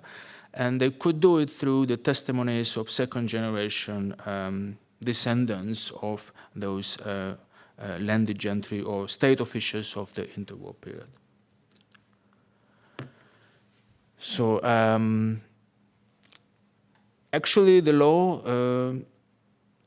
sets the limit, the temporal limits of what should be the focus of this institute. So the focus should be 1945 until 1991, but they don't consider this as important, or they think that to understand the dictatorship you need to get back to the interwar period, and actually the dictatorship denaturalized the features and the morality or the social norms of the Albanian society, because according to them the communist ideology was an alien ideology that was not possibly fitting within the cultural space or the cultural norms of the traditional Albanian society.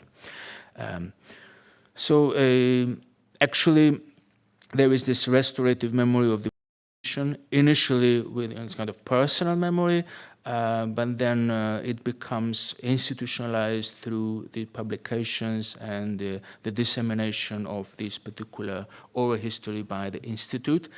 The declassed descendants of the landed gentry do not have and did not have under the dictatorship any possibility for material conditions to reproduce any sort of social status. So they were either executed, or they left the country, or they were interned into very isolated places. They could do only manual jobs. So it was always a matter of survival, and under conditions of such kind of conditions, it was impossible to create a continuity as a particular social group. So their property was confiscated, their books, their artifacts, institutionalization of cultural capital. What they could do is that they could use a set of moral values that they considered as opposite to the ideology, the communist ideology, which they considered alien, and they talked about this family memory, and they transmitted this particular family memory. Of course, they lost all those skills or certain practices, but to some extent they managed to have this embodied form of cultural capital. But given the fact that there was no material conditions of replicating and sustaining their social status under the dictatorship, and even not restoring their social status after regime change, probably I would venture to argue that the notion of the culture past could be more appropriate, or could be perceived as more appropriate to understand such practices of representation for declassed communities. So under socialism, they were persecuted, experienced capital depreciation, divestment from economic and cultural capital.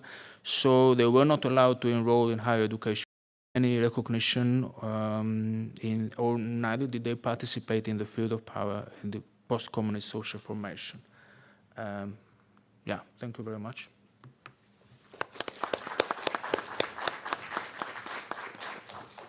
Thank you very much. And last but not least, let me introduce you Gergely Fejerdi, who is a historian of diplomacy, university teacher, foreign affairs analyst, former diplomat, deputy director at the Otto von Habsburg Foundation in Budapest. He completed his secondary education in Budapest and pursued university studies also in Budapest, but among others in Pilisaba, Paris, Lyon, Leuven, and Fribourg in Switzerland, on the subject of history, French language, international relations, European studies, and theology. He received a degree in 2001 at the Faculty of Humanities and Social Sciences of Pazmany Peter Catholic University. In 2002, he gained a degree in European Communication in Lyon, and he was awarded a PhD summa cum laude in the history of modern international relations at Paris-Sorbonne University in 2009. He started his career at the Institute of History of mentioned Pazmany Peter Catholic University and at the International Relations Department of Corvinus University of Budapest as an assistant professor. He has been working as a senior associate of the Hungarian Institute of International Affairs, as a France and European Union expert. Between 2013 and 2016, he was a lecturer of the Council of PPKE BTK School of History. Between 2015 and 2019, he worked as a diplomat at the Embassy of Hungary in Paris, and he is also a member of several Hungarian and European professional research groups, member of the Hungarian Academy of Sciences public body, and recipient of several French and Hungarian Science Awards. His speech today is titled Otto von Habsburg and Hungarian Noble Network. Please, the floor is yours. Thank you very much, ladies and gentlemen, dear colleagues. I hope that you hear me. Yes, we can hear you. Okay, I hope. And see you. Thank you very much. Super. First of all, I would like to thank you for the organizers for this conference. I'm honored to be here to give a presentation entitled Otto von Habsburg and the Hungarian Noble Networks. Let me talk about the networks of a former ruling family. After the First World War, the Habsburgs lost their influence, as we know, but the 800-year-old family maintained and even built on its personal networks. I will not bore you with all the existing networks that the family had, but I would like to draw your attention to its relationship with the Hungarian nobility and elite. Moreover, I do not wish to deal with the whole family, but only with Otto von Habsburg-Lothringen, ancient crown prince of the Austro-Hungarian monarchy. As Deputy Director of the Otto von Habsburg Foundation in Budapest, I am in a privileged position because I have a good overview of the source preserved in our institution. In preparation for this lecture, I would like to share some of more important reflections which are intended to focus exclusively on the relationship between the Hungarian nobility, aristocracy, and Otto von Habsburg, but could well be explored in terms of its similar network with many other nations: Austrian, Czechs, Italians, French, Spanish, Belgian, and so on. The eldest son of the last monarch of the Austro-Hungarian Empire, Otto von Habsburg, was born in 1912, went from here to the throne to become, in 1979, member of the European Parliament and a well-known public figure. According to a prominent British historian, Martin Ready, who wrote a very good book, many good books, but one of them about the Habsburgs, he said, and I quote, "He was the best emperor that the Habsburgs never had." End of quotation. From a young age, Otto von Habsburg drew on the aristocratic and noble families of the former empire to support the dynasty's traditions. This intergenerational network of relations, from which Otto von Habsburg not only benefited, but also made efforts to maintain, played an important role in the promotion of the interests of the Danube Basin region of the former Austro-Hungarian Empire, and in the solidification and preservation of values, especially moral values of Europe. Drawing on the personal archival legacy of Otto von Habsburg, I would like to present some of the most important elements of the relationships with the Hungarian nobility, pointing out that in the 20th century, despite the drastic change in the historical scene, Hungarian historical families maintained their responsible role and close links with his father in 1922, when he was still young and was thus legally heir to the Hungarian throne. His return to Hungary was supported by a significant camp of legitimists, among whom were a number of prominent international figures, most of them aristocrats, with a wide network of contacts.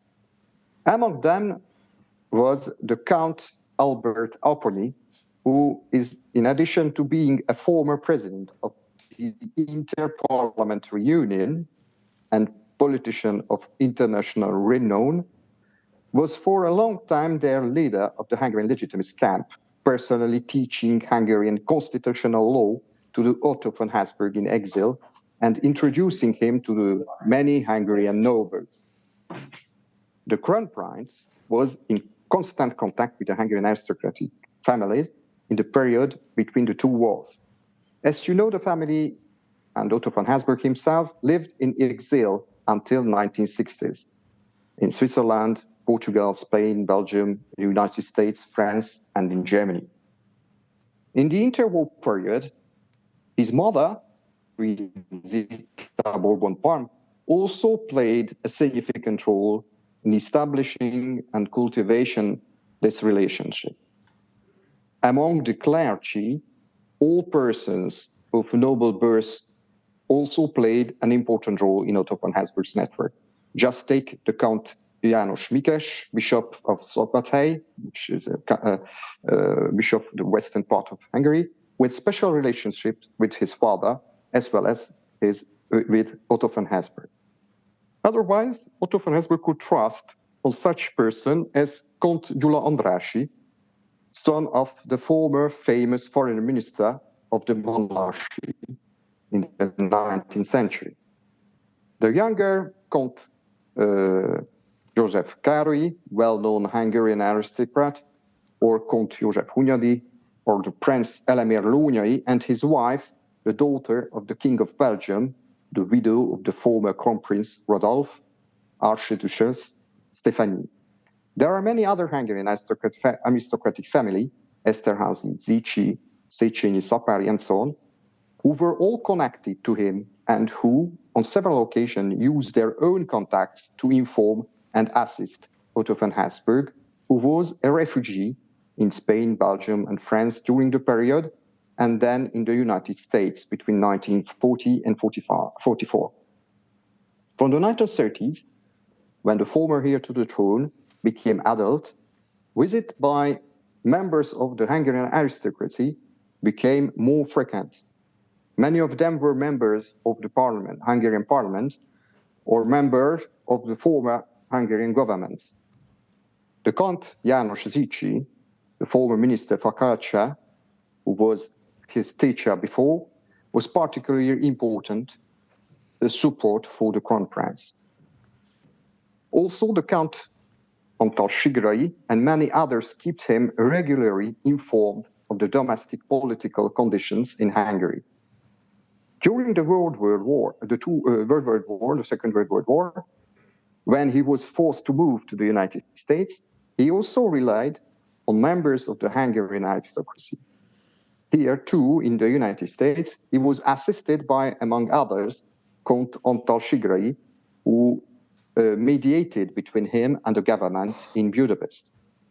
The head of the Hungarian government himself, Miklós Kállai, before 1944, wished to establish contact with the former heir to the throne. Ferenc Keresztes Fischer, Minister for Interior, was instructed to contact Otto von Habsburg during the war. During these years, the Crown Prince worked with a number of members of the Hungarian elite, many of them of noble rank, including a number of diplomats. For example, at the Hungarian embassy in Lisbon, with the ambassador Andor Bodjáner and with Baron György Barca, the former head of the Hungarian foreign mission in London. Due to the German occupation of Hungary and the events of the war, existing relations very temporarily interrupted, but in many cases, they were re-established after the fighting. As is well known, in the Eastern European region, Nazism was followed by the takeover of the Soviet communist power, which within a few years led to the establishment of Stalinist dictatorships. Some of the Hungarian nobility immigrated to the West, while others were victims of persecution. Otto von Habsburg came into closer contact with those forced into emigration, and on more than one occasion required their help in informing himself politically. Thus, among others, he maintained close contact with the diplomat Baron György Bakács-Bessenyei, who played a significant role in the organization of the post-war Hungarian immigration and was a member of Hungarian National Committee established in the United States from 1948. The Baron Bakács-Bessenyei himself came from the noble family as well. Their correspondence shows with extraordinary diligence who important contact with Hungarian political refugees was for Otto von Habsburg and who they tried to help each other. It will be Baron György Bakács-Bessenyei who will ask the son of the former monarch to travel to Portugal and reconcile with Miklós Horthy, the former governor of Hungary.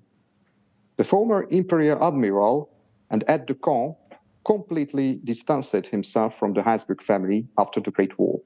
Otto von Habsburg was willing to go to Lisbon to visit the former governor in exile after the Second World War, even though the former politician had shot at his father, King Charles of Austria, in 1921, because he wanted to reinforce the unity of Hungarian immigration against the communism. Baron György Bakács-Bessenyei, who operated an extremely extensive network as chief foreign affairs envoy of the Hungarian National Commission, also regularly informed the Royal Archduke about Hungary and helped to build up the network. The role of Hungarian diplomats who were forced to resign during or after the Second World War was particularly significant for Otto von Habsburg's relations with Hungary. In Paris, for example, the Baron Antal Radwanski and Paul Auer were important contacts. The former Hungarian ambassador in Brussels, István Etienne Hedry, who was also a member of the Order of Malta in the 1950s, looked to Otto von Habsburg for instruction and advice on who best to serve the interest of Hungary and Europe. Otto von Habsburg suggested that he should settle in the United States because from there he could effectively help anti-communist efforts. For more than a decade until his death in 1966, Etienne Hedry kept Otto von Habsburg regularly informed of political events and expanded the Crown Prince's already extensive circles of American contacts. Another important contact for the former heir to the throne on the Western Atlantic was Adam Tarnóci, who was an important figure in the Hungarian-American Catholic League until his death in 1997. Otto von Habsburg also maintained friendly relations with other persons in the United States. Noteworthy among them was Tibor Eckhardt, a Hungarian nobleman and former smallholder politician. In the wake of the 1960s revolution, they mutually supported each other's plans to help refugees. Among the Hungarian diplomats who immigrated to the West, Pál Hevesi, Baron Pál Hevesi, who lived to very old age, was in regular contact with Otto von Habsburg as well as the Baron Gábor Apor, who was the Chancellor of the Sovereign Military Order of Malta in Rome between 52 to 58. Otto von Habsburg was in contact with a number of Hungarian personalities in the Eternal City in Rome, including Gyula Magyari, a papal prelate who played a significant role in his father's beatification trial and who had been a close friend of the family since his childhood. He was also member of the Order of Malta since 1953. Among the Hungarian diplomats with whom Otto von Habsburg maintained particularly close relation is essentially to mention Ferenc Marosi, who used his well-known name from the time he was awarded the Order of the Kinghood in 1936, and who took over the leadership of Hungarian embassy in Madrid as refugee in 1946. The former heir to the throne, so Otto von Habsburg, could always count on his excellent Spanish connections. In 1952, Otto von Habsburg's participation in the Eucharistic Congress in Barcelona was a major achievement for Marosi. In 1956, during the Hungarian Revolution, the former Crown Prince managed to have a significant influence on events thanks to help the Hungarian diplomat, for example, by putting the Hungarian cause on the agenda of the United Nations General Assembly. Otto von Habsburg also tried to maintain and expand his contacts with the Hungarian aristocracy and constantly monitored the situation of the former nobility behind the Iron Curtain, even raising his voice against persecution. It was no coincidence that his name was often included in the communist window dressing of the time. For example, the Cardinal Mindszenty trial, and which Prince Paul Esterházy was the fourth defendant. Among Otto von Habsburg's Hungarian aristocratic connection, we can mention, without claiming completeness, the Count Albert Apponyi's son, George Apponyi, the Count Batthyány, members of the Count and Count Hadik family, Széchenyi Pallavicini, or even the diplomat Count Móricz Csikandzicsi, who was also an important contact for Otto von Habsburg. For example, Count János Esterházy, not a politician of the same name from the sadly fated Galanta branch, but distant relative, briefly served as the special secretary to to him in the early 1960s. The former Crown Prince says more distant relatives who were members of the Hungarian nobility were also important contacts. For example, Count Franz Meran and the Hungarian Archduke Joseph August Habsburg and his descendants also played a significant role in the Otto von Habsburg's connections.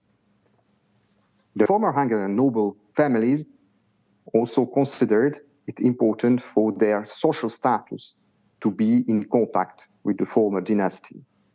In this respect, the wedding of Otto von Habsburg in Nancy in France in 1951 was a very interesting and spectacular event where the former heir to the throne was surrounded mostly by refugee members of the former Hungarian noble families. It is clearly visible in the photographs taken at this event. It is therefore important to underline that this was not only Otto von Habsburg who needed to network of Hungarian noble families, but this was also true in reverse. For the noble families too, the connection with Otto von Habsburg was important. The noble families also supported the son of the last monarch of the Austro-Hungarian Empire financially in the period between the two wars, and then mainly through their information and their contacts. The Hungarian state regularly supported the family of the Habsburg family from the glory of the Habsburg's personal fortune. During and especially after the Second World War, Otto von Habsburg himself, a foreign policy analyst, leader of the pan-European movement, and later member of the European Parliament, attached the great importance to information gathered and passed on to him by the Hungarian nobility and the support of friends. On more than one occasion, he also asked for their concrete political help, such as during the 1956 revolution. From the end of 1960s, as international relations, he was able to contact some members of the former noble families remaining in Hungary indirectly, but it was only in the late 1980s, and especially during the change of regime, that he was able to do so personally.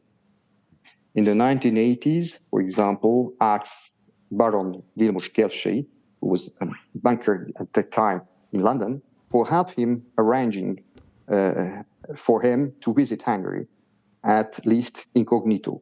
It was only in 1987, under strict condition, that this plan could be implemented for the first time.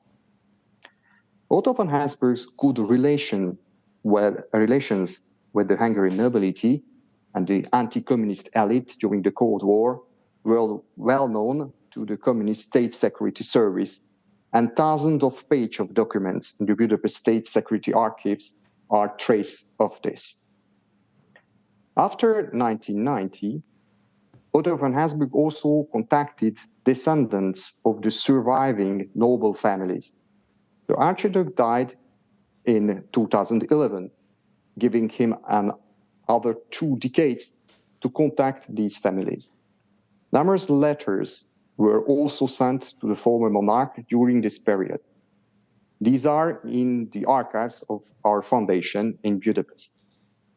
It is therefore interesting to see that the links that were served during the Second World War have not been completely cut, but have, of course, been re-established in completely new form, attentive to and to the network of relationships that crossed the generations. We can still see this today because I personally work a lot with his son, Georg von Habsburg-Lothringen, and I can see that he continues to keep his father's network alive. Allow me to bring up, before conclude, another topic. In my presentation, I'm essentially examining to the chronology of the Otto von Habsburg's relations with the Hungarian aristocracy, but also touch very briefly on the question of the nobility and the elite.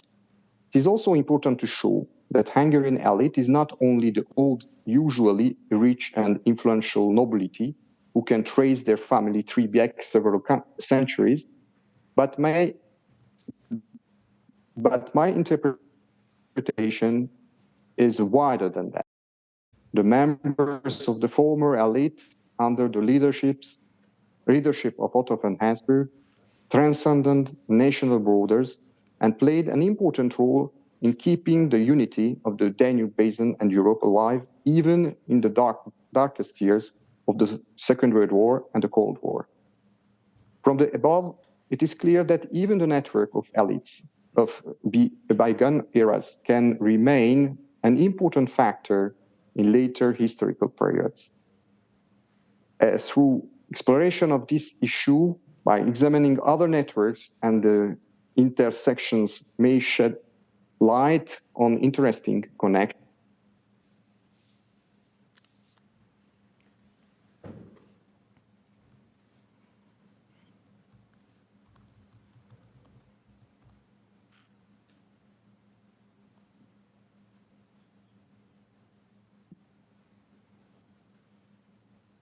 We didn't hear you.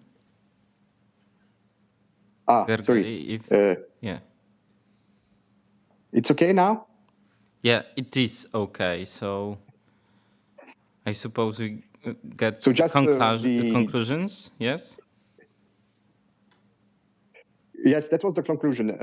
I just say that it is a very important perspective to work about these questions about the elites and aristocracy and elites and dynasties, which are this relation between them.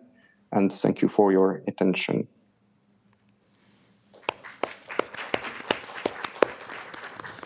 Thank you very much. Thank you, Gergely Fejerdi, and thank to all our panelists for a very interesting and inspiring papers. Before I open the discussion, I'd like to turn things over to our discussant, Eva Staraj-Kezdy, who is a sociologist and lawyer, University Associate Professor and Head of Institute of Social and Communication Sciences at Karoli Gaspar University of the Reformed Church in Hungary. Eva's main research areas are sociology of elite based on descent, former aristocracy and gentry, sociology of values, sociology of families, active fatherhood, stay-at-home fatherhood, caring masculinity, qualitative social science research methods like interview, focus group, and text analysis. And the title of her doctoral dissertation is Descendants of Former Aristocratic Families in Today's Hungary. So, yeah, now it's time for your commentary to our panelists, please. Thank you very much. Can you hear me? Yeah, we can hear you. We can hear you very good, and we can see you also. Okay, thank you very much. First of all, I would like to thank you for making it possible to join online the conference. It's a great honor to me. And I also would like to express my congratulations to the organizers for the professional preparation and management of this remarkable conference. The four presentations we just heard were very different, but they were linked by the common question of how to preserve or rebuild collective identity in totally changed circumstances after decades in which the former elite of origin were proclaimed as the main enemies of the system. The first lecture approached this question from an organizational perspective, the second with a sociological theoretical focus, and the third one from more political, historical perspective, and the fourth one with the network approach. So I will give my comments one by one, and I would like to address specific questions to each speakers, but I look at the time and I don't want to take time away from the audience questions. So first I turn to Professor Lukas Lapinski. Thank you very much for your very comprehensive presentation of the communities and organizations that refer in their activities to the heritage of the Polish nobility. And thank you very much also for the clear conceptualization of Polish nobility from a historical perspective.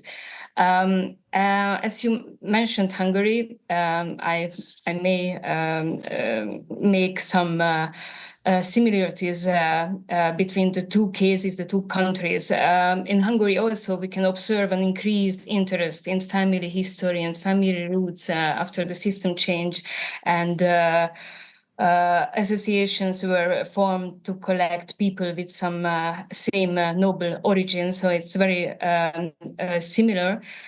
But in Hungary, we saw that these associations were not so attractive for the younger generation. But in the recent years, there has been some changes in the presidency of one of them, and they try to attract more the younger generation. So the first question I have, is it the same in the Polish society, or are they more attractive for the younger generation? And also I have another question to you. At the end of your presentation, you showed very shortly a map of with some proportions, but I couldn't see it very well. Can you repeat, please, again, what proportion of the total noble population is represented by the organizations you described? And another question, what can we know about how many of the nobles emigrated after the communists took over the power? And do you have any idea about the proportion of emigrated noble people who returned to Poland after the change of regime, and whether they play any particular role in this associations, and are they integrated into the population, noble population of those who remained at home? And now I turn to Professor Rafał Smoczyński. I listened with particular interest your presentation because you know I have studied the survival strategies of Hungarian aristocratic families with a similar research focus as you had, and we have already had the opportunity to exchange our experiences. Of course, there are a number of similarities between the two cases. Among these, I would like to highlight the use of the nobility and aristocracy, and also the effort to pass it on through the generations and in significantly changed circumstances. I have also found that general erudition, as you mentioned, acquiring a diploma or knowing foreign languages or a good manner, and also Christian and family-centric values played a very important role in the education in aristocratic families, and it helped them to survive the communist era and partly reproduce the lost status. In Hungary, we could also distinguish an informal noble milieu from some formal organizations collecting members with noble or historical descent. But in Hungary, members really overlap and tend to reinforce each other in preserving identity and maintaining the network. So I think it's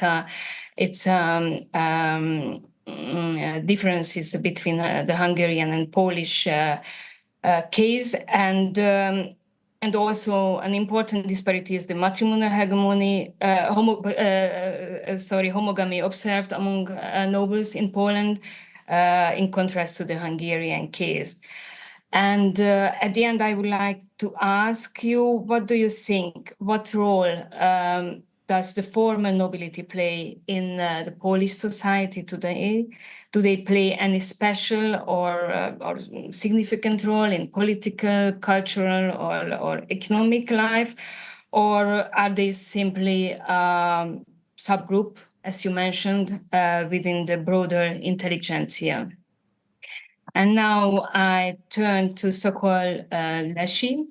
Thank you very much for this very, very informative presentation on post-communist Albania and the former landowning elite. As we know, the history and social structure of Albania is quite different from that of Central and Western European societies. That is why the comparison with the Polish nobility is very instructive. I would like to highlight just one of the many pieces of information you gave us. I found very interesting the finding that, I quote, the memory of the atrocities of the past has not become part of the collective remembrance of the post-communist social formation, and the former persecuted elite considered the attempts at reconciliation an actual strategy of oblivion and forgetfulness. It was very interesting and very similar to the Hungarian nobility's assessment of, for example, of the Hungarian Compensation Act in 1990. For example, one representative of the aristocracy made the point that this law definitely legalized the expropriation of the formal elite in Hungary. So for me, it was very interesting to hear the similar perception. And my question is to you, that I imagine that the grand majority of the landed gentry left the country after the communist takeover. Maybe you can confirm this. Is it possible to know what proportion of the former landowning elite returned to Albania after the regime change, and whether there is a noble milieu in Albania, as in other Central European countries? Because we know that Leka, the Prince of Albania, settled down in Albania, has a special network of members of descendants of former persecuted elite organized around him, or he's alone in the society. And now I turn to Professor Gergely Fejérdi. Thank you very much for your speech, which is based on a profound and extensive archival research. Thank you very much. I would like to highlight some interesting information. I found it very interesting when you talked about Otto von Habsburg's desire to meet the former governor, Miklos Horthy, in Portugal. Horthy was not, as we know, not a supporter of the Habsburg dynasty. Did this meeting finally take place? Because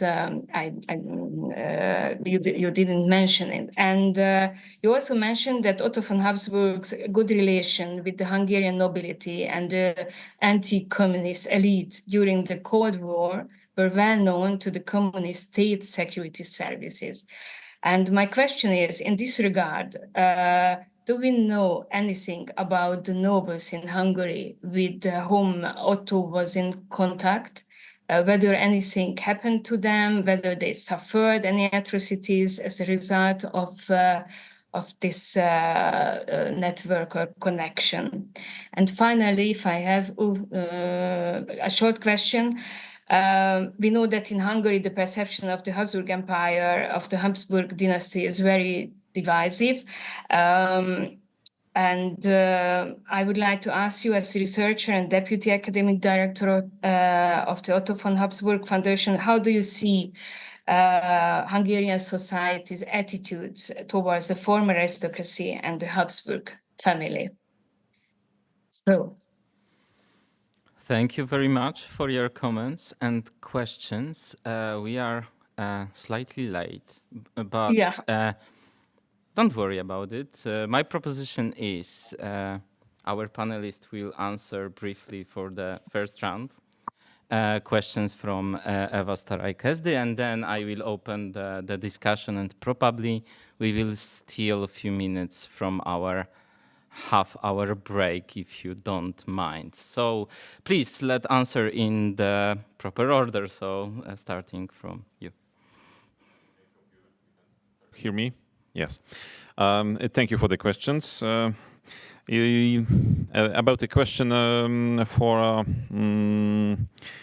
association and youth people connections. Of course, such associations connected with heritage, knowledge, roots are usually we think about such things when we are much older, right? So young people are not so interested in that heritage. I think in our association, I can see that mostly genealogy is some kind of thing which young people wants to join the association because of the knowledge about the genealogy, and which is in modern days more popular.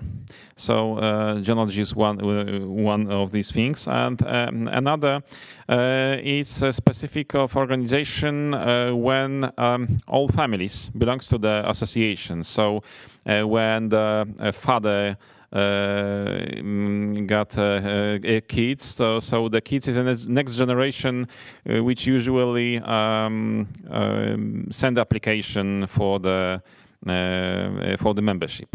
I think that there is a much more similar problems and similarities between Poland and Hungary. One of them, as you noticed, was a number of noble families, which in Poland and Kingdom of Hungary was quite high, especially in some comitates at the eastern parts of our country. In Poland, in Hungary, biggest amounts of noble families were settled just in the borders. So I think in Hungary, if I remember it right, some comitates at the eastern part of Hungary, settlers in today it's Romania and Transylvania, eastern part of Transylvania, when a big part of Hungarian minority still is. We've got the same problem. Your question about migration and after the Second World War and communistic period is also a little bit similar to the Hungarian resettlement after 1918, after big part of Hungary was after the partition of Hungary, when some parts of Hungary were taken to the new Slovakia country, Romania and other countries, as those people, Hungarian minority, stayed there, and the same situation was in Poland after the Second World War. When you ask about that map, on that map we can see that there are some areas of in Poland when Polish nobility was in biggest amounts. It's also borderland, so our eastern terrains, which after the Second World War was taken by Stalin to the Soviet Union, many of people, and especially noble families, stayed there. It's in Vilnius region, Belarus, and some part of today's Ukraine. Of course, it's hard to say in numbers, but after the Second World War, about 1 million and a half Polish citizens changed the borders and decided to go to the new communistic Poland, which was extended to the west by a post-German territory. We can see some people, some noble families from Vilnius, Belarus region in today's Gdańsk, some later more noble families in today Wrocław. It's hard to say in numbers, but of course there was a very big movement after the Second World War. Probably some of those people, after gaining independence, when the Soviet Union collapsed, some of families rejoined other families and went to Poland after 1891, but still there are many families near the Vilnius, near the Grodno in Belarus and other territories, Polish people and noble families stay there on their motherland. Thank you.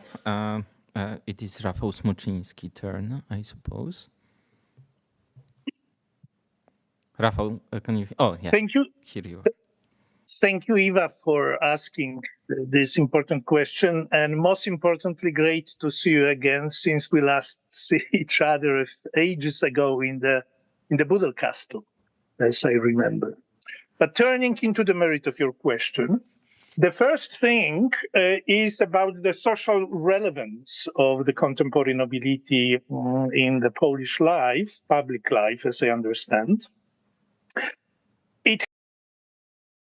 So we can only speculate about this. Actually, it follows for, and it begs for a proper scientific inquiry to answer this. As we know, there has been at least one example of this type of studies carried out in the Netherlands by Professor Dronkers, who did it in a rigorously exercised quantitative manner.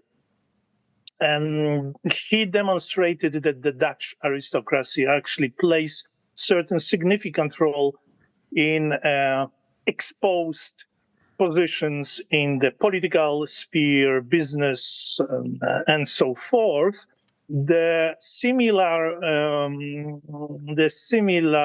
design of research hasn't been so far done in Poland, so I would skip this because it is only, we could see, of course, here and there, but this is an anecdotal value of this evidence. So doesn't offers any certainty.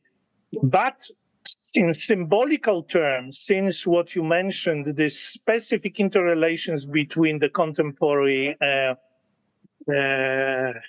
historical higher nobility or aristocracy, if you will, and intelligentsia, we may say, again, returning to the Durkheimian map of categories, there is a certain totemic function, obviously, of this milieu for certain status games exercised among the intelligentsia members.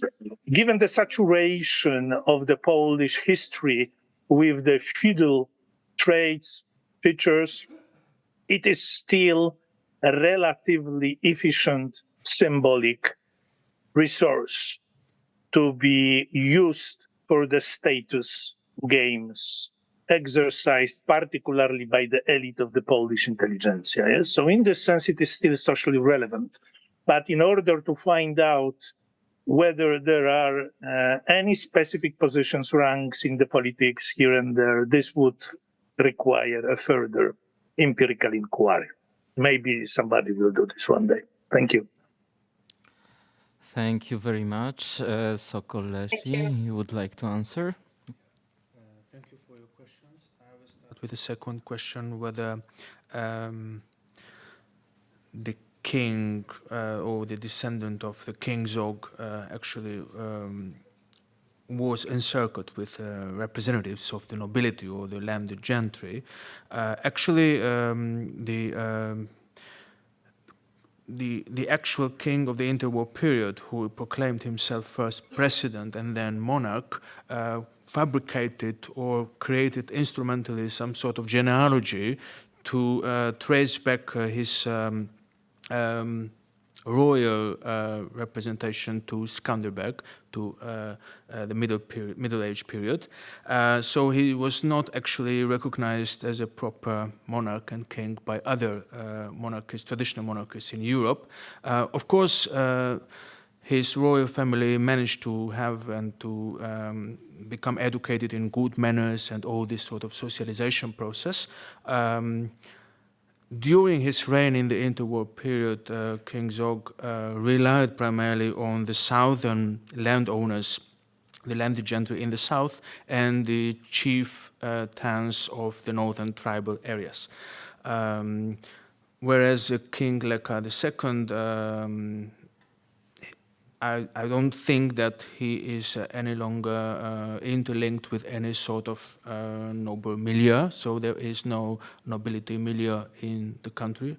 When it comes to those political diasporas or representatives of the landed gentry who left the country after 1944 or 1945, I'm not quite sure whether they returned back to get involved into politics, but they might have returned to obtain as much as possible part of their expropriated and confiscated property after 1990.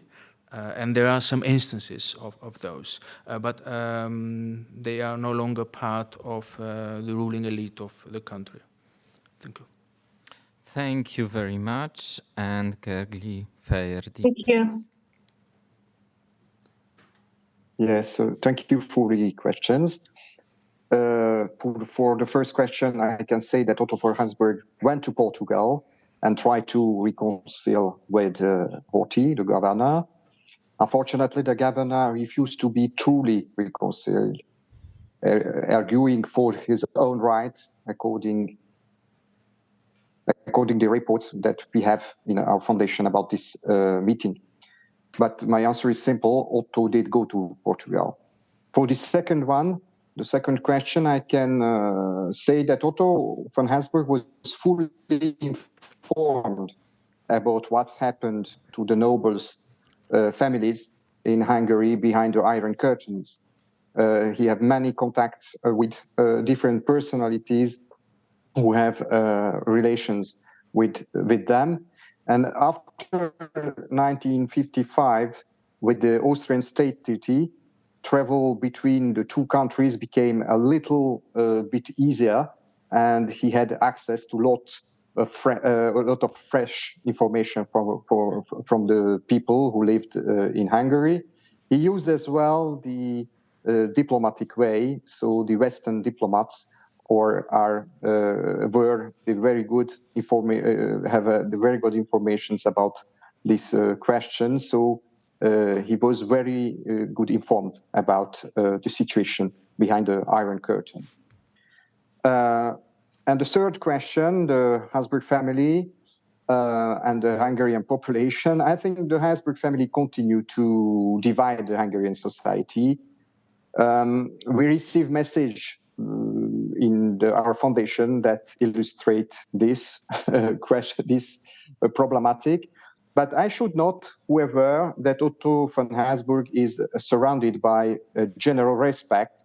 It's interesting that he's the good knowledge of Hungarian and the fact of that he songs with the Hungarians, for example, the commemoration events in March, the 50th of March, several times in Hungary. You know, the 50th of March commemorated the freedoms fighting during the 19th century against the Habsburg.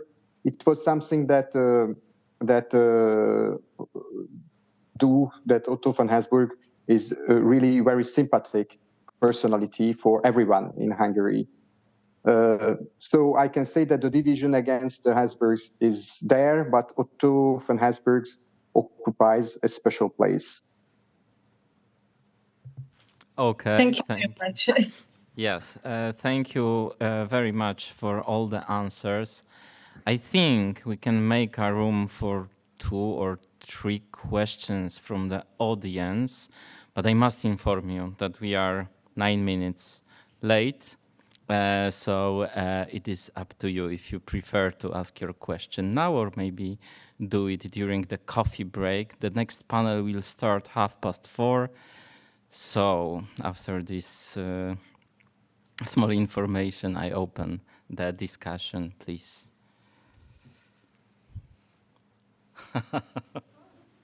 Our convener,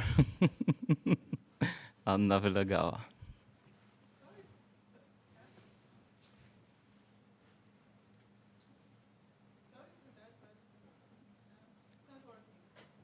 Okay, so we probably use another microphone. Yes. Sorry for that, but I think that a good panel deserves questions and not asked during the coffee break. And especially if people made it to Warsaw, they should be asked questions. So I have one question and a comment. I agree with you totally. So. A quick question and a quick comment. Okay, so a quick comment, short question to Sokolesi. It was absolutely fascinating to hear how much the situation in the memory politics and landscape was different in Albania than from what was happening in Poland in the 90s. And I want to ask you about this Institute for the Investigation of the Communist Crimes and Consequences, if I remember the name correctly. So you mentioned that it was dominated or run by the descendants of these political families. So my question would be, does it mean that it is a public institution informally dominated by people coming from one social group, or is it an institution that is not part of this, state administration? And then what is the status and how much power actually this institution has? And a very quick comment to Łukasz Lubicz-Lapiński. You mentioned that part of the nobles from the eastern borderlands remained after 1945 and rejoined their families after the fall of the communism. It might be correct for Belarus and Lithuania, but for sure it wasn't correct for Eastern Galicia. I mean, I don't know any single documented case of a, maybe not a nobleman, but a landowner, owner of the estate, coming from the landed gentry, who would stay, of the Polish ethnicity, who would stay in Eastern Galicia after 1939 or for 41, because whoever was not killed or deported left for Poland, for communist Poland in 1945. So it was not the case. It was not that for Ukraine.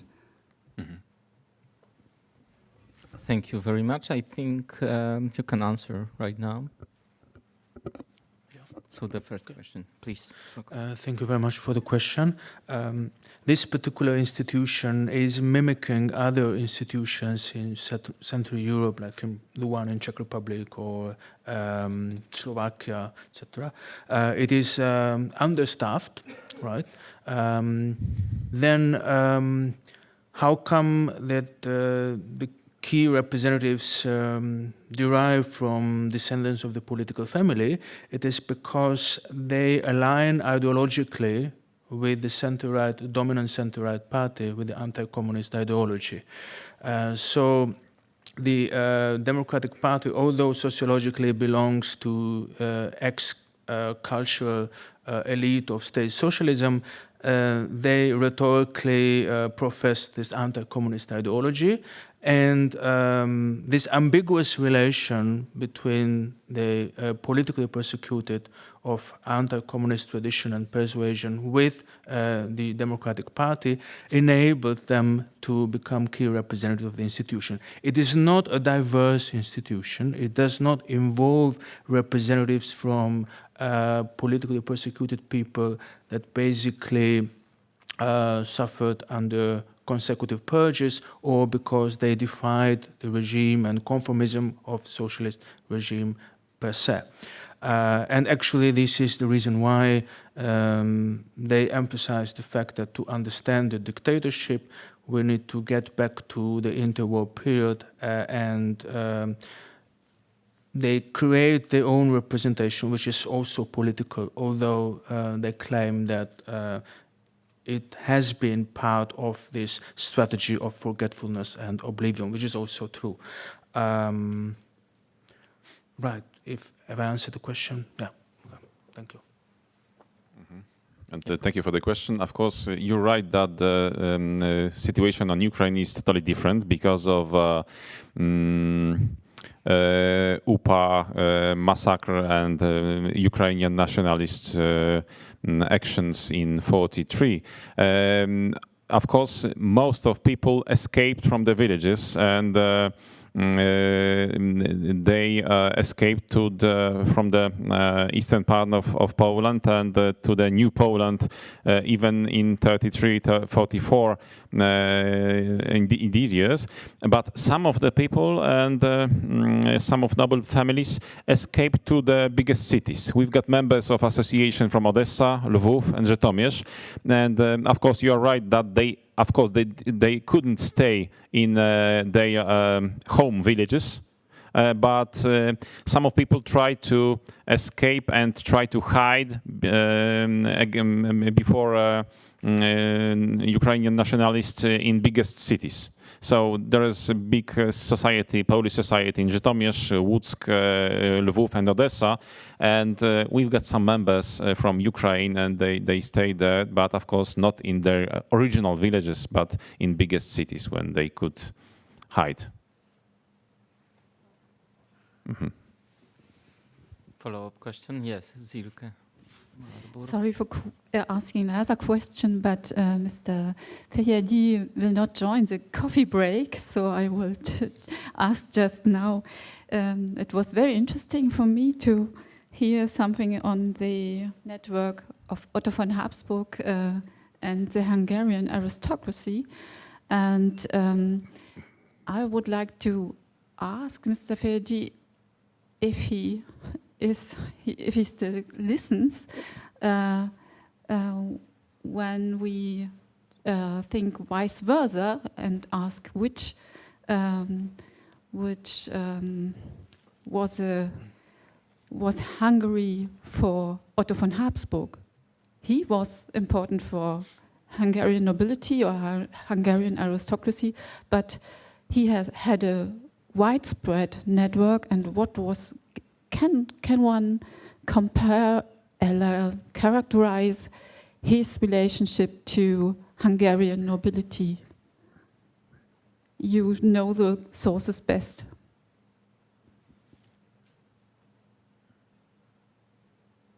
Yes, if I understand well, your question is about the what was Hungary in the head of Otto, or in the heart of Otto von Habsburg. I think for the Habsburgs, after the First World War, it was really very important, Hungary, which was always a kingdom between the two war period. And otherwise, to be king of Hungary, it was very important, how do we say, a very important thing. It was more than 1,000 years old kingdom of Hungary, and his father was really very attached to Hungary. And Otto von Habsburg was always during his life, during his 99 years. When he was alive, he always wanted to did that his father couldn't do because of his death in 1922. So for Otto von Habsburg, Hungary was really very important. But you are right; it is very difficult in the case of Otto von Habsburg to put in hierarchy. He was very well connected all over Europe, just because he was in connection, family connection with many other countries, but always Hungary was very important for him. And it is very important that he had, he speaks very well in Hungarian, and he was interested in Hungary always during his time. It was always Austria and Hungary, which was the more important for him. But he had many other relations, of course, in Europe, with the other countries. So Hungary was really very important for him, not only for the nobility, nobility, but all in the Hungarian situation. Okay, thank you very much. Do we have any? Yeah, the next question. Good panels deserve questions. My question is to Łukasz Lubicz-Łapiński. I know you as an expert in history of Podlasie, Gentry. My name is Marta Kurkowska, which should mean something. I'm from Podlasie, but the question is rather tricky, I suppose. Would you please briefly elaborate on how the Podlasie gentry or landowners fared economically in the mid-war period, and if this is a topic today for the members of the association? Is it any sort of concern or topic for discussion? Mm-hmm. Can you repeat the question? How they manage economically, how the landowners of this particular part, because I rely on your expert knowledge, in mid-war period, already in the 20s and 30s, and if this is anything for discussion today. Mm-hmm. That's depend on the if we are talking about the petty nobility or big landowners. Yeah, there was no big landowners before the war. Most of landowners and the estates collapsed in 19th century or after the First World War. There are a few estates which couldn't exist after the First World War. Destroyed their houses or buildings, especially in the eastern Mazovian part near Łomża, Drozdowo, some estates of Kisielnicki family were split into smaller parts. So landowners has a tough time in the 19th and beginning of 20th century, and also petty nobility also. At the end of 19th century, in demographic, we have a demographic transformation when the villages were full of small kids, and the mortality rate was also small. So most of villages were very crowded, and estates of petty nobility and the second class of nobility, estates of petty nobility were also split into smaller parts, and this period between First and Second World War was very tough for the petty nobility. I think it's a good topic for the study. Okay, thank you very much. And the last question from the gentleman over here. And I have good information for you, because I was convinced by my colleague who had noticed that you probably need more than 5 minutes of break. So I think we will meet 10 minutes later, so 16:40, and have 15 minutes for the break. Please, your question. Yes, thank you. I have a question for Dr. Fejerdi. I would like to ask you about the relationship between Otto von Habsburg and his family and nobilities of other countries that formed the historically formed the empire, the Habsburg Empire. For example, Czech Republic, Croatia, and also Poland, because as far as I know, in the interwar Poland, in the Second Polish Republic, actually there was no evident pro-Habsburg sentiment, even though actually some Habsburgs lived in Poland, in the territory of Poland, and they were intermarried with Polish families, Polish aristocratic families.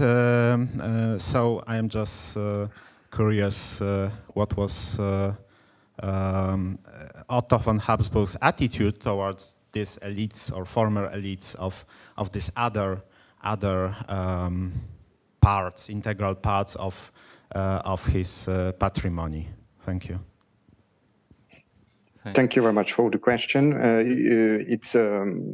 Otto von Habsburg has many relations, of course, with the other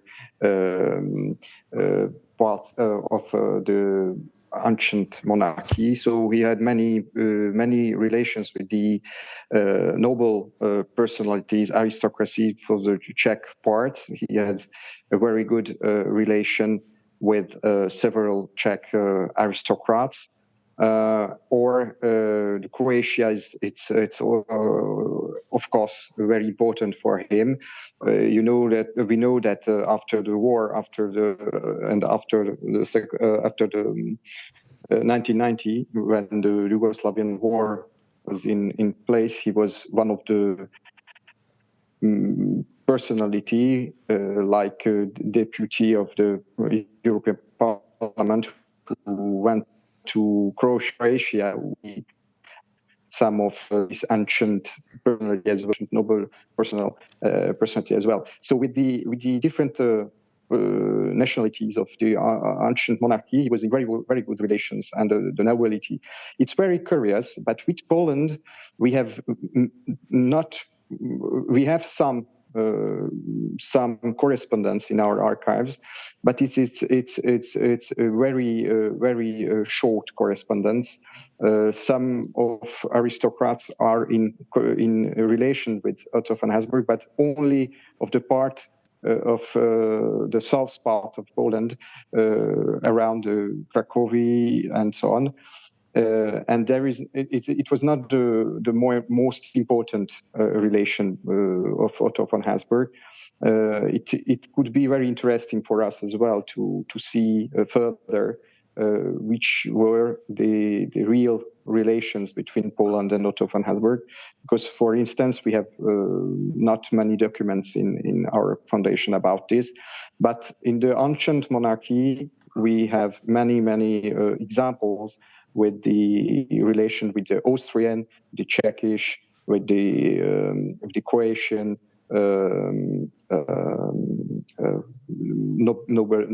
nobility. So it is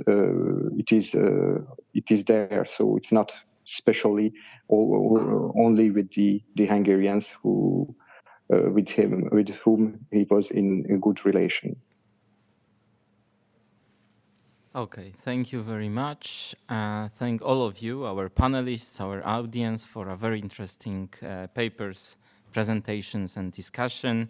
And now I'm announcing almost 15 minutes coffee break. So.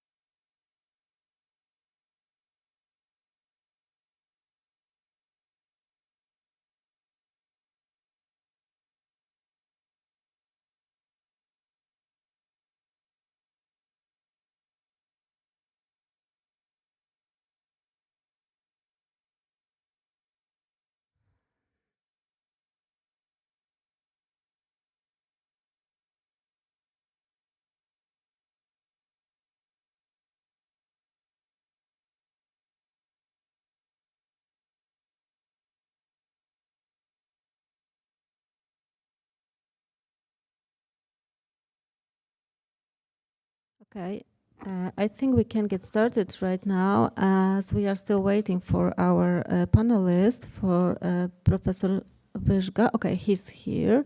So, ladies and gentlemen, good afternoon. My name is Ewelina Szpak and I represent European Network Remembrance and Solidarity as well as Polish Academy of Sciences. And I have a pleasure to chair our today's last session entitled Peasant and Vernacular, Reconstructing Lived Experience of the Unprivileged Classes. And before I introduce our wonderful speakers, please let me remind you that we have around 1 hour and a half, 1 hour and 30 minutes. And during this time, we will have 3 20-minute presentations and 1 commentary. Then we will open the discussion. 2 panelists are not on site, so they will present their papers online. And as the session is also being streamed live, I would like to remind our participants who are watching remotely that we encourage you to ask questions, share your comments or reflections, and if you have any of them, please send them via chat tool. And members of our team will collect them, and then they are going to be read aloud. As everything takes time, please don't wait too long to share your opinions or feedback.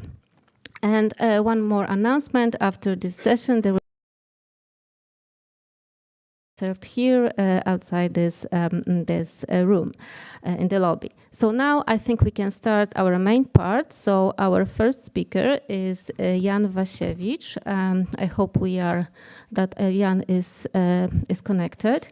And Jan is an assistant professor in the Department of Art History and Philosophy in the Faculty of Art Education and Curatorial Studies of the Magdalena Abakanowicz University of the Arts in Poznań, and lecturer of philosophy and ethics in the Ignacy Jan Paderewski Academy of Music in Poznań and semiotics in Collegium da Vinci in Poznań.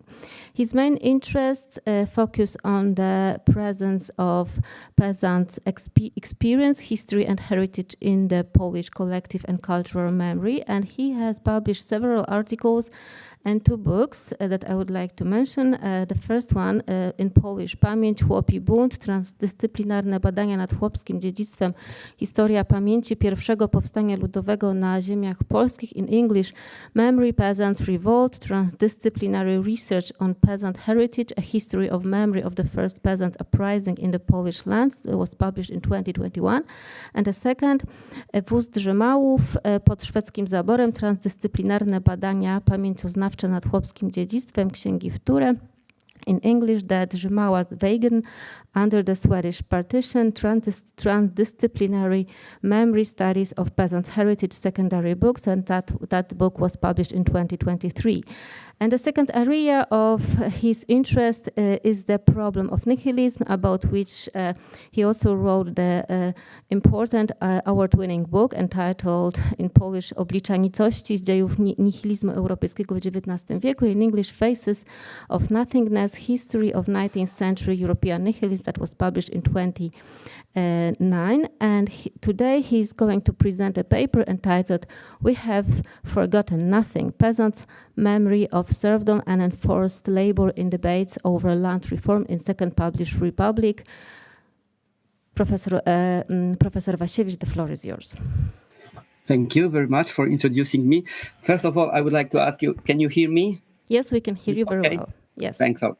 Thank you. So first, as well, I would like to express my great gratitude for inviting me to this conference, and as well giving me this opportunity to talk to you via internet. You know, I have to stay in Poznań because of some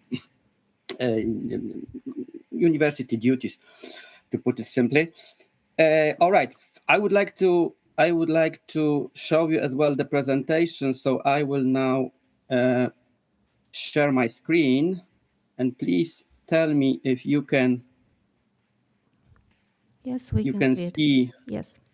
You can see my presentation. Is it okay? Yes, it's fine. Good, thank you. So let me start maybe this way.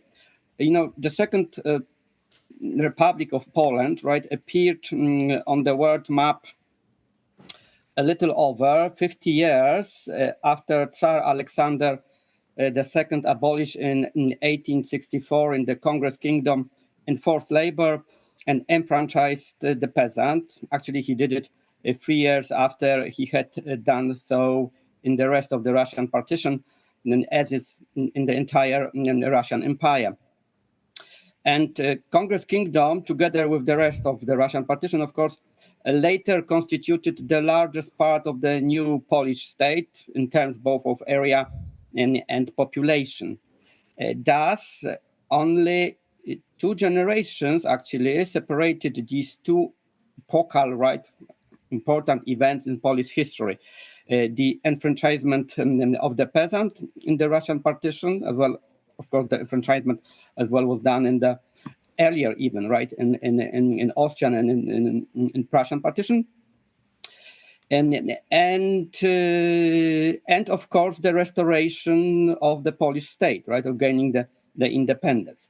So, the memory of the pre-enfranchisement times was thus, and this is my general thesis, this was a living memory, a living communicative memory among peasants, and as well a cultural functional memory among peasant political activists as the leaders of this memory, who then use it in the current important dispute concerning the constitutional foundation of the state, economy, and other areas of socio-cultural life. Especially, I would like to show that the memory of serfdom and enforced labor played quite important role in the arguments put forward by circles representing peasants in favor of implementation of the land reform. And yes, so this is my specific, szczegółowa test, specific test. And the source material on which I based my analysis are the results of the peasant press survey, in particular the weekly magazines Piast and Wyzwolenie, the official organs of the 2 main peasant parties in the interwar Poland, respectively the center-right Polish People's Party Piast, yes, PSL Piast, and the left-wing Polish People Party Wyzwolenie, the liberation, right, Wyzwolenie for those who maybe don't know Polish. And let me maybe start from a few, I would say, seemingly obvious but quite important remarks. So Poland regaining its independence at the end of the 1918, after 123 years of political non-existence, of course faced a number of pressing problems, the most important of which included the economic reconstruction of country as heavily devastated by war, the creation of state institutions, and the establishment and defense of still unformed and threatened borders.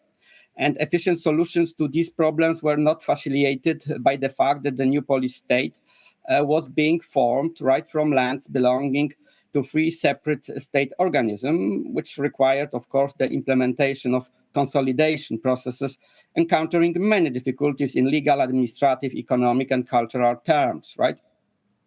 And it should also be borne in mind that the newly formed Polish state was a multinational, multi-ethnic, and multi-religious country, whose territories were overwhelmingly inhabited by the rural populations, mostly peasant, of course, right?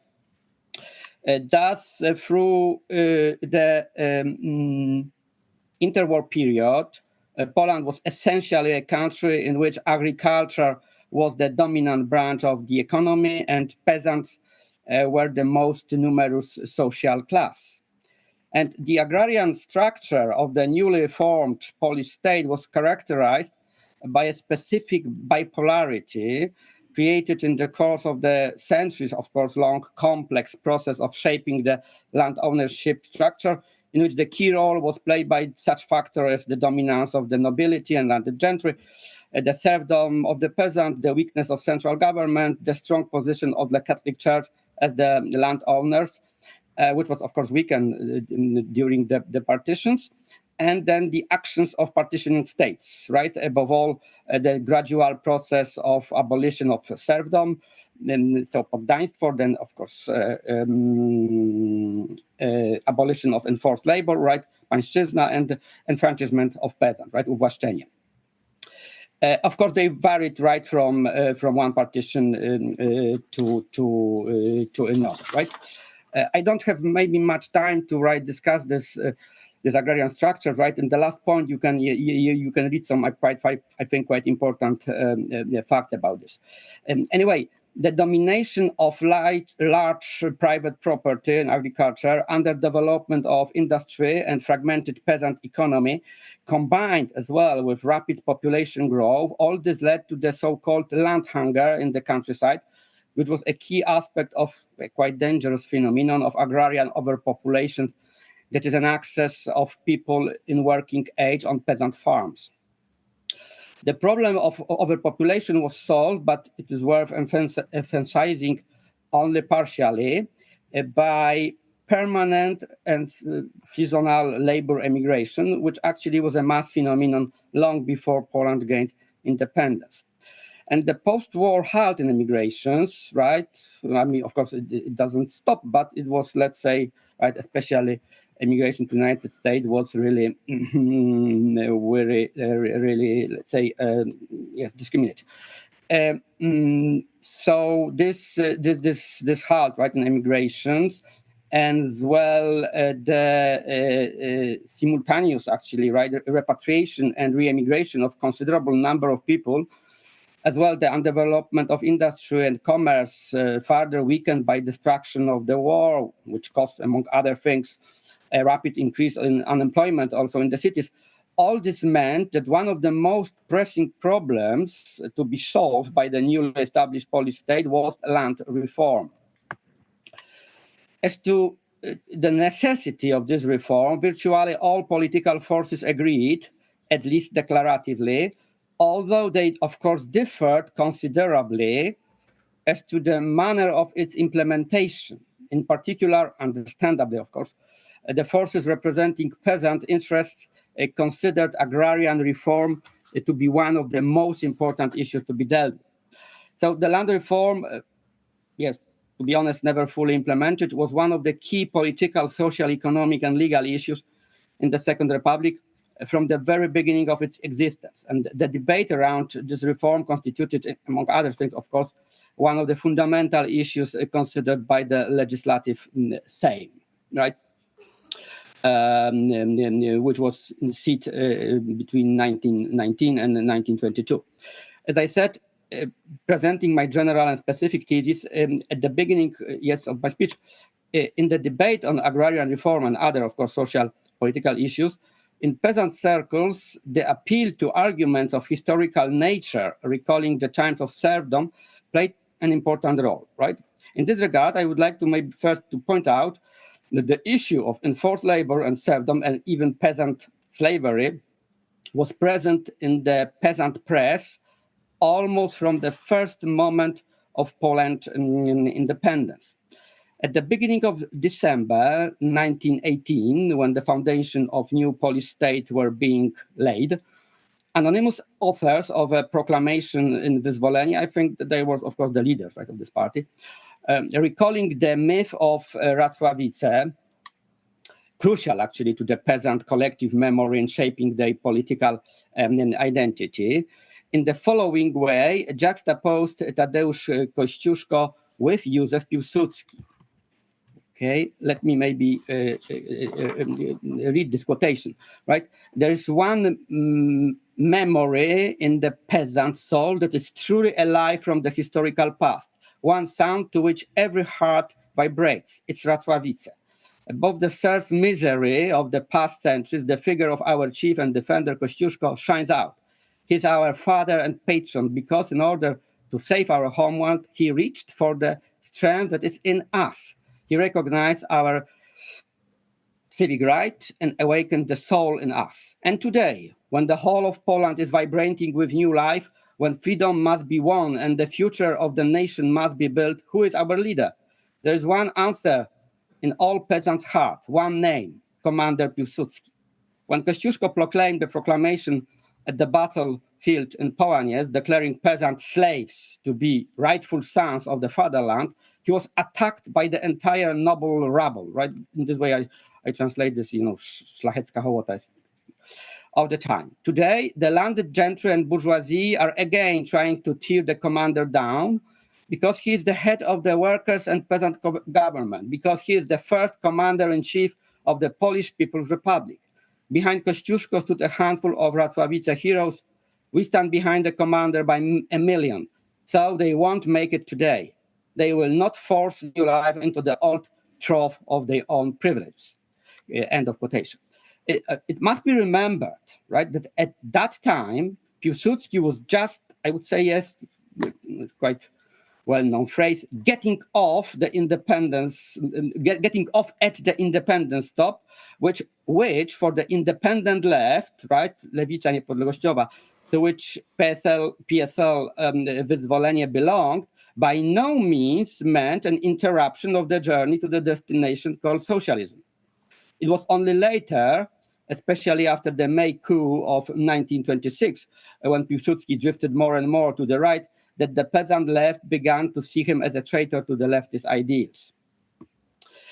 And now, in the next issue of Wyzwolenie, just after in the next issue, right, its columnist, Andrzej Moore, referred as well to the times of serfdom in his article, Land for the People, when he polemized, right, with opponents of the expropriation of large property, for whom expropriation was an attack on, yes, as he put it, right, in quotation mark, on the sacred right of property, and who, I mean, those were against this expropriation,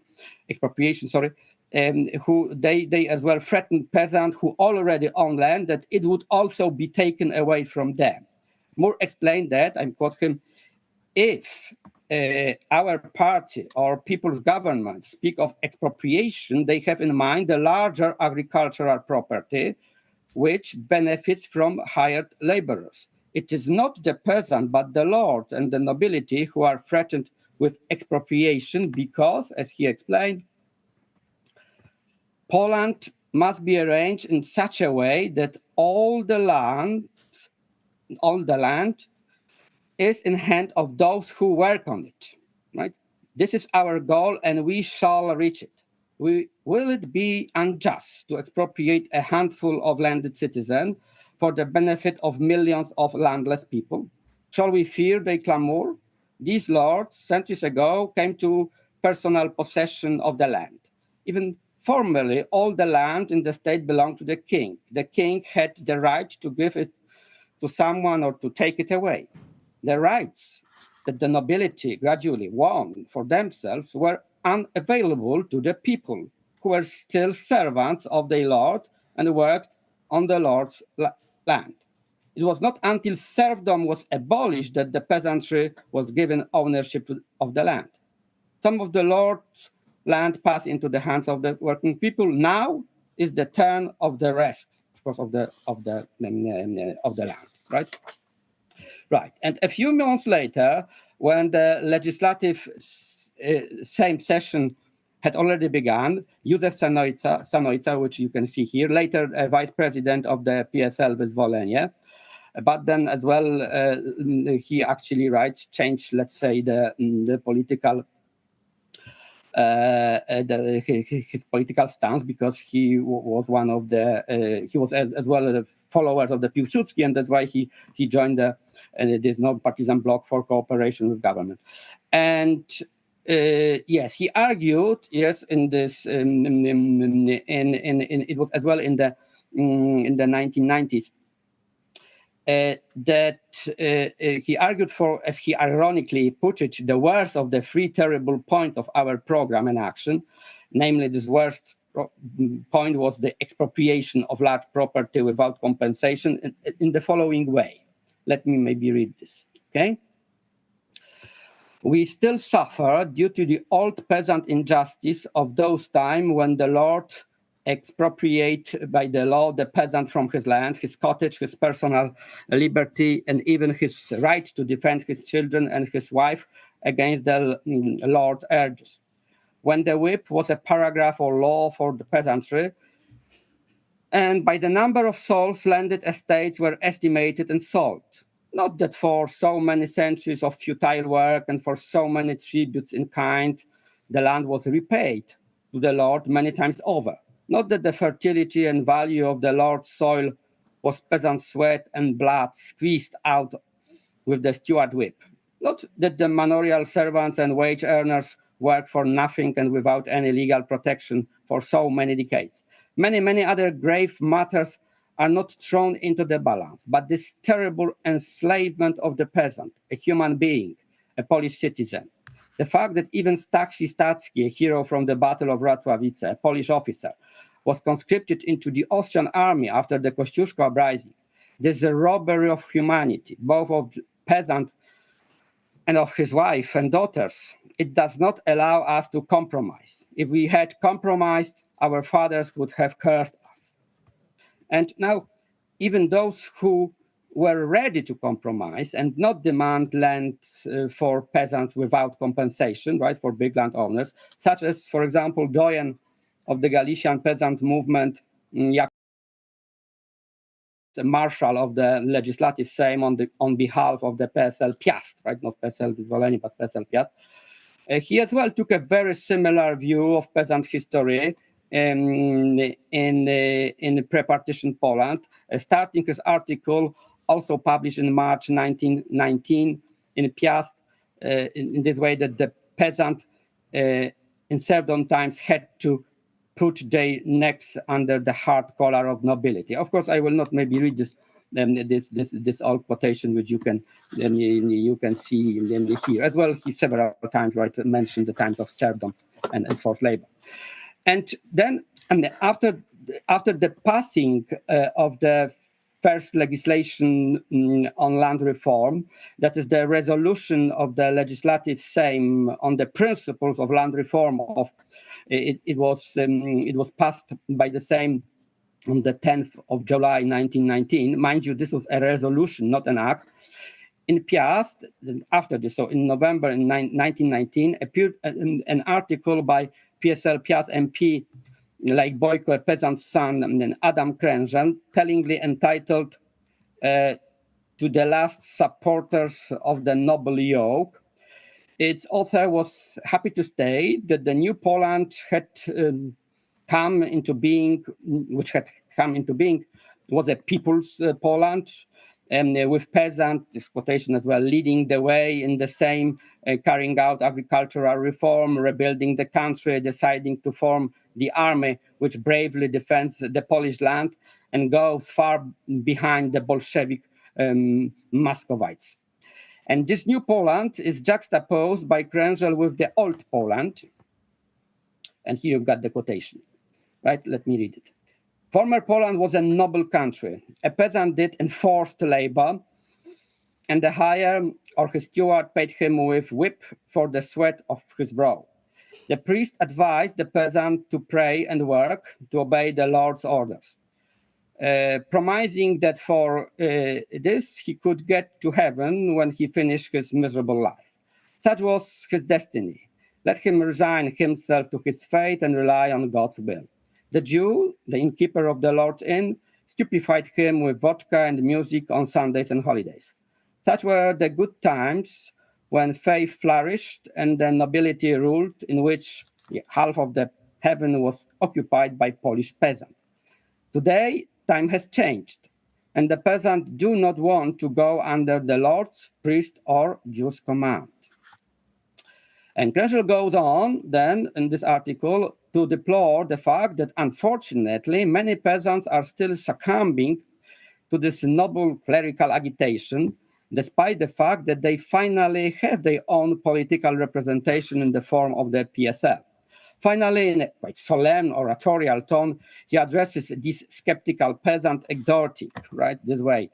To you, brother peasant, bewildered by those who kept your ancestor in the yoke of heavy serfdom, we turn with an admonition and cry, abandon this work with the lords in one camp, the detriment of yourself and your children, and stand in line under the banner of the Polish People's Party. Of course, this article must have provoked a sharp reaction in conservative and nationalistic circles, because 2 months later, Krężel published another article entitled quite similarly, Defenders of the Noble Yoke, in which he actually reproached his eponymous heroes, right, so these defenders, for persuading society that, and this is a quotation from, yes, which Krężel quotes, right, of his, let's say, attackers, that yes, society, the peasant will not build Poland, that there were other hopes, but they were dispelled by the peasants same, right? That the peasants are going as a mob led by the Jews to exterminate the intelligentsia and the patriotic part of nation in order to help the Jews seize power in Poland. That the peasants support the Jewish trade, filling the Jewish warehouses with grain and all kinds of food, and from them they buy everything, avoiding the Christian shops. That if Poland, in spite of these boorish betrayals, right, chamskich zdrad, in this way I translated this, will rise, it is due to the intelligentsia and that part of the people whose motto is God and fatherland. In the end, they shout this, right? Krężel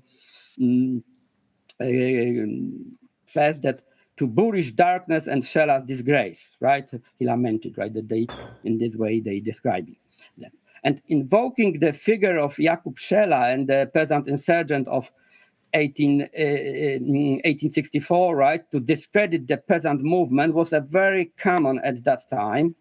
In his famous proclamation to the Brothers Peasant, published at the beginning of July 1920, shortly before he was entrusted with the mission of forming his first government, the so-called Government of National Defense, Wincenty Witos, which you can see here on the left, lamented that, right, I will not, of course, read the whole, but that they saw, yes, he as well repeating some calumnia for him, I mean, that they saw only Szela in me, right, a common boor, a traitor to the fatherland, for whom a murderer bullet would still be an immeasurable mercy, right, and in this way.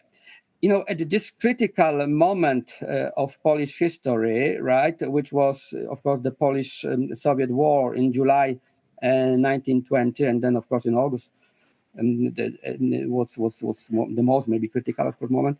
But in July, the leading members of PSL Piast, led by Witos, of course, issued a proclamation to the peasant on behalf of the entire parliamentary right club of PSL Piast, exhorting peasant, of course, to defend the fatherland, which, as he said, right after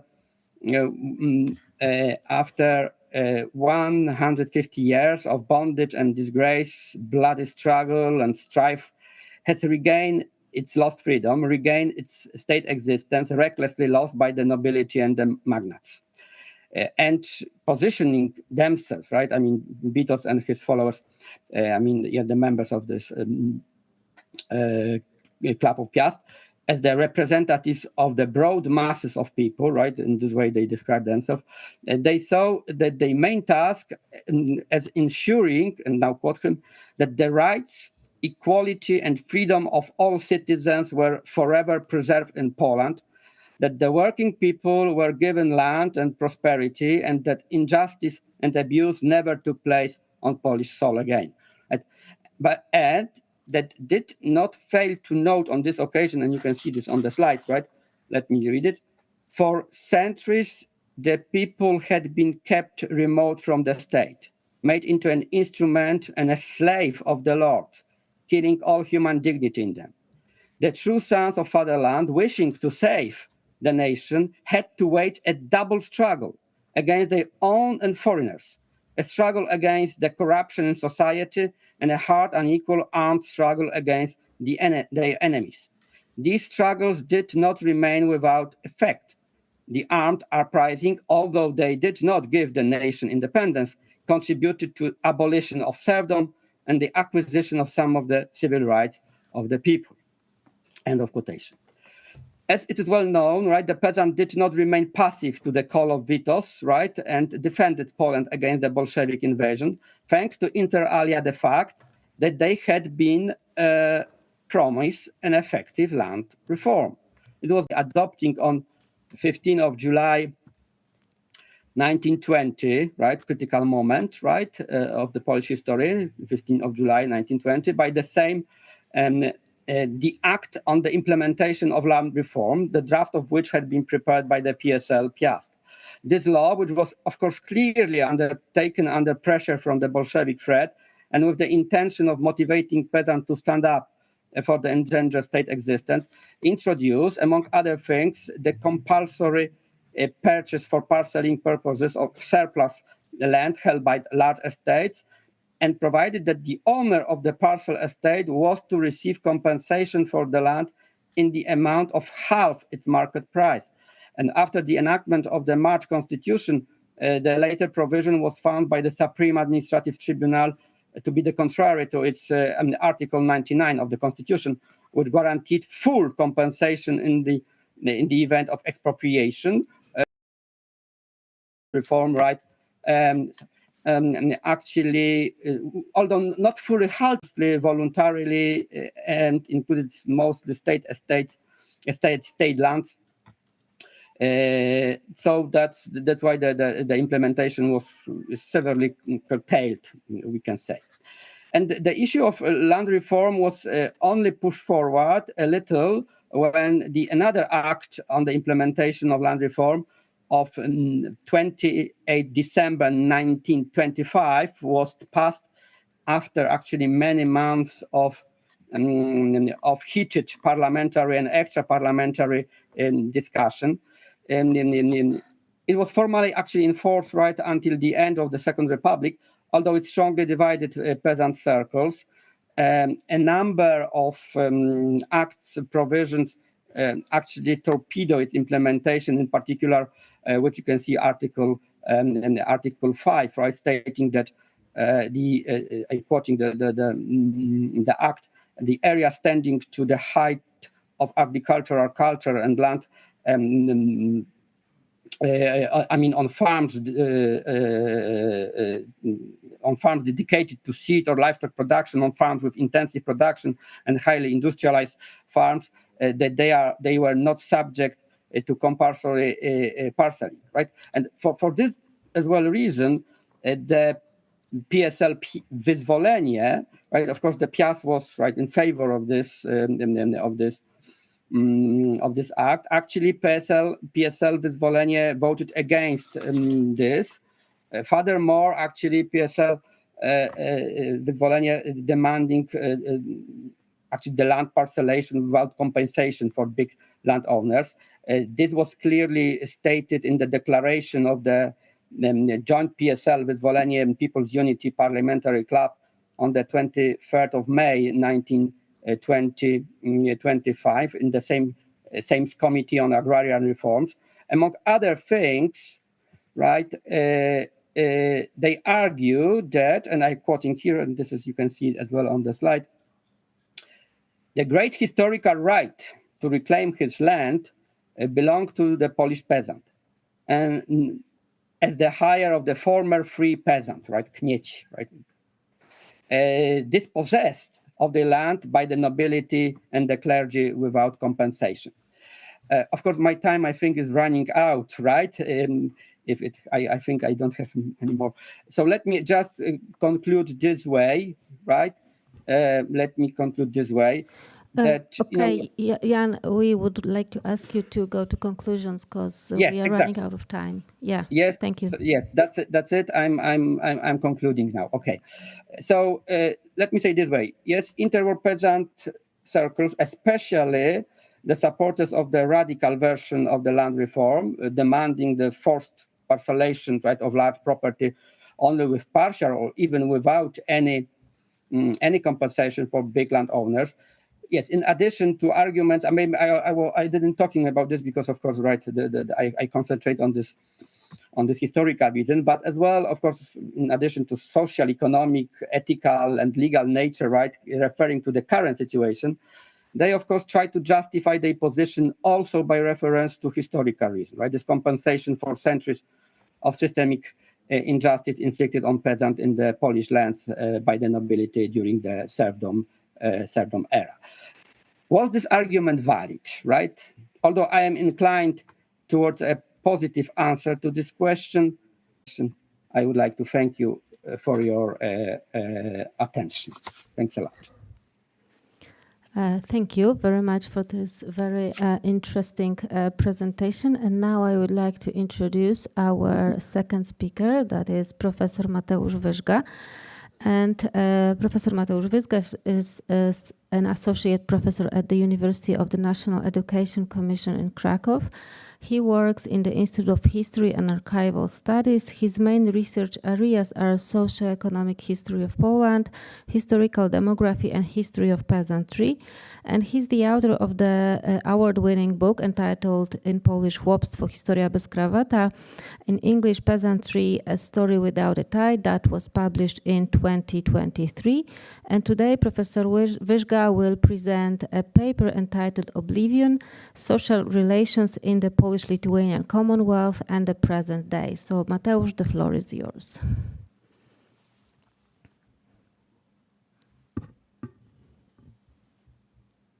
Yeah.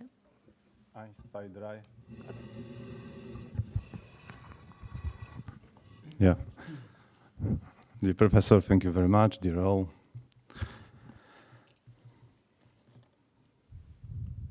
Okay.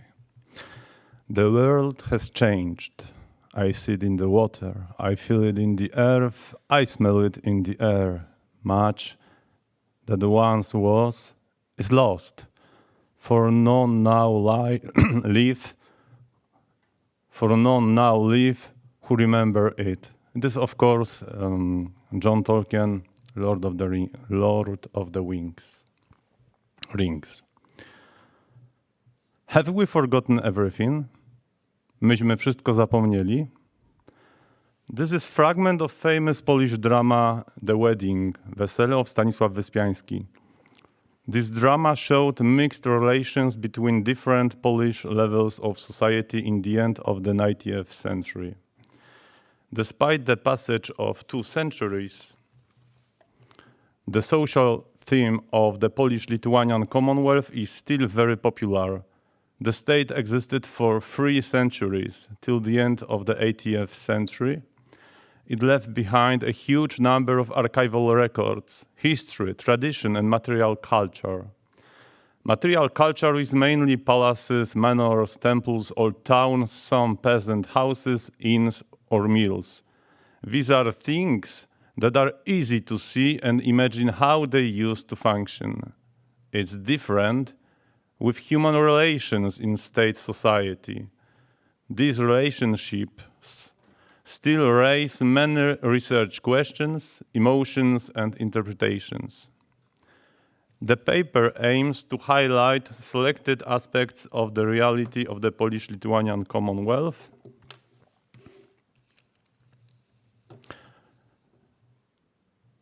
that have not penetrated to the present day or have penetrated in a different form, showing the various social relations that took place between the nobility, peasantry, and townsmen allows us to better understand the former society. These relationships were good and bad, but mostly ordinary. Concerning economic issues, this brings us to the complex and heterogeneous everyday life of the early modern period. The feudal society was differentiated by social level and dominated by various cliental arrangements. It was dominated by the local community. Early modern Poland is characterized by certain key words, which after 200 years are already understood differently than originally. Often it is a negative assessment. The word slavery used in Poland in the past was part of the corporate speech of the nobility, owners and tenants of estates. It was taken over by self-governing peasant elites and urban communities. The word slavery referred to disputes between employers and employees in negotiating suitable conditions. Another ambitious term is property. In the era in question, it was shared between the manor and the peasant farmers. Here, it should be noted that land ownership and the various forms of its possession, that is inheritance, lease, rental, pledge, and maintenance under various rights, is a basic phenomenon that distinguished the inhabitants of Poland no worse than the social division. This we can divide into settled people, stayers, and mobile people, movers, without roots in the place of current residence. The first group were gentry owners of landed estates, villages and towns, as well as full peasants, farmers in Polish kmiecie. In this approach, I used my family history as a case. Now you can see a small career of my own surname from the medieval times till the present day. All time it is nearby villages near Krakow. Lords and full peasants inhabited the same settlements sometimes for several centuries. Thanks to the fast development of genealogical research, it is known that some families have lived in the same area since the end of the Middle Ages. So, families inherit the same land parcels and farm for several generations. They are distinguished by mobile people. I include in this second group both tenants of landed estates, mostly nobles, but sometimes townsfolk and peasants. This phenomenon grew in the 18th and 19th century. This group also includes workforce, agricultural mercenaries, people without roots in the local community. It is very important to realize these pre-modern social divisions. Finally, subjection, on the other hand, was part of the labor market mechanism to maintain an adequate labor force in the landed estates.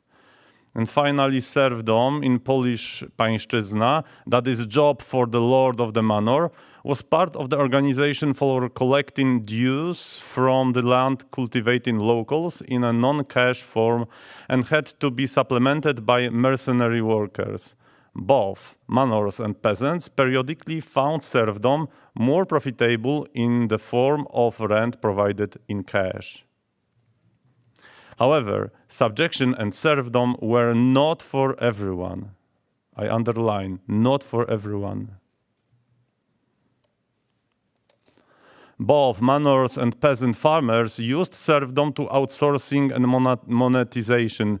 Every third full peasant had their own serfs. In this way, a capitalist labor market was slowly forming. The competitiveness of employers, wage rates, and working conditions were also increasing. Here, it is worth asking the question of who was actually doing the serfdom. It was primarily people without a social background who came to work seasonally and on annual contracts. Local people without their own agricultural fields can also be given here. Finally, serfdom was performed by young people, the offspring of farmers, before they took over the farm from the older generation or received their own farm from the manor. The surviving archival sources are descriptions of generally illiterate people, indeed. These records mainly deal with things that were contentious or required permanence, real estate transactions, court verdicts, negotiations. By using only them, the easiest way to find and issue a historical verdict, we obscure rather than reveal past realities. Moreover, these projects are sometimes hasty and one-sided assessment of past social reality. We propose an approach with a different calibration of the level of observation with a diverse source base, as well as in the methods used, quantitative and qualitative approaches. In this way, we are able to gain a closer understanding of actual social relations in pre-modern Poland, where regularly recurring famines and epidemics conditioned human cooperation regardless of place of birth and origin. The Polish-Lithuanian Commonwealth was a state feudal society, but geographic and social mobility was considerable. This provided an opportunity for people of analysis of manuscript sources of an economic nature, for example, contracts for village leases, inventories of landed estates with a censuses of serfs, town and court accounts, serf complaints, allows one to explain the realities of daily work. One can also learn about the negotiations that peasant groups had with the nobility. Sources of a judicial nature, that is state court books, village court books, towns court books, help grasp how the laws in force were implemented in practice. This is especially true in the case of the limited mobility of subject peasants. Considering the interrogation of peasants who legally or illegally left their inhabited villages, a picture is revealed of the many possibilities in terms of changing their place of residence and work, as well as their living conditions.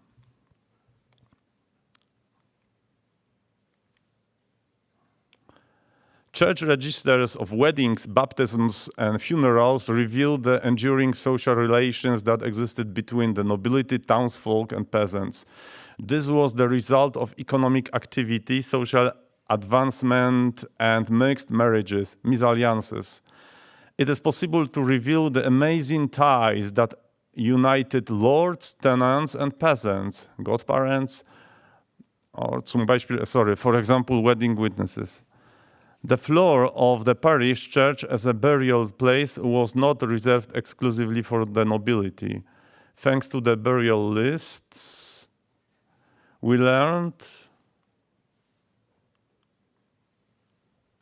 that the space was also open to ordinary people. Such people earned with their lives a dignified place after death.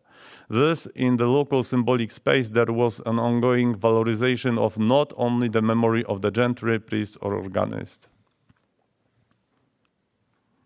The phenomena that bonded the lord and the peasantry together were primarily localism and the agricultural labor market. Food crises and epidemics recurring with ruthless regularity meant that interstate cooperation was able to prevent the population and total economic disaster. As a last resort, peasants consumed grain intended for sowing and sought support from the manor. Imposing excessive rates for grain borrowed by the manor could lead the serfdom peasants into a spiral of debt and poverty. But the next stage of elemental calamity was the flight of serfs. Manors were generally aware of this eventuality. Localism and defense of local resources of raw materials and labor translated into neighborly economic wars. In such cases, social relations ran across social states. Examples include raids by peasants led by their lords on neighboring landed estates, encouraging violence. This local integration can also be seen in the minutes of court sessions. In numerous cases, complaining serfs appear in court assisted by their superior lords, owners or tenants of the village. It should also be noted that the lower limit of the noble state was extremely flexible. Throughout the modern period, there were promotions of the plebeian population and degradation of the nobility.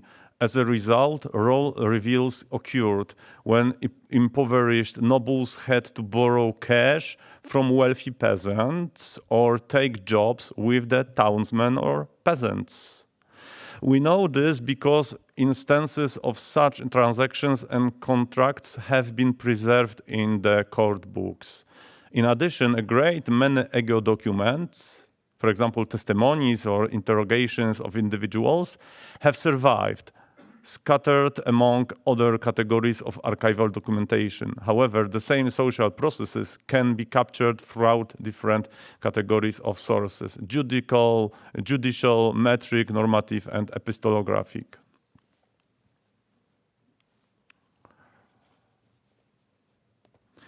As I have mentioned before, in the comparative analysis of the past world and the present world, it is precisely the question of the coexistence of written culture and oral culture that remains important.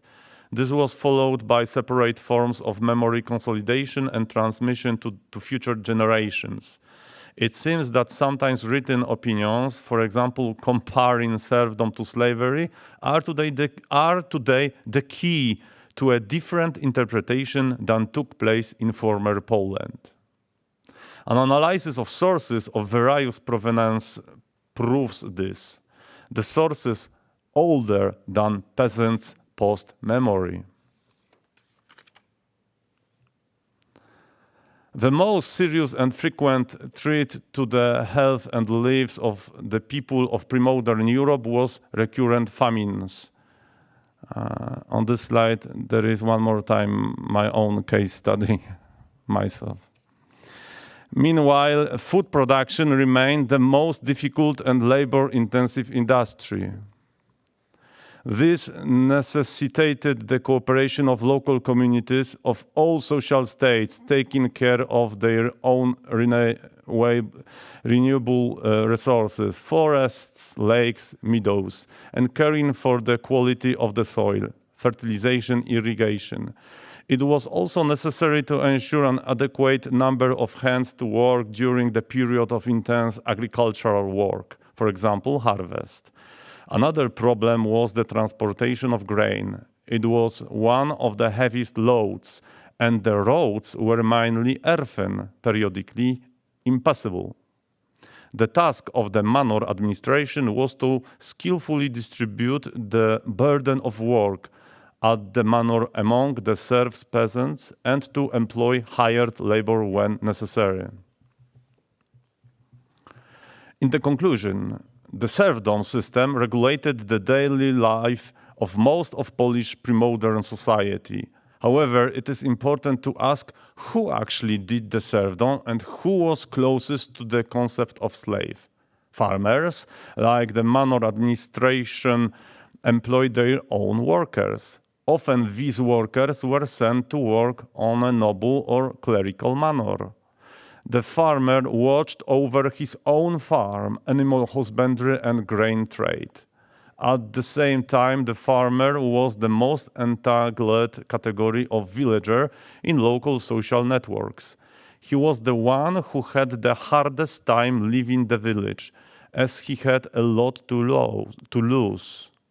The price for giving up part of his freedom to the landowner was a usable farm, legal, economic, and housing support. However, we mostly know about this local symbiosis from writings criticizing the prevailing socio-economic system in Poland. Laboriosus. Only fragments of the old world and social relations have survived to the present day. There are also some that we still can't point to, as they are deeply embedded in use, inextricably co-creating our identity. What has survived selectively bears either negative or positive marks, and there is a lack of interpretation of phenomena that are simply typical. In post-memory, we will point to negative-sounding words like slavery or of serfdom. The Latin word laboriosus, in English industrious or wong, was the most common state term for former peasants and has today a positive sound. So, there was never the word slave in church registers or economic documents. As a historical demographer, I researched thousands examples of this kind of descriptions of local societies. It was research from below, and now to last slides, instead conclusions. Show must go on. Who is remembered? What is remembered not, and why? And for example, this is typical attack to the neighbor manor by lord and his peasants. And this is Polish descriptions about chain prepared to other gentry. And the last, the power of locality. During Swedish Deluge, just before my speech, I made a small Swedish Deluge on this table. So this is the real Swedish Deluge, and when Swedes attacked manor lord and tried to kill gentry, local peasants killed everyone of the Swedes. Thank you for your attention.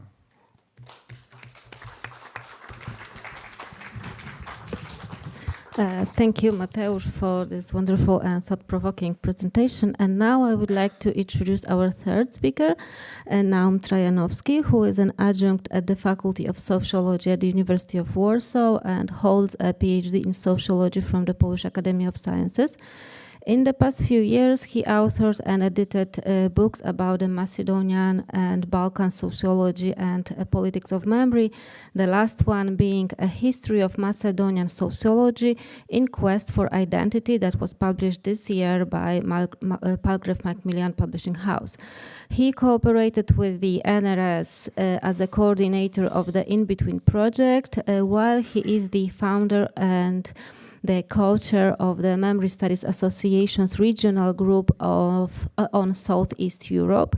And Naum Trajanowski today will present a paper entitled Remember Serfdom at the Turn of the Century Balkans, Dim Bajanowski-Dies, and the pioneering research of Chief Flix, I hope I pronounced it properly, in socialist Macedonia in the 1950s, a contextual introduction. So now, the floor is yours.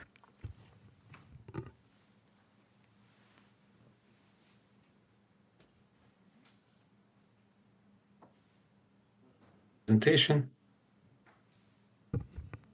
Yes, we can hear you. Okay, perfect. Thank you very much. Thanks again. While we are waiting for the presentations, I'll be suggesting when the slides should be changed. I would like to thank you again for inviting me and having me there in such a format. I hope to join you all in Friday if all the travel plans go as planned and without any major changes. So. Today I will present a topic which I touched upon and hinted at in my recent work on the history of Macedonian sociology.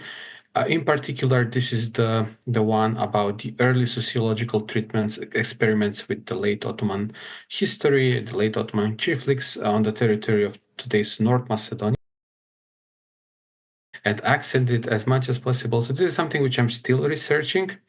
As I just recently discovered the private archives of Bajanowski-Dies, which I hope to turn to be very instructive for opening up some very interesting aspects related to his research, but not necessarily also the habits of observation in this period, the research methodologies, other aspects related to the contents, which I will hint at today, and so on and so forth.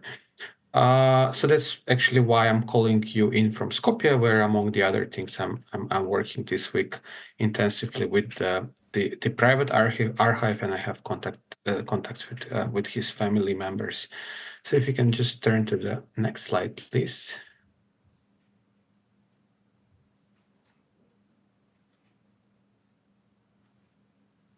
Yep, next one. Yes, so today I invite you to go some 1,500 kilometers southwards. In a way, continue the previous discussion on the recent history and its treatment nowadays, be it in the cultural kind of narrative sphere, but also in terms of memory, remembrance, recollections, and also some sort of an expert interpretations in these regards. So just to be on the same page, and I hope to be some 15 to 20 to below 20 minutes. So I will leave more time for the commentator as a very final speaker today, and as I have to leave at 6:15-ish sharp. So I will try to be as fast as possible. Just to be on the same side, a very, very brief kind of summary. Namely, Macedonia was one of the last Ottoman provinces in Europe, which at the turn of the century descended into political and somewhat economic anarchy. So these are the words of Michel Paller. Other economic historians as well confirm this sort of thesis. This, in a way, and of course I'm brutally summarizing here, was an aftermath of the so-called Great Eastern Crisis from the late 19th century, which provided some sort of autonomy and independence for several Balkan nations while further galvanizing their nationalist aspirations. So in this regard, the Slavic-speaking Orthodox Christian population of Macedonia, which was not, of course, the only one, albeit dominant throughout in certain regions. This population was considered to be either unconscious of its ethnic affiliation or halfway through its realization as ethnically Serb, Bulgarian, or Greek. So those were the neighboring nations, which were already established as nation states in the Balkans at that point.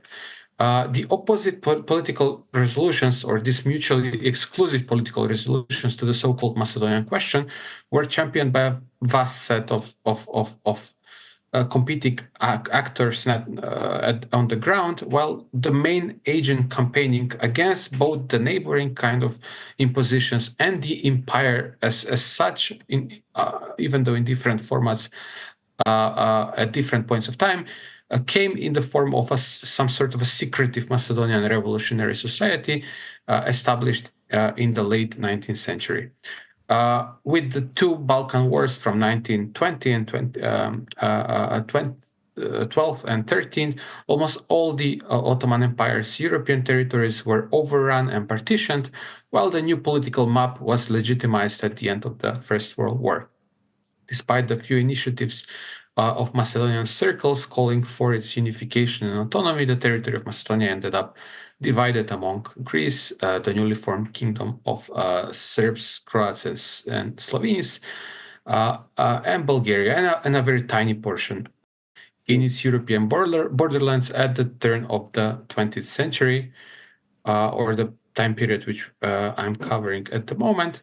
And those hereditary estates were called chiefliks. That's an Ottoman Turkish term, and these chiefliks at this point of time allowed for a greater freedom of the owners in their treatment of the peasant workers. I'm not sure if I'm seeing the proper slide. Yep, that's the one. Okay, thank you. So drawing upon the earlier forms of these Balkan chiefliks, which appeared more or less already in the 17th century, if not earlier, the later chiefliks, so the chiefliks of the late 19th century, kept the microstructure of the manors, which is in a way summarized on the slide you're seeing at the moment, while on the other hand restructuring towards monocultural production devoted to external markets. So this is the key. And in the case of Macedonia, this was actually predominant, even though there were other chiefliks which were actually targeted local markets. And on the other hand, they were shifting the previous decision-making systems towards more predominantly centralized one, which was within the domain of the owners of the chiefliks. So the late 19th century chieflik land management system authorized the Turkish landowners in the Balkans to retain ownership of the arable land, while leaving the local, predominantly non-Turkish population with not so much options than working on those properties, with almost no chance of establishing ownership.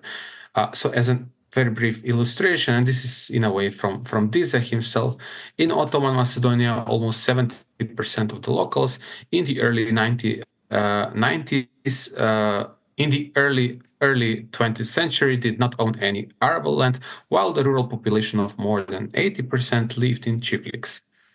Moreover, this tiny segment of non-chieflik villages occupied less fertile grounds, less fertile locations, which were usually in the highlands of Macedonia. So next slide, please.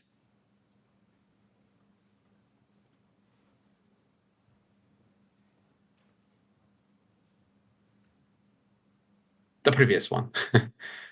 Okay.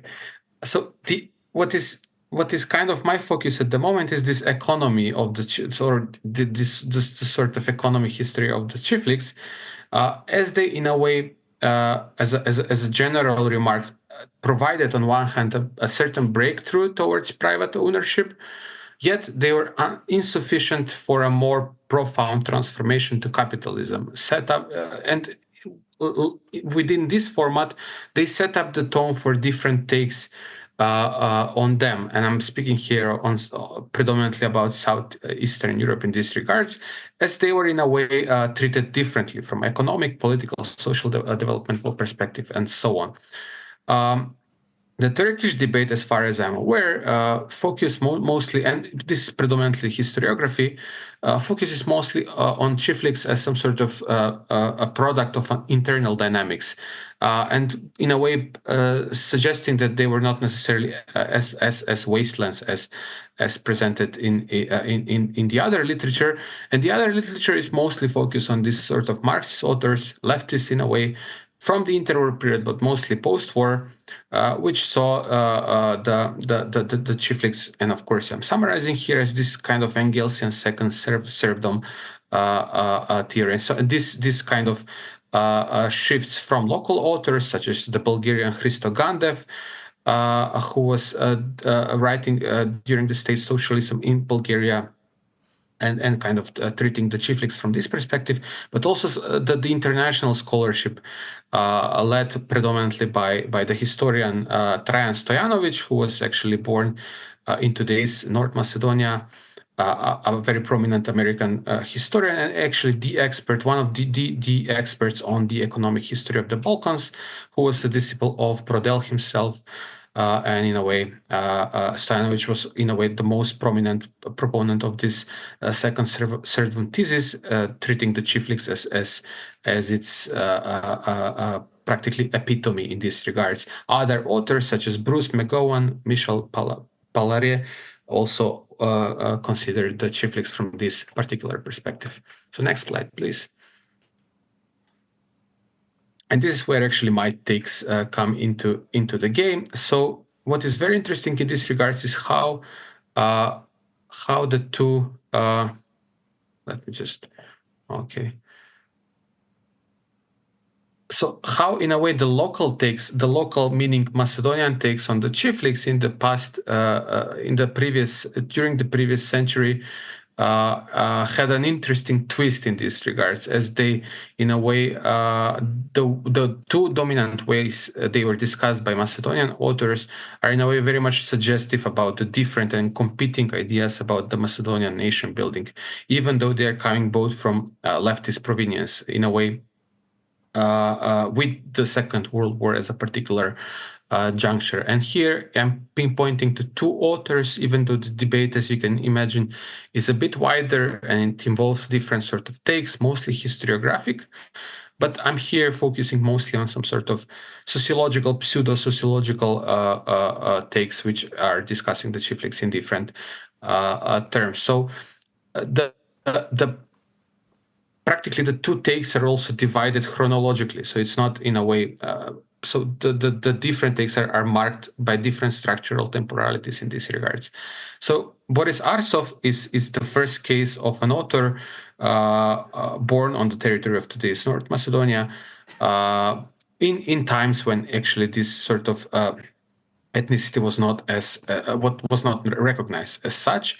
So in a way, he went and studied in Marseille and at Sorbonne, authored a PhD thesis in economic history, and in a way turned to the late Ottoman economic developments in order to map the sort of the very the economic, as he said, economic initiatives of the local population. And by mapping the economic initiatives, he was actually in a way trying to decode the social mobility and in a way the sort of the first formations of the national grouping, which actually put forward the idea of a separate Macedonian nation. So in a way, he had a rather positive attitude towards the chiefliks, not necessarily the chiefliks, but the economics developments as such, as then he was in a way suggesting that the chiefliks were formative for the sort of traveling and the exchange of goods, via which the exchange of ideas pertaining to the national cohesion were also taking place. And other authors in this period were using this sort of coded language to suggest the separate ethnic national identity in the interwar period, which was in a way censored and banned.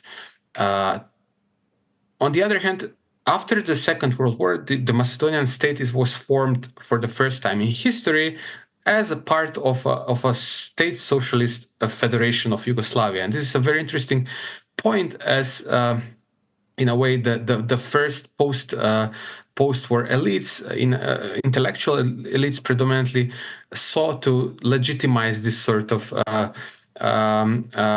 development and in a way suggest that there is a certain historicity behind it, and kind of it sits well and fits well within the dominant back then Marxist-Leninist take on the nation, and so on and so forth. So here the most kind of prominent example is the case of Desanka Miljovska, who was the founding person behind the establishment of the sociology department in Skopje, and very important public intellectual herself, both and fighters, but also afterwards. So she was interested in her early career in history, but also in a way turned to sociology as of the late 50s. So her thesis is pretty much different than Arsov, as she kind of focused on this idea of the arrested development of the Macedonian bourgeoisie, and she was actually trying to provide some sort of meat towards this thesis, as of course the Marxist idea behind the nation was that in a way a certain bourgeoisie is actually needed in order to, as a precursor to the formation of a socialist society. So in a way, the lack of a Macedonian bourgeoisie was in a way justified by Miljovska as some sort of direct reason for it being the chiefling land management system, which in a way, even though providing some sort of a breakthrough towards private ownership, was very much insufficient for a more profound transformation to capitalist economy in this regards. So she developed this thesis in different sort of frames, kind of directing and targeting certain different sort of political events and so on and so forth. But this was in a way the dominant thesis as such. So next slide, please. Yes, and this is where Dime Bojanovski-Tize comes into the game, and he is a very, very interesting figure himself, as his practically work in this regards can be looked from a double key. And this is what I try to develop at the moment, and this is what I'm actually working on. So I can just kind of hint at the two developmental patterns I'm actually seeing here. And the first one is very much focused on his biographical kind of background, his kind of like entanglements as a local political activist, and in a way, the second one is very much related towards his major thesis, which he is proposing at the moment. And I'm actually playing with this idea of him and Miljovska being some sort of a complementary research agenda at the point, in a way, with Bojanovski, Tize being the one who was actually providing meat and his research being the fodder for the thesis of Milewska. So very, very briefly, what's all this about? So Bojanski was a interwar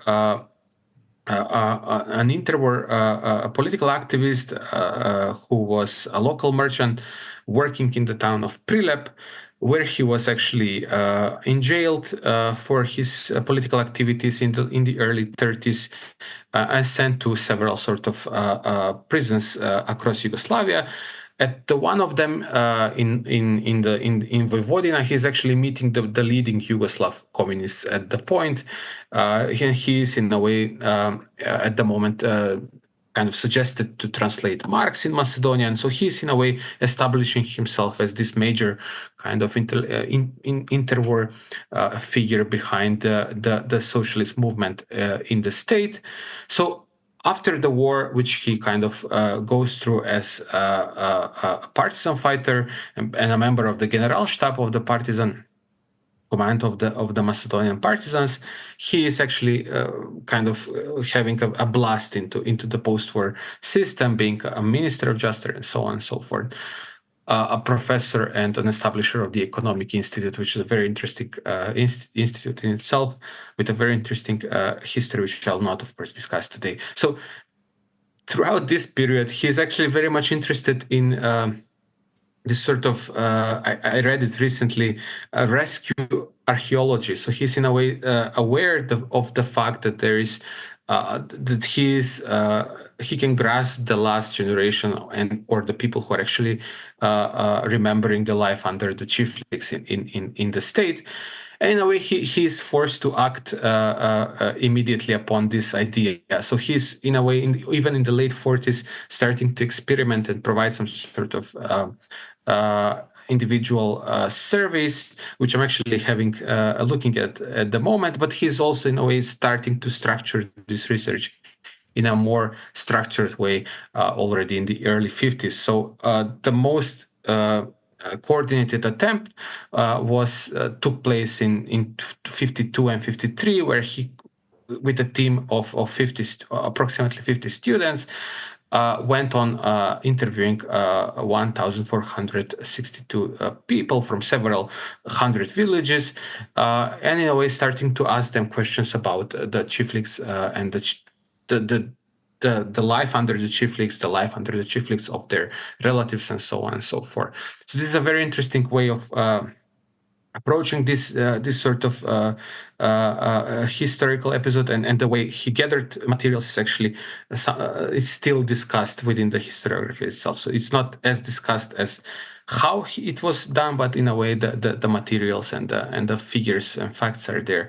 So that's one point regarding his research, and the other point regarding this content is something which I might not have very much time to present right now, but I just wanted to say that he was very much in favor of the thesis of the chiefliks being a mode of repression towards the local population. So even though he was kind of tracing several very atypical kind of perspectives towards the chiefliks, which were not even today that much discussed in the literature, such as the legal kind of relations, which is a very, very interesting topic in itself. He was actually trying to suggest that even though the number of chiefliks was not as big, they were very much detrimental for the local economy.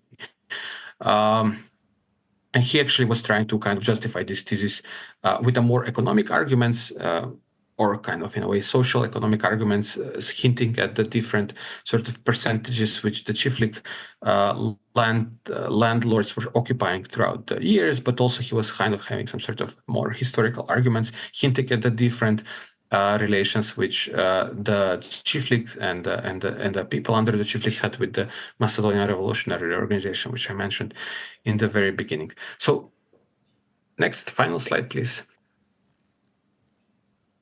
So I would maybe stop here, and I was very much wondering how this sort of very niche topic will sit in within the conference. I'm very open to ideas and suggestions.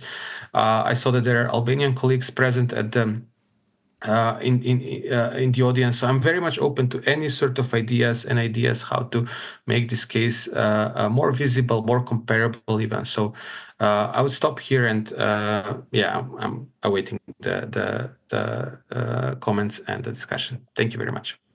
Thank you. And now, thank you for this very interesting paper. And now I would like to introduce our discussant, who is Professor Michał Rauscher, and who will summarize all three papers, share his comments, and raise a few opening questions before our open discussion. But before he do that, I will introduce him. Michał Rauscher is an associate professor at the Faculty of Pedagogy at the University of Warsaw. He works in the area of resistance studies, rebellion, cultural identity and memory studies. He's the author of the book Inglorious Peasant in Polish, Bankarty Pańszczyzny, that was published in 2020, and the second book, The Power of the Subjugated, in Polish, Siła Podporządkowanych, published in 2021. And both books were widely discussed recently in Poland, so I guess that they are going to be very important and essential questions and comments. So, Michał, the floor is yours.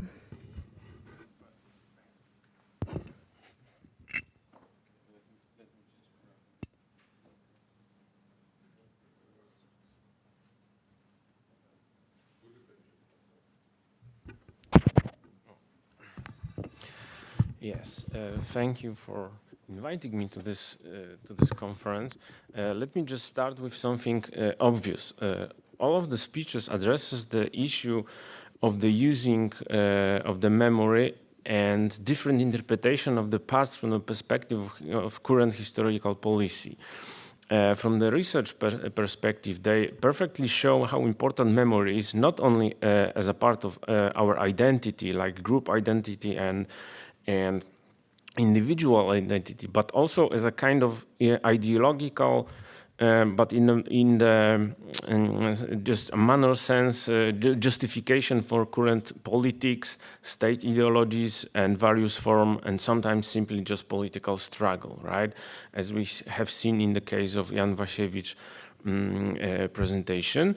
And what for me was very important during this panel was that we usually think about the memory and the history separately, right? That here is memory. Memory is very important to our identity, individual as well as group identity. We are creating, shaping, reshaping memory, and so on and so on.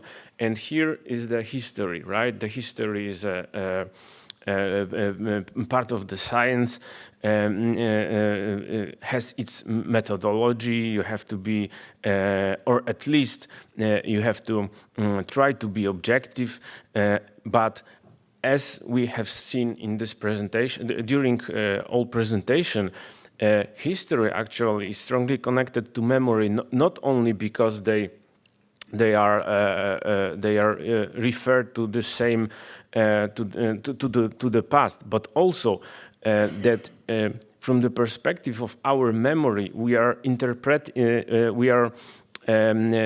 doing the interpretation of the historical materials, and the memory actually influence our vision of what we want and what we are finding in historical sources. Let me just start with the Jan Wasiewicz presentation. Jan Wasiewicz presentation was about the usage of the serfdom memory during the land reform discussion in mid-war period, right? So, but there is a very old tradition of using of serfdom memory toward among the peasants to interpret and intervene into the politics. Let me just remind the sorry. The Great Rebellion during the 1861, based on the relation to the memory of the serfdom, and then the other slightly more important but but very interpretative events regarding the memory of the serfdom. So this discussion about the land reform, that we need to have the land reform because there was slavery, serfdom, and so on, shown how the usage of the memory can influence our actual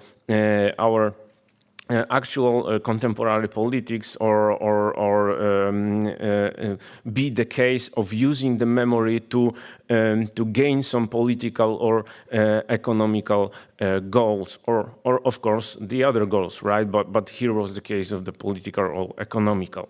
So I have a question for is that I'm asking question and you can ask to the whole now, panelist, or yes, of course, yeah. Yeah, so I have a question to Jan about the what happened with this memory of the serfdom during this discussion about the land reform, and after, of course, after the Second World War, right? And what happened actually with the maybe you have some information about how this discussion among the peasants about the land reform influenced actual politics of land reform, right? So as for Mateusz, you raised a very important in the villages during the pre-modern time in Poland, right? Excuse me. You addressed it as a you started with the question about the slavery, and then shown how the relation in the villages was actually way more complicated than we think they were, right? But what is very important, and I think that actually this is also my question for you, right? What is very important is that why we even start to think about the serfdom as a slavery, right? That means that we have something in our memory or identity or whatever. I do not have answer to that question, that we need to see this serfdom as a slavery. It is not a question whether it was a slavery or not, right? But why? What do you think? Why we think about the serfdom as a form of slavery? And you also raised a very important question about the historical resources, right? Because if we think about historical resources regarding the life and social relation as a written resources, as you mentioned, the court records, or the, I don't know, some kind of economical tables or whatever, those are the written materials written in the specific, relation of power, right?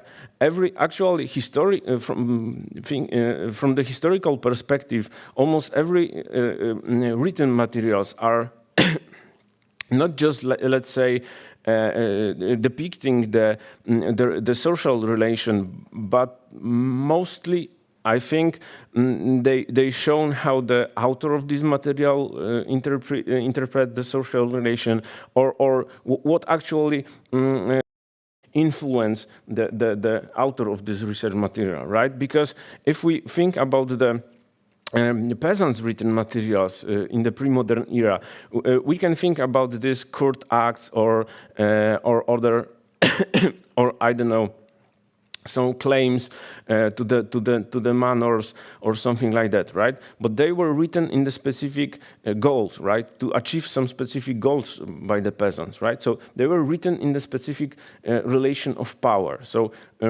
what is the reflection on the written materials of the interpretation of the written materials regarding the peasants' life and social relation, right? And finally, I have more questions for you, but I think we can start with just two. And finally, the presentation of Naum Trajanowski. I'm not sure whether the Naum is still with us, but I'm gonna say a few words.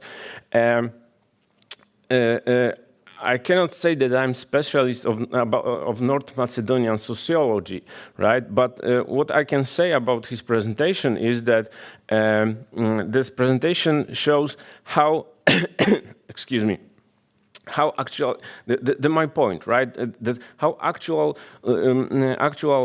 political situation influenced the interpretation of the historical materials, right? And we have seen how the Dym-Bojanowski interpret and the Sankamiliowska interpret the materials about shiftlings, right? They from the perspective of Marxist interpretation of the stages of the history, right? They were.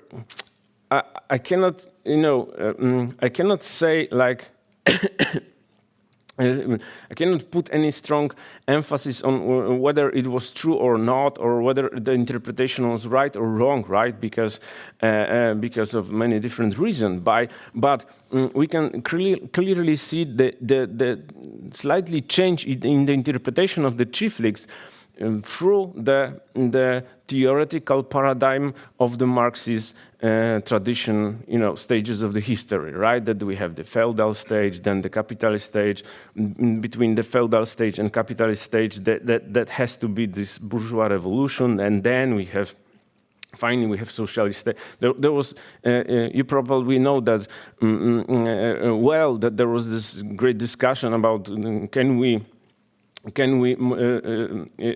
switch from the feudal state into socialist state without this bourgeois stage, and so on, right? So this was a very interesting presentation of how the actual politics and theoretical paradigm of the politics of the state influenced the historical research. This was this was very interesting because it wasn't the same case, right? But in the Soviet Union during the Stalin era, there was this economist Evgeny Preobrazhensky, and he wrote the book about socialist accumulation, right? And because the socialist country needs the resources from the villages, right? In this book, he interprets the serfdom in Russia as a form of the state taxation, right? So it wasn't the slavery in his book. The serfdom wasn't slavery or any kind of power and economic exploitation relation, but it was just a taxation, right? Because the Stalin was trying to introduce the politics which was interpreted in collectivization, of course, right? Which was interpreted by the peasants as a serfdom, right? So they were depicting the serfdom as a form of taxation. The case with Dym-Bojanowski, right, wasn't the same level of the usage of the history, right? But from my perspective, and correct me if I'm wrong, the Dym-Bojanowski was, doing the same, let's say, manner, right? That he uses the theory of the Marx to interpret the chiefligs to change or show how this chiefligs was the part of the, let's say, from the Marxist perspective, bourgeois revolution and change into the capitalist mode of production, right? That's all from me. Okay, thank you. So as Naum is in here and he has to leave earlier, so maybe we will give floor first to him. So if you want to refer to comments or questions. Yes. Yeah. Thank you very much. I don't have much to add. I mean, I'm very thankful to the comments, and they're pointing out to a very neatly kind of to the idea which I was actually trying to hint at the best. So even within the Marxist interpretation, there are certain nuances which are mostly informed by the fact that the Macedonian nation in the making at that point was trying to kind of look for different sort of modes of legitimization and historicizing itself via the state-sponsored kind of ideology at that point. What I didn't mention, and I just maybe will use this opportunity to mention now and maybe highlight it at this point, is that I'm trying to reread the accounts which actually Tise was gathering at that point in the key of a different sort of methodological kind of from a different methodological stance and with a different paradigm in mind. So I'm actually trying to look at the mnemonic narratives which are there in the accounts, and we'll see what will happen out of this. I mean, there is still a lot to be done, and this is, of course, what I was trying to present today. It's just a very introductory kind of segment of pertaining to where actually his research was seated at and what kind of function it had at that moment. So I'm trying to reread the findings and the materials he gathered in a different sort of key, and that's what I'm trying to actually, I'm working at the moment. So I'll maybe stop here as I have to go, really. I'm very sorry about this. And if there are any other questions, I'll be there on Friday. And yeah, I hope to be able to answer them at that point, more informally, of course. Thank you very much. Thanks again. Thank you. So maybe now, Mateusz or Jan, would you like to refer to comments and questions? Yeah. Oh, can you hear me? Mm-hmm. Yes, sure. Yes, we hear you. Yeah, we can hear you. Thank you, Michał, for your quite insightful remarks. First, maybe I will refer to what you have noticed, right? This connection between history and memory. Yeah, this is, I think, quite important issue, and as well, I mean that really memory is shaping, of course, the historical policy, right? Anytime, right? It's not only the invention of the, I don't know, the last decades. The past is used, right, all the time, I would say, and it was as well done at the period in which I was used, and as well, of course, for example, in this discussion were involved as well professional historians and so on, right, and presenting different, of course, views depending on the ideological stance.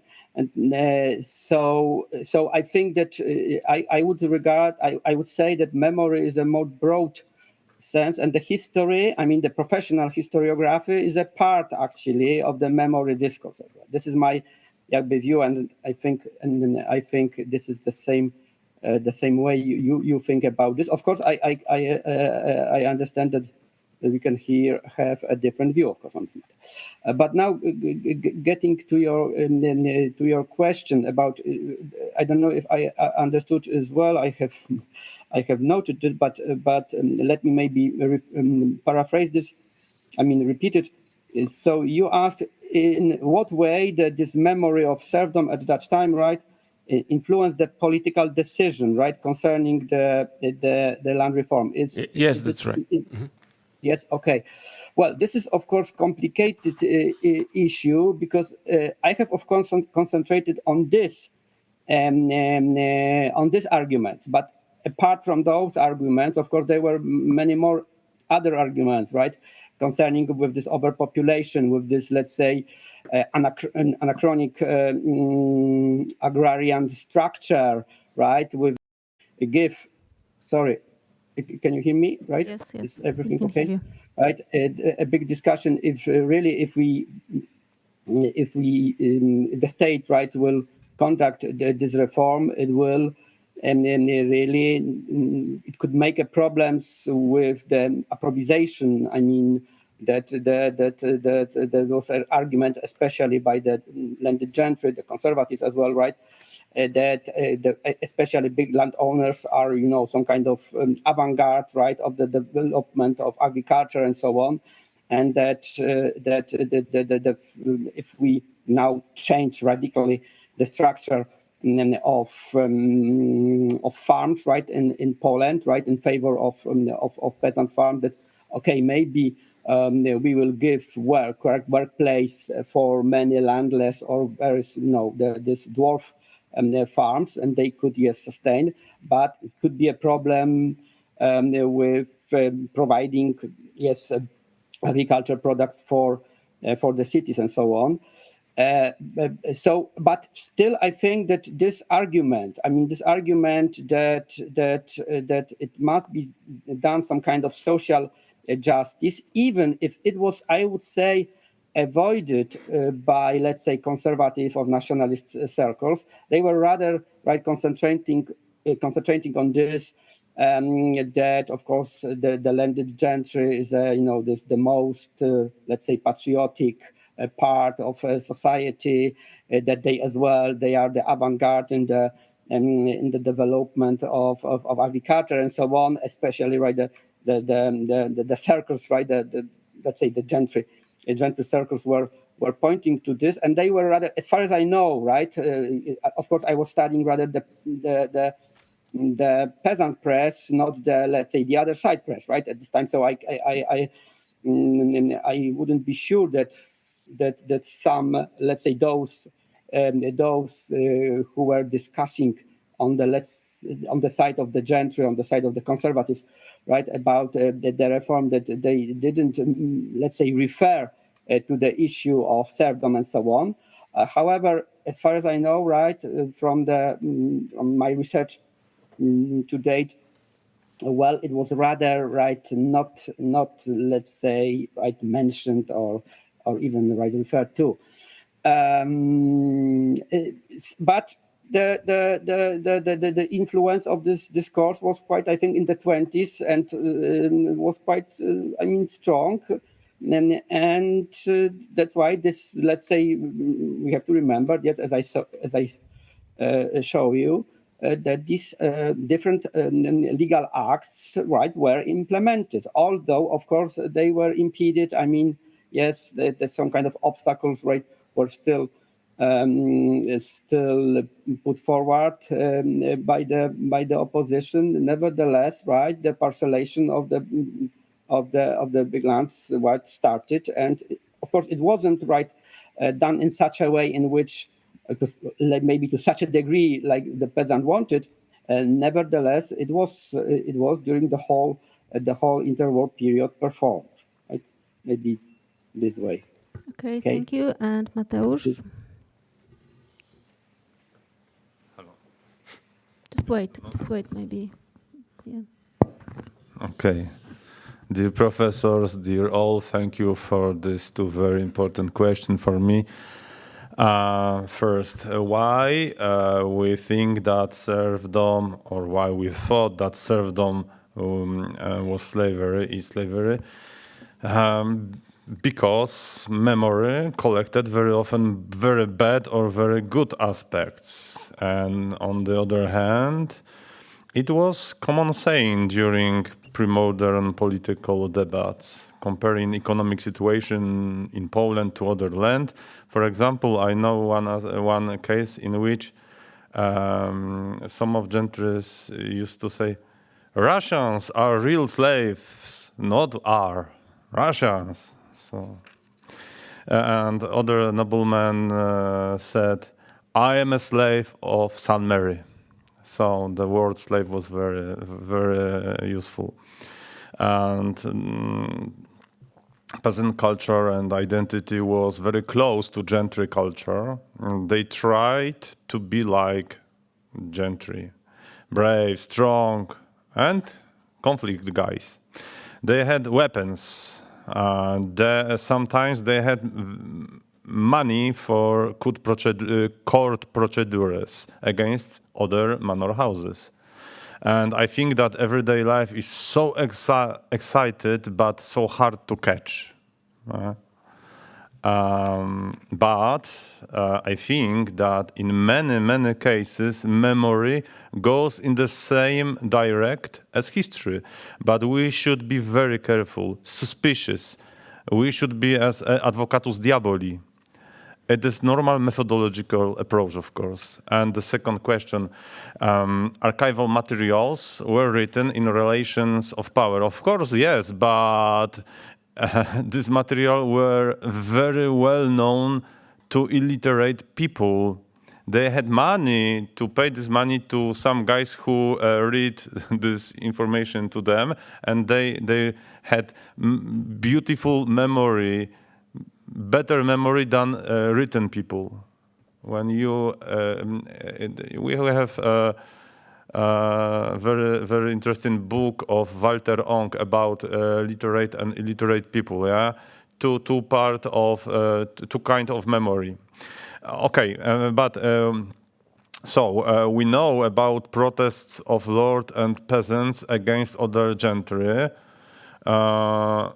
about many different cases, but all the older historiography, older Polish historiography collected especially hard materials. I know that they needed these hard materials, but in archival materials there are many description of normal situation between different social levels. So, and we know that many described interrogations of peasants were created for their own interest against manor houses, against their neighbors, and so on and so on. And what about judicial cases in which a landlord defends his subjected peasants? Lords fight with other lords in courts and in the battlefield because they defended their own peasant situation. So we need to distribute this knowledge to many levels, I think. Okay, thank you. And the same as during the last panel, we don't have much time for our open discussion, but I got permission to a little bit extend this panel. So if you have any questions, comments, or reflections, please raise your hand and we'll be happy to share.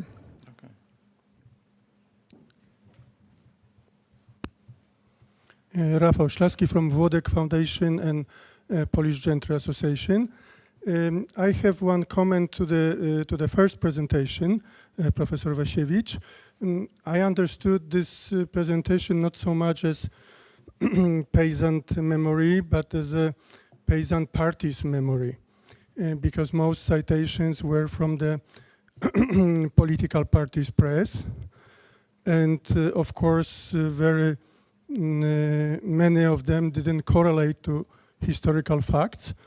I will give one example only.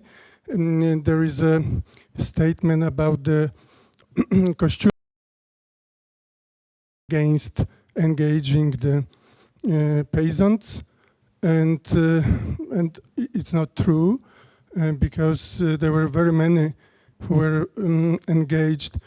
For instance, there was a General Jan Ślaski, the same name like mine by accident. And he has founded 2,000 soldiers, peasant soldiers, who took part in Racławice battle. He was in the field himself, and the outcome of his engagement was that he has lost property to the Russians, and he was not the only example. Okay, are there any other questions? Because I think that we will gather them and then, yes, here. Can we ask for, yeah.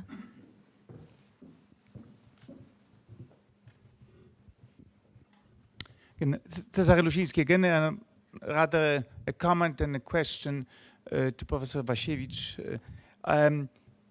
In respect of the situation of Poland, right after regaining independence, parliament was built of peasants, quite often in their traditional suits. And they were much more numerous in Polish Sejm than the representatives of Gentry. Obviously, they had their influence, they had their political goals, among them the agrarian reform, which was much needed thing. But the progress of his within these 20 years of independence has shown that a lot was done. Of course, more was to do, but a lot was done for the justice, land reform, to provide peasants with more land at the expense of gentry, but still with some compensation. Then 20 years after, I mean, after the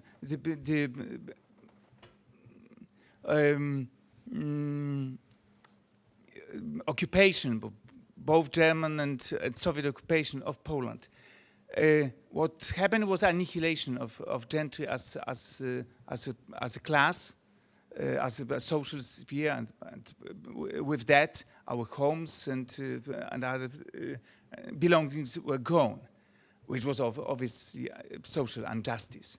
But what communists brought, and along the lines of the goals that were already in 1917, 1918, what communists brought to peasants was not so good at all, because they gave them some land at the expense of gentry without a compensation to our families that for us were houses and property for centuries.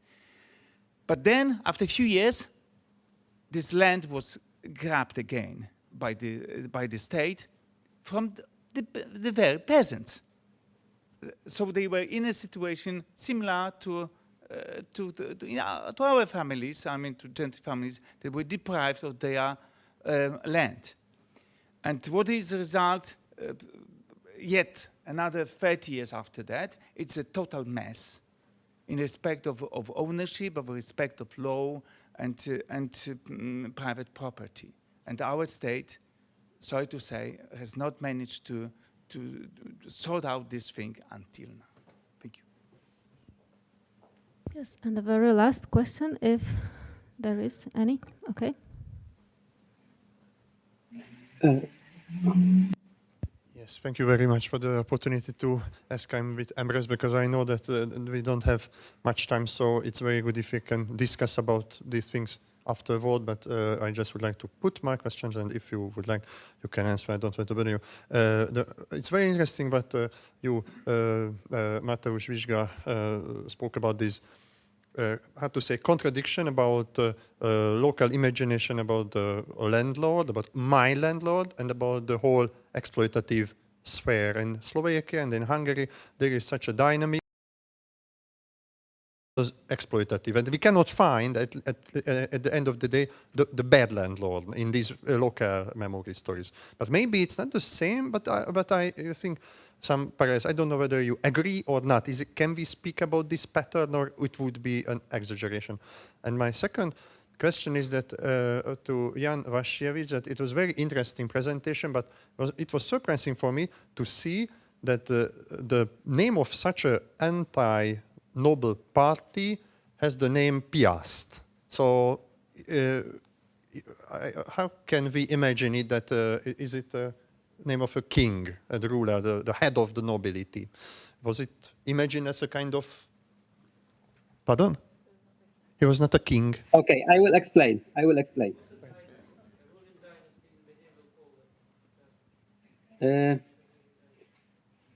Can you hear me?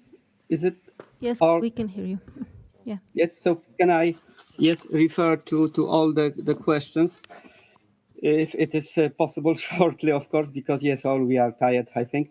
Well, as far the first speaker, that's quite very important issue you have raised, of course, saying that we have to differentiate between. I have presented, of course, the views of the peasant representatives, or those who think that they were present. The peasant representatives, and this is of course very important. Of course, we have to be aware that what I have presented, there are views of two, let's say, main political parties who represent peasants, but of course they don't represent all the peasants. That's obvious. And for example, conservative circles, right, maintain that, for example, PSL Wyzwolenie, actually it represents not the peasant but the intelligentsia and let's say left city, most of the city. However, this is not true for me, because of course this is more complicated issue, because in both parties, of course, they were people as well from landed gentry. For example, Juliusz Poniatowski, the quite important figure in the interwar politics, minister of agriculture and so on. And he, of course, was a descendant, and he actually was a part of the landed gentry. But as well were, for example, Tomasz Nocznicki, quite important figure of this movement, who, yes, come from the very really poor peasant family. So this was, you know, it's really complicated. However, yes, we have to, you have to be aware that what I have presented, and we have to, yes, distinguish between the peasants, right, as a whole group, which of course as well were divided, right, ideologically. This is as well obvious, right, and who really represent them. This is the issue. Of course, all the peasant party thought that they represent all the peasants, but of course we have to be more careful here. I think that the strongest position in this matter, of course, was held by Piast, right? By Piast, but PSL Piast with Witos as a leader, and even, let's say, hostile to Piast circles, conservative nationalistic circles, yes, maintain that this is the, let's say, the most, the Piast represents really the most, the biggest part of the peasant society. And maybe I will explain the name Piast, why it was used, right, as the name of the party. Well, yes, the Piast is regarded as a, you know, legendary first king of Poland. Of course, the historians write so that this is some kind of invented story. Nevertheless, what is important among peasant circles is quite long-lasting story that Piast, and this is in the medieval sources as well, right? And you can imagine this, that Piast actually, right, his origin, he was that he was a poor. He was a farmer, right? A peasant, who lived near the Kruszwica place, right? And actually, he was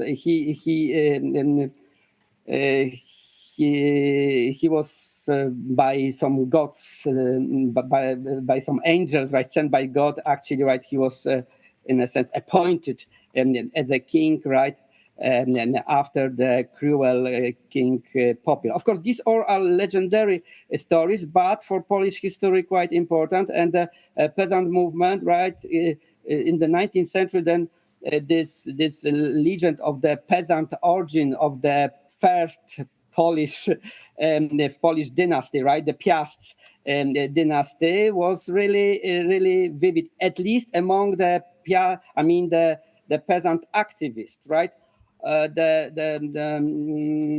Those who are, let's say, investigating in what way this story was really among the, let's say, not the activists, but the ordinary peasant that Piast were